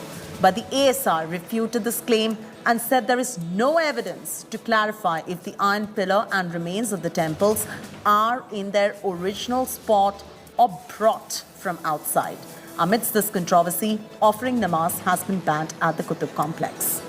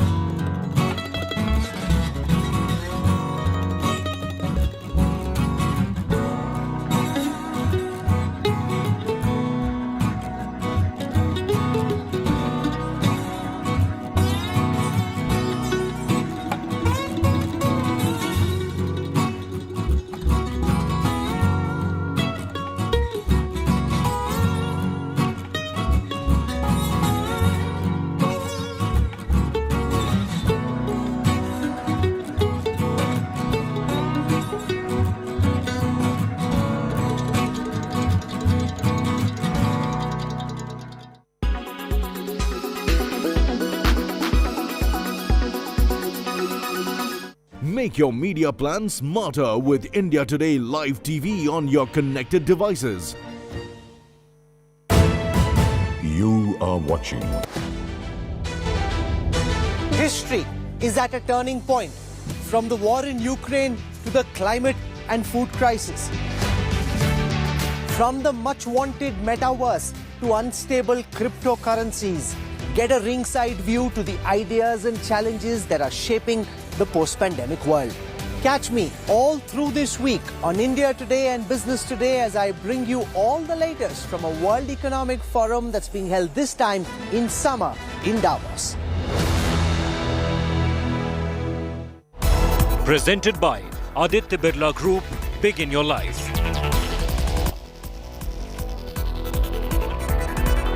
Co-powered by only OLX Autos gives the best price for your car. Co-powered by NetMeds, India की अपनी pharmacy. Presented by Berger Easy Clean. No dag, no dhabba, only beautiful walls.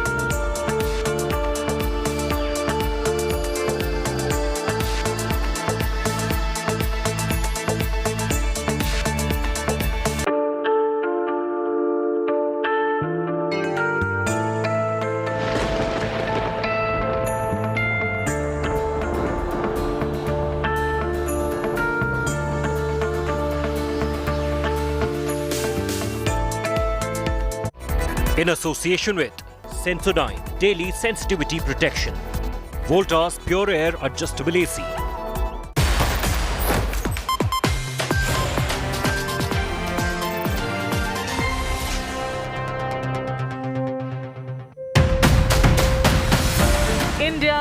super global flex. India bows to none, forges its own path. After Modi-Putin, now Modi-Biden handshake. Critics can moan, this is India's path. The big handshakes and hugs have happened in Tokyo. All eyes are on what the Quad alliance can actually do vis-a-vis China. There are very big questions. The bonhomie, the body language, and the dosti is all there for the world to see. But if push comes to shove, what can the Quad really do to China? I must warn you, it's a complicated answer. It's not black and white, but I'm going to call a spade and tell you exactly what the answer to that question is. Right here on 5 Live, the headlines first. Varanasi court fixes Thursday for big Gyanvapi hearing to decide on maintainability of the Hindu side's plea. Wazu Khana to remain sealed, but namaz to continue. Delhi court reserves order for June 9th in the Qutub Minar Wapsi case. Hindu side wants restoration of Hindu deities on the site. Archaeological survey says no proof of relics in the original spot or brought from outside. BJP rips apart Rahul Gandhi for meeting prominent anti-India voice and UK MP Jeremy Corbyn. Says the Congress MP is courting India baiters in London. Congress hits back by uploading a picture of the Prime Minister with Jeremy Corbyn. World lavishes praise on Modi's pandemic fight, from US President Biden to Japan's Kishida and the Australian leadership. All raise a toast to India's COVID fight back and vaccine Maitri. Congress MLA's son in Madhya Pradesh on a shocking drunk rampage rams his car into a vehicle after caught drinking inside his luxury vehicle, hurls abuses, boasts about being the son of an MLA.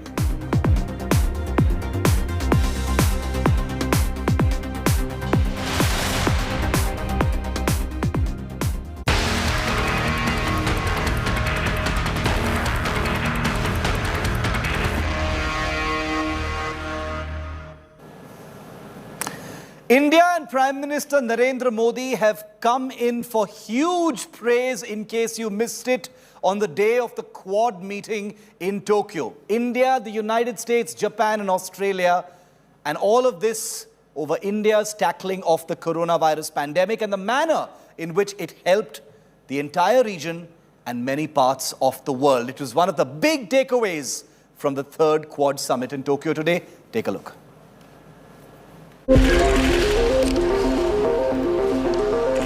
The world is raising a toast to India and Prime Minister Modi as the highly anticipated Quad summit concludes.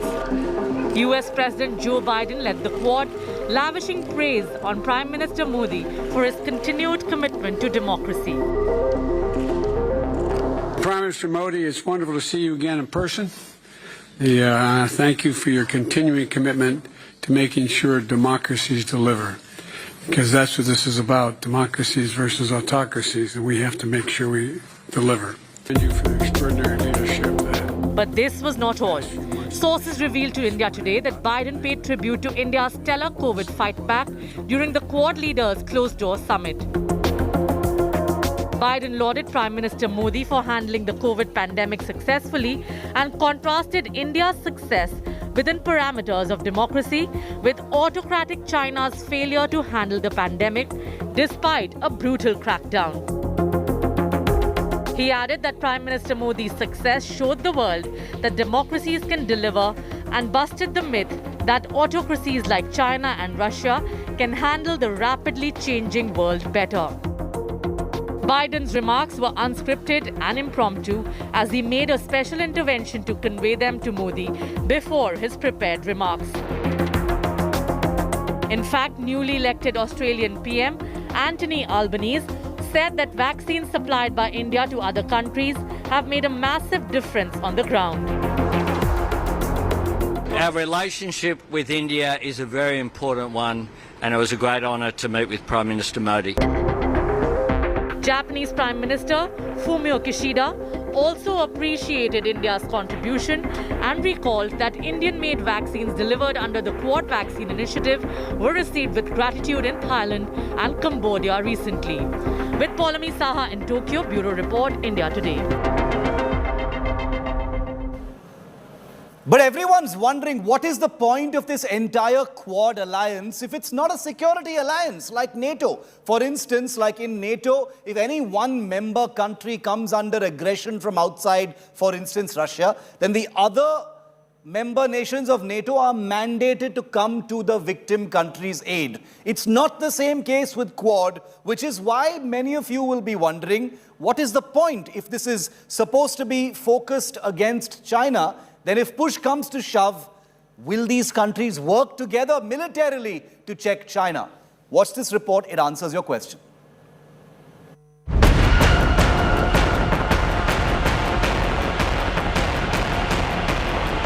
All the body language and bonhomie in the world, all the right things said, even a super viral photograph that's become the face of the Quad in 2022. But for all the massive gains of this grand coming together of four global democracies, what will the Quad actually do if the big gorilla in the room, China, crosses its limits? Well, for starters, the four countries have taken pains to emphasize that the Quad is not a security alliance like NATO, and therefore does not automatically mean that members will jump to each other's aid in case of Chinese strategic or military aggression. But Chinese aggressions have escalated for a while now, remember. From the borders of Ladakh to the Senkaku Islands near Japan to the South China Sea. China has made it clear that it won't be tempering its deep-seated expansionist impulses. But that doesn't mean that the Quad doesn't have a response plan, except it's anything but responsive. And India Today brings you an exclusive inside view of what it would actually look like. The first protocol involves the four Quad nations tying down China by forcing it to bolster defenses in multiple theaters. From the Pacific to the Indian Ocean to Ladakh to Taiwan could dissuade China from its expansionist push.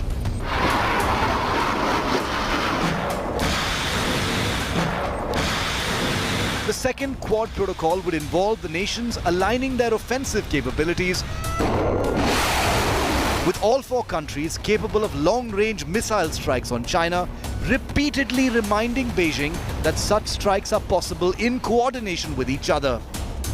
While the Quad isn't a security alliance in the strict sense, the Quad is an umbrella for several subset alliances between India and Japan, India and Australia, and other countries in the region, together posing a cumulative military balance challenge to China and chipping away at Beijing's expansionist tendencies. With India's long-range missiles, air force and formidable navy, US aircraft carrier groups and nuclear submarines, Japanese hunter-killer submarines and the Australian Navy, the four Quad nations have formidable militaries. But as we've just demonstrated, the plan to contain China is not reactive but proactive to ensure that things never reach a point where full military hostilities are ever deemed necessary. Bureau Report, India Today.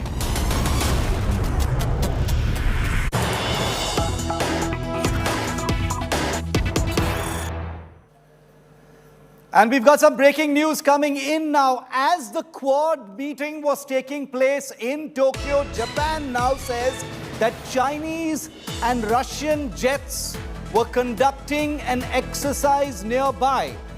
Japan has basically projected this as a provocation by China, saying that while the Quad meeting was taking place in Tokyo, Chinese and Russian jets were muscle flexing and trying to project power nearby. Now this gains a lot of significance because obviously the Quad is aimed, even though it does not explicitly claim to be pointed at any one country, but the Quad is most certainly directed at checking China's rise and expansionist tendencies. That's what the Quad is really about. in the Eastern Hemisphere. And now Japan saying that Chinese and Russian jets have been provoking during the entire Quad meeting. I want to go across to India Today's Poulomi Saha, who's in Tokyo at this point of time. We also have with us Gaurav Sawant, who's been tracking all of these developments. Poulomi, to you first. Big piece of information coming out from Tokyo. Japan says that Chinese jets have been flying nearby, as a kind of signaling mind games during the Quad summit. What are you hearing? Well, absolutely. That's a very serious charge which is being made by Japan when it says that Chinese and Russian jets were in fact conducting some sort of an exercise as the Quad meeting was in fact underway here in Tokyo. Remember that the Quad leaders, specifically US President Joe Biden, they've categorically in fact had some very strong words to state against China and Russia as well. Russia, of course, in the context of Ukraine and the invasion today, of course, it marking 3 months since Russia invaded Ukraine. And this was something which was referred to in the joint statement by the Quad leaders as well, saying that they do not support any kind of hostilities or aggression. And they do believe that dialogue is the only way forward, and the territorial sovereignty and integrity of any nation cannot be challenged, because the Quad believes in a rule-based international order, and that is the statement which came out of the Quad as well. They did extensively discuss Ukraine, with all countries in fact putting forth their own responses to how they view the crisis, and then of course stated categorically that peace and stability is the only way forward. As far as China is concerned, of course, it was the subtext of this entire Quad summit. We saw that statement categorically state clearly that Poulomi, I'm going to come to that statement in a second. I want to just focus on the breaking news for a moment. Gaurav, what are you making of this?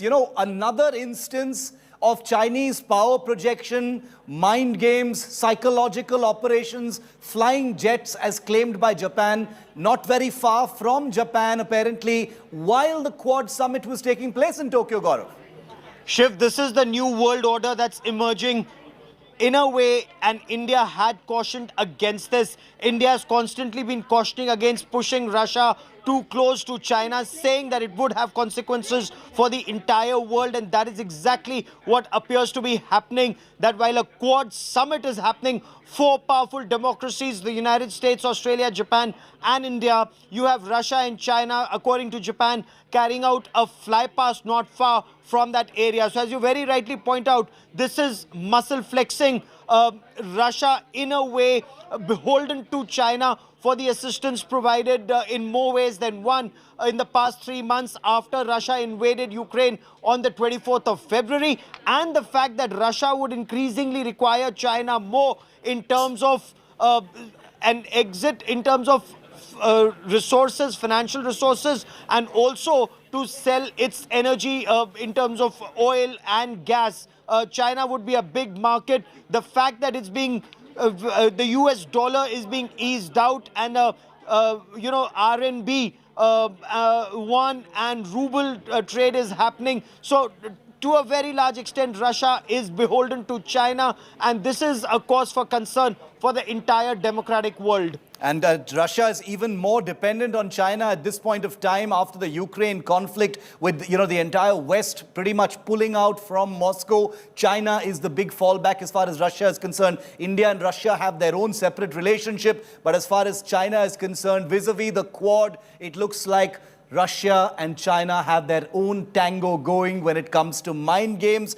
A new world order is definitely emerging. Poulomi has been reporting from Tokyo, and she sent us this report of anti-China protests that have been taking place in that country. Remember, many of the problems that India faces with China on its borders are faced by Japan as well, pertaining to the Senkaku Islands and other territories. Take a look at this report. Poulomi was right there in Tokyo when these protests were happening.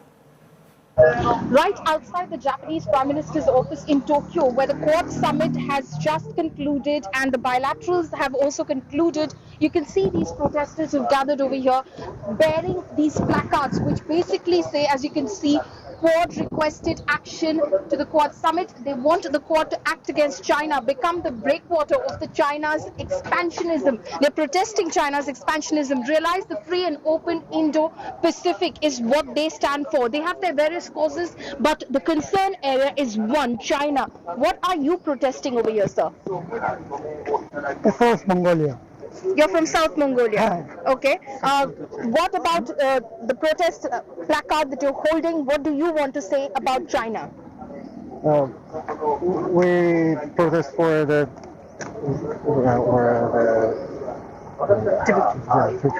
I'm Tibetan supporter and we request to Quad to sanction China. To sanction China. That is their request as well. Become the breakwater of China's expansionism. So what are you protesting here today? Yes, I also ask sanction to China. Okay, so you're Japanese, but you're supporting their cause. Yes. I'm Japanese. Yes. Ma'am, you say do not allow Chinese hegemony. That is what. Where are you from and what are you protesting?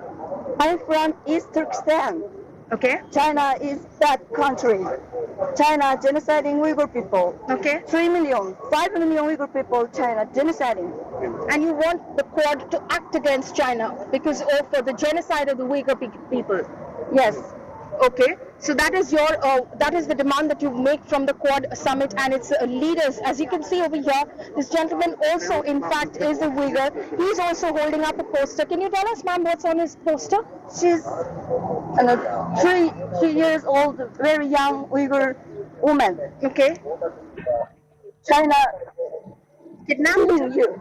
Oh, okay. So China has killed her, and he is a Uyghur as well. Tokyo. Uyghur man, family, genociding your here family, genociding my family, genociding here family. Okay, so that is the protest that they're making over here. They're saying these people of Uyghurs, basically they're saying that China has abducted their family, China has kidnapped their family members, China is killing their family members, and they want the Quad summit and its leaders to sanction China, to not allow Chinese hegemony to break away, in fact to ensure that China's expansionist policy, where it is expanding its wings across the Indo-Pacific in its aggression, is stopped immediately. And that is the request that they make of the Quad summit. With Shweta Singh, Polemista in Tokyo for India Today.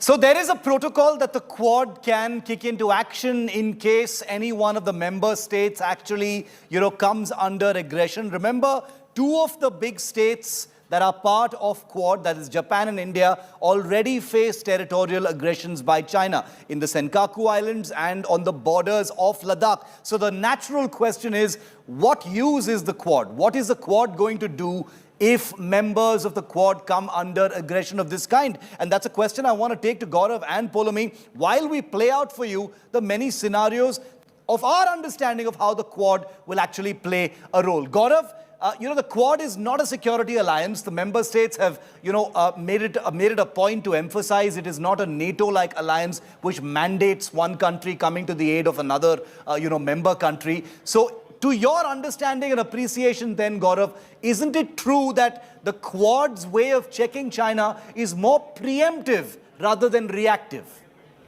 Shiv, you've actually hit the nail on its head. You're absolutely right. It's more to do with economic cooperation. It's a lot to do with intelligence sharing and real-time intelligence sharing. And that is where Quad will play a very important role. Economic cooperation between these four countries, it's a long-term impact, resilient supply chains, and that is where it will truly hurt China. But it's not like the North Atlantic Treaty Organization member countries. An attack on one is seen as an attack on the entire NATO forces, and all will act together against the aggressor. It's not like that.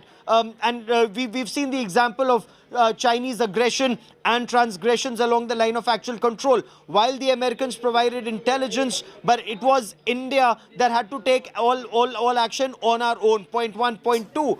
This cooperation is huge in the maritime domain. It's in the Indian Ocean region where these four powerful navies and countries and democracies can play a very critical role in checkmating China. And that is where action against black shipping, and this is where Quad has traveled some distance. Yes. Anti-submarine warfare, anti-ship warfare, hunting Chinese submarines in the Indian Ocean region, checking black shipping, where China plays a very critical role.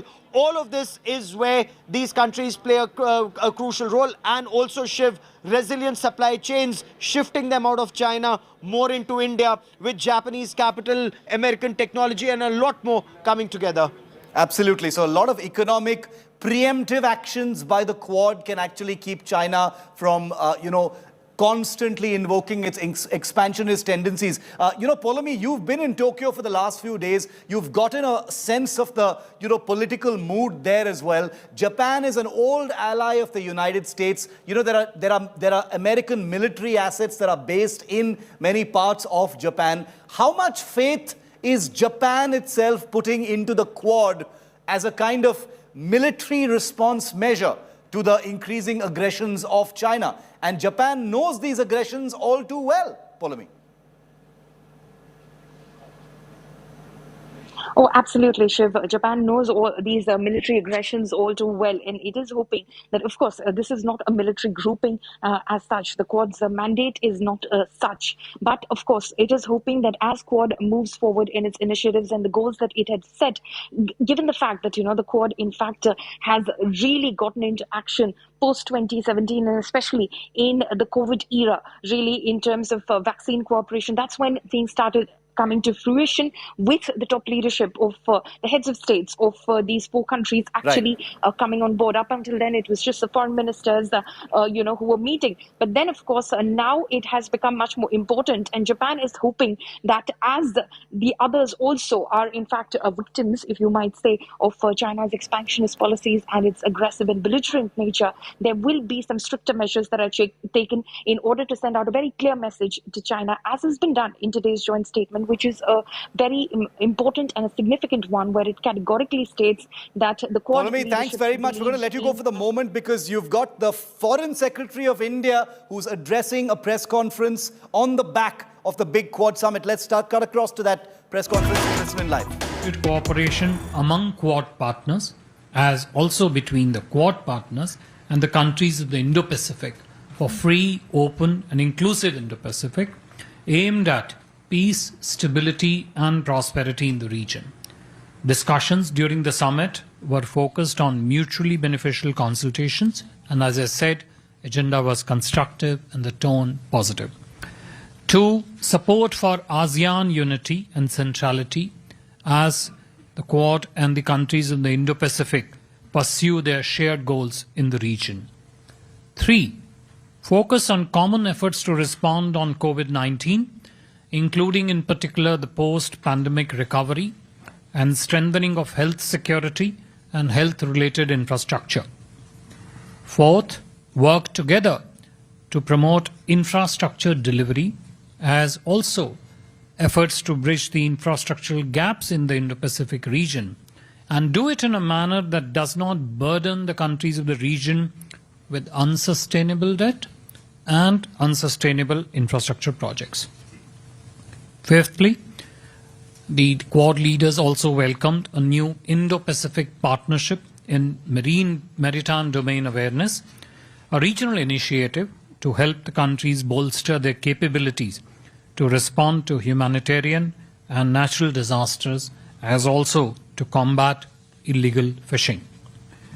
Next, shape and build partnership for greater cybersecurity and for transparent, trusted and reliable supply chains across the region, including in particular in the field of critical and emerging technologies. Quad leaders also issued strong condemnation of all forms of terrorism and a call for expeditiously bringing to justice the perpetrators of the Mumbai and Pathankot terror attacks. Also, coordinate more effectively and timely responses to the humanitarian assistance, disaster relief incidences in the region in future through the agreed Quad HADR guidelines. Prime Ministers also participated in the formal launch of the Quad STEM Fellowship, which will be offered to 25 students from each of the Quad countries. Prime Minister, towards the end of the Quad Summit deliberations, also put forward specific proposals that could contribute to guiding the Quad agenda in months and years ahead. Some of these proposals include: 1. Need to take solid initiatives on the field of climate finance and sustainable developments. 2. Emphasized on the importance of building appropriate platforms for the industry and businesses in the Quad countries and between the Quad countries and the Indo-Pacific countries to forge partnerships in the field of critical and emerging technologies. And 3. Informal and formal mechanisms to strengthen partnership among the like-minded countries in the areas of common interest. As I mentioned upfront in the beginning, besides participating in the Quad Summit, Prime Minister also held bilateral meetings with President Biden, President Kishida, and the Prime Minister of Australia. Prime Minister Kishida and Prime Minister of Australia. First, with regard to the bilateral meeting between Prime Minister Modi and President Biden. The two leaders appreciated the importance and need of regular interactions between the top leaders of the two countries. The meeting was warm and substantive, and also a very important opportunity to discuss significant areas of our bilateral engagement and also the important regional and global issues. They also reiterated their shared commitment to maintaining a free, open and inclusive Indo-Pacific region. Prime Minister Modi and President Biden welcomed the signing of the Investment Incentive Agreement that happened yesterday. This agreement will boost investment by the US Development Finance Corporation in sectors of mutual priority. You would perhaps be aware, DFC's current portfolio in India amounts to investment of around $4 billion. We understand it has also planned investment of around additional $1 billion in sectors like renewable energy, supply chain diversification, agriculture, MSME financing infrastructure, and healthcare projects. Prime Minister Shri Modi welcomed participation of US industry in the Indian defense manufacturing under the Make in India and Atmanirbhar Bharat program. A new initiative for critical and emerging technologies, ISET, was launched to forge collaborations, including with the participation of government, industry, and other stakeholders on both sides in this very important area of critical and newly emerging technologies. As I mentioned earlier, both leaders reiterated their shared commitment to free, open, and inclusive Indo-Pacific region. Yesterday, the Prime Minister Shri Narendra Modi also attended the launch of the Indo-Pacific Economic Framework of Prosperity, along with the President of US and Prime Minister of Japan, Shri Kishida. A joint statement has also been issued to underline the vision and key elements envisaged in the Indo-Pacific Economic Framework are already available in the public domain. I would simply mention that the IPF framework is structured around 4 pillars, and these are currently being negotiated among the Quad countries. And these 4 pillars are: 1, relating to trade; 2, supply chains; 3, infrastructure, clean energy and decarbonization; and 4, tax and anti-corruption. Collective discussions, as I mentioned, under these pillars will be initiated following the launch of this framework, and the following final contours of this would emerge based on discussions among the Quad countries. During his bilateral meeting with Excellency Prime Minister Kishida of Japan, both leaders undertook a comprehensive stock-taking of the entire framework of bilateral partnership to carry forward our cooperation in diverse areas, including in the field of defense manufacturing in India, a skill development partnership, trade and technology partnership, cooperation including for resilient supply chains in the region, and other areas. This is Honorable Prime Minister Modi's 5th visit to Japan since becoming Prime Minister and his second meeting with Excellency the Prime Minister of Japan. Prime Minister Kishida has invited Prime Minister Shri Modi to visit Japan later this year for the annual summit. In fact, during the summit, both Prime Ministers underscored the importance of maintaining the momentum of regular high-level exchanges between the two countries. Earlier during the day today, Prime Minister Shri Modi also met in reflection of the importance attached by Japan to India-Japan ties. He also met with 3 former Japanese Prime Ministers, including Excellency Mr. Suga, Excellency Mr. Yoshihiro Mori, and Mr. Shinzo Abe, who, as you know, are also the key leadership of the Japan-India Association. Prime Minister Shri Modi and former Prime Minister Shri Abe, they share a good rapport over long years of interaction. We met 15 times as Prime Ministers. In 2014, during their annual summit, ties were upgraded to a special, strategic and global partnership. The Japan-India Association itself has been instrumental in promoting people-to-people ties and economic linkages between the two countries. To deepen the link between a stronger and wider India-Japan commercial partnership in a manner that clearly has a link with India's trade, technology, investment and development priorities, Prime Minister Shri Modi held extensive and a wide-ranging interaction and discussions with the leaders of Japanese business and industry yesterday. In addition, Prime Minister also had a very vibrant and robust interaction with Indian diaspora in Tokyo. Prime Minister Shri Modi also held a bilateral meeting with the Australian Prime Minister, His Excellency Mr. Anthony Albanese, earlier today afternoon, of course on the sidelines of the Quad Leaders Summit. Prime Minister congratulated the Australian Prime Minister for his election victory, and both leaders reviewed the multifaceted cooperation between the two countries under the framework of comprehensive strategic partnership that includes important areas of trade and investment, defense manufacturing, renewable energy, in particular the green hydrogen, education, science and technology, in particular the new and emerging areas of technology, agricultural research, sports, and people-to-people ties between the two countries. Both Prime Ministers affirmed their desire to continue the positive momentum in the bilateral relationship. Prime Minister Modi extended an invitation to his Australian counterpart to visit India at an early date.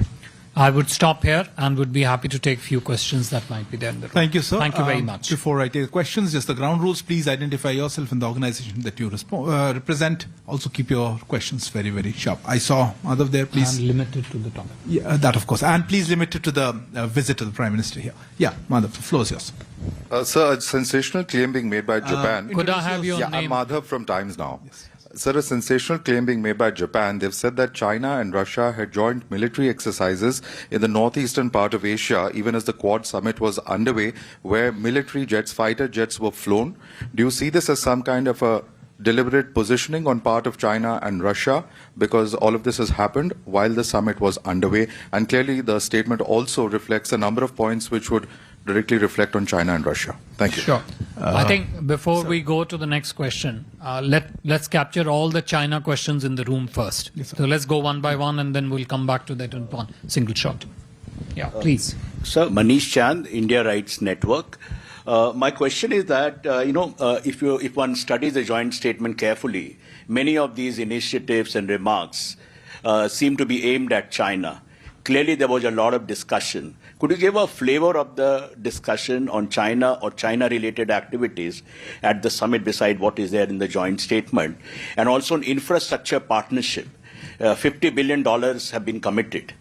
Now, how is this going to be, what about the individual contribution? How is it going to work out? And is it a kind of response to China-led BRI or a similar mode of connectivity? Yeah. Sure. Please. Naveen. Sir, I'm Naveen from ANI. My question is, sir, that what is the status now on IPEF? Are we a part of IPEF? Are we negotiating it? Can you give us some more clarity on this, sir? Okay. Is there anybody else? Any other linked question which we can capture? Yeah, please go ahead. That's okay. Go ahead. Sir, what exactly were things that were, Akshay, NDTV, what were the things that were mentioned regarding India's handling of COVID? Did President Joe Biden mention that India's handling of COVID was better than China? Okay. I thought you need to take the seat and then I'm happy to give you the floor, Abhishek. Yeah. Yeah. Go ahead. Perhaps the final China Please question. Introduce I'm Abhishek Kapoor from Republic TV, sir. Perhaps the final China question. Was any defense cooperation or military component within Quad discussed in the context of China? Or is it being conceived at any stage in future? So I think we'll stop here and give you the floor and Yeah. then, unless it's China related. Yeah. Is China related? Okay, then why don't we take that question first? So, Polemy from India Today. My question is about the response that came in after the launch of the IPEF yesterday from the Chinese foreign minister, where he said that this Indo-Pacific strategy is going to be a failed strategy. I believe it was in the larger context as well around this the Quad Summit and the IPEF as well, but your response to the same. Sure. Thank you, sir. Thank you. I think let me just get the last question out of the way. I don't think it's correct for me to what foreign minister of another country says. So I think that's a question which should rather actually pose to them. But I think let me just go back to what I said right in the beginning, that the discussions during the Quad were based on a very constructive and forward-leaning cooperative agenda between the Quad countries, as also between the Quad and the other countries of the Indo-Pacific.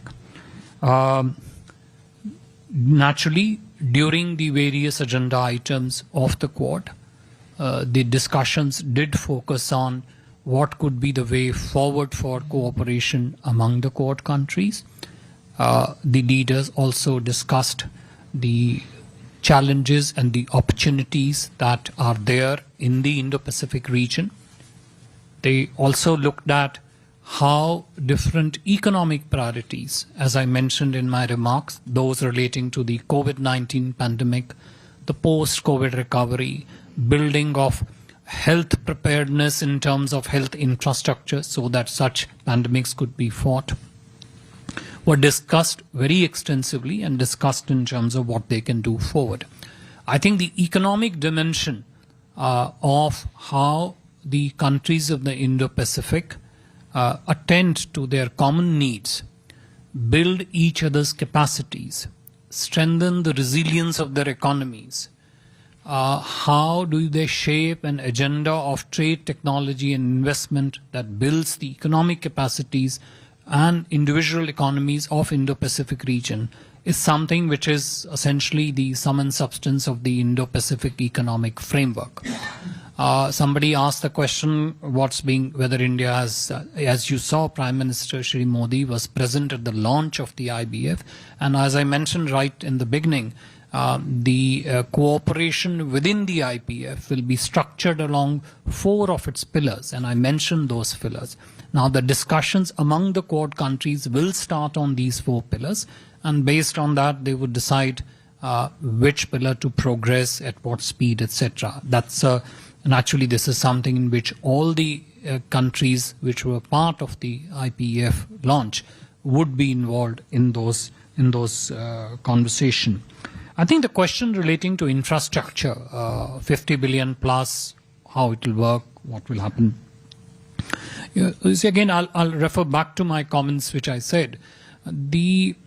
That the leaders, when they discussed way forward of cooperation within the Quad, as also the challenges, it was mentioned very clearly by the leaders, including in particular by our Prime Minister, that the infrastructure cooperation in the Indo-Pacific, the filling up of the gaps in the infrastructure within the region have to be in a manner that it does not result in unsustainable burden and unsustainable bouquet of projects for the Indo-Pacific.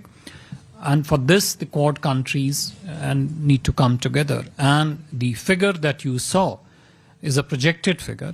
It seeks to kind of contribute assistance. And naturally, that infrastructure cooperation which will flow out of this will precisely address these points, that the projects are sustainable, they are demand-driven, they meet the specific needs of the Indo-Pacific country.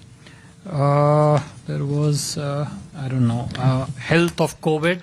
I think I've already answered. Each country in the region has actually responded to their COVID needs in a manner that they need to respond to within their own national context.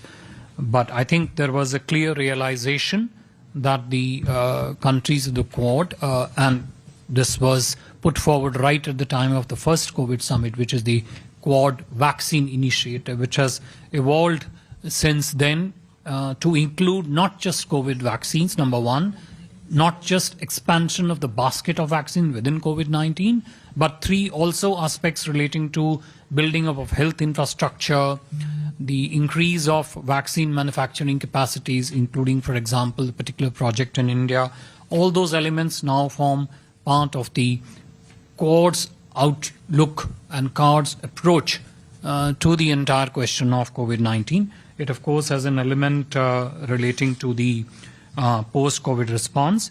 I must mention that there was a general appreciation in the Quad's deliberation, including also in a couple of bilateral meetings, of the manner in which India has been able to shape a very comprehensive response to the COVID-19 pandemic in India, which includes all elements of the comprehensively all elements of COVID response.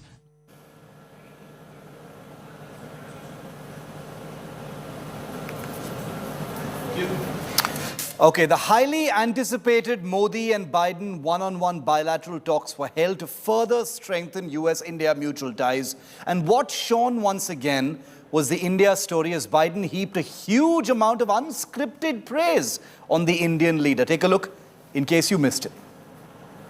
Work in India, supporting vaccine production, clean energy initiatives, and I'm also glad we're renewing the Indo-US Vaccine Action Program.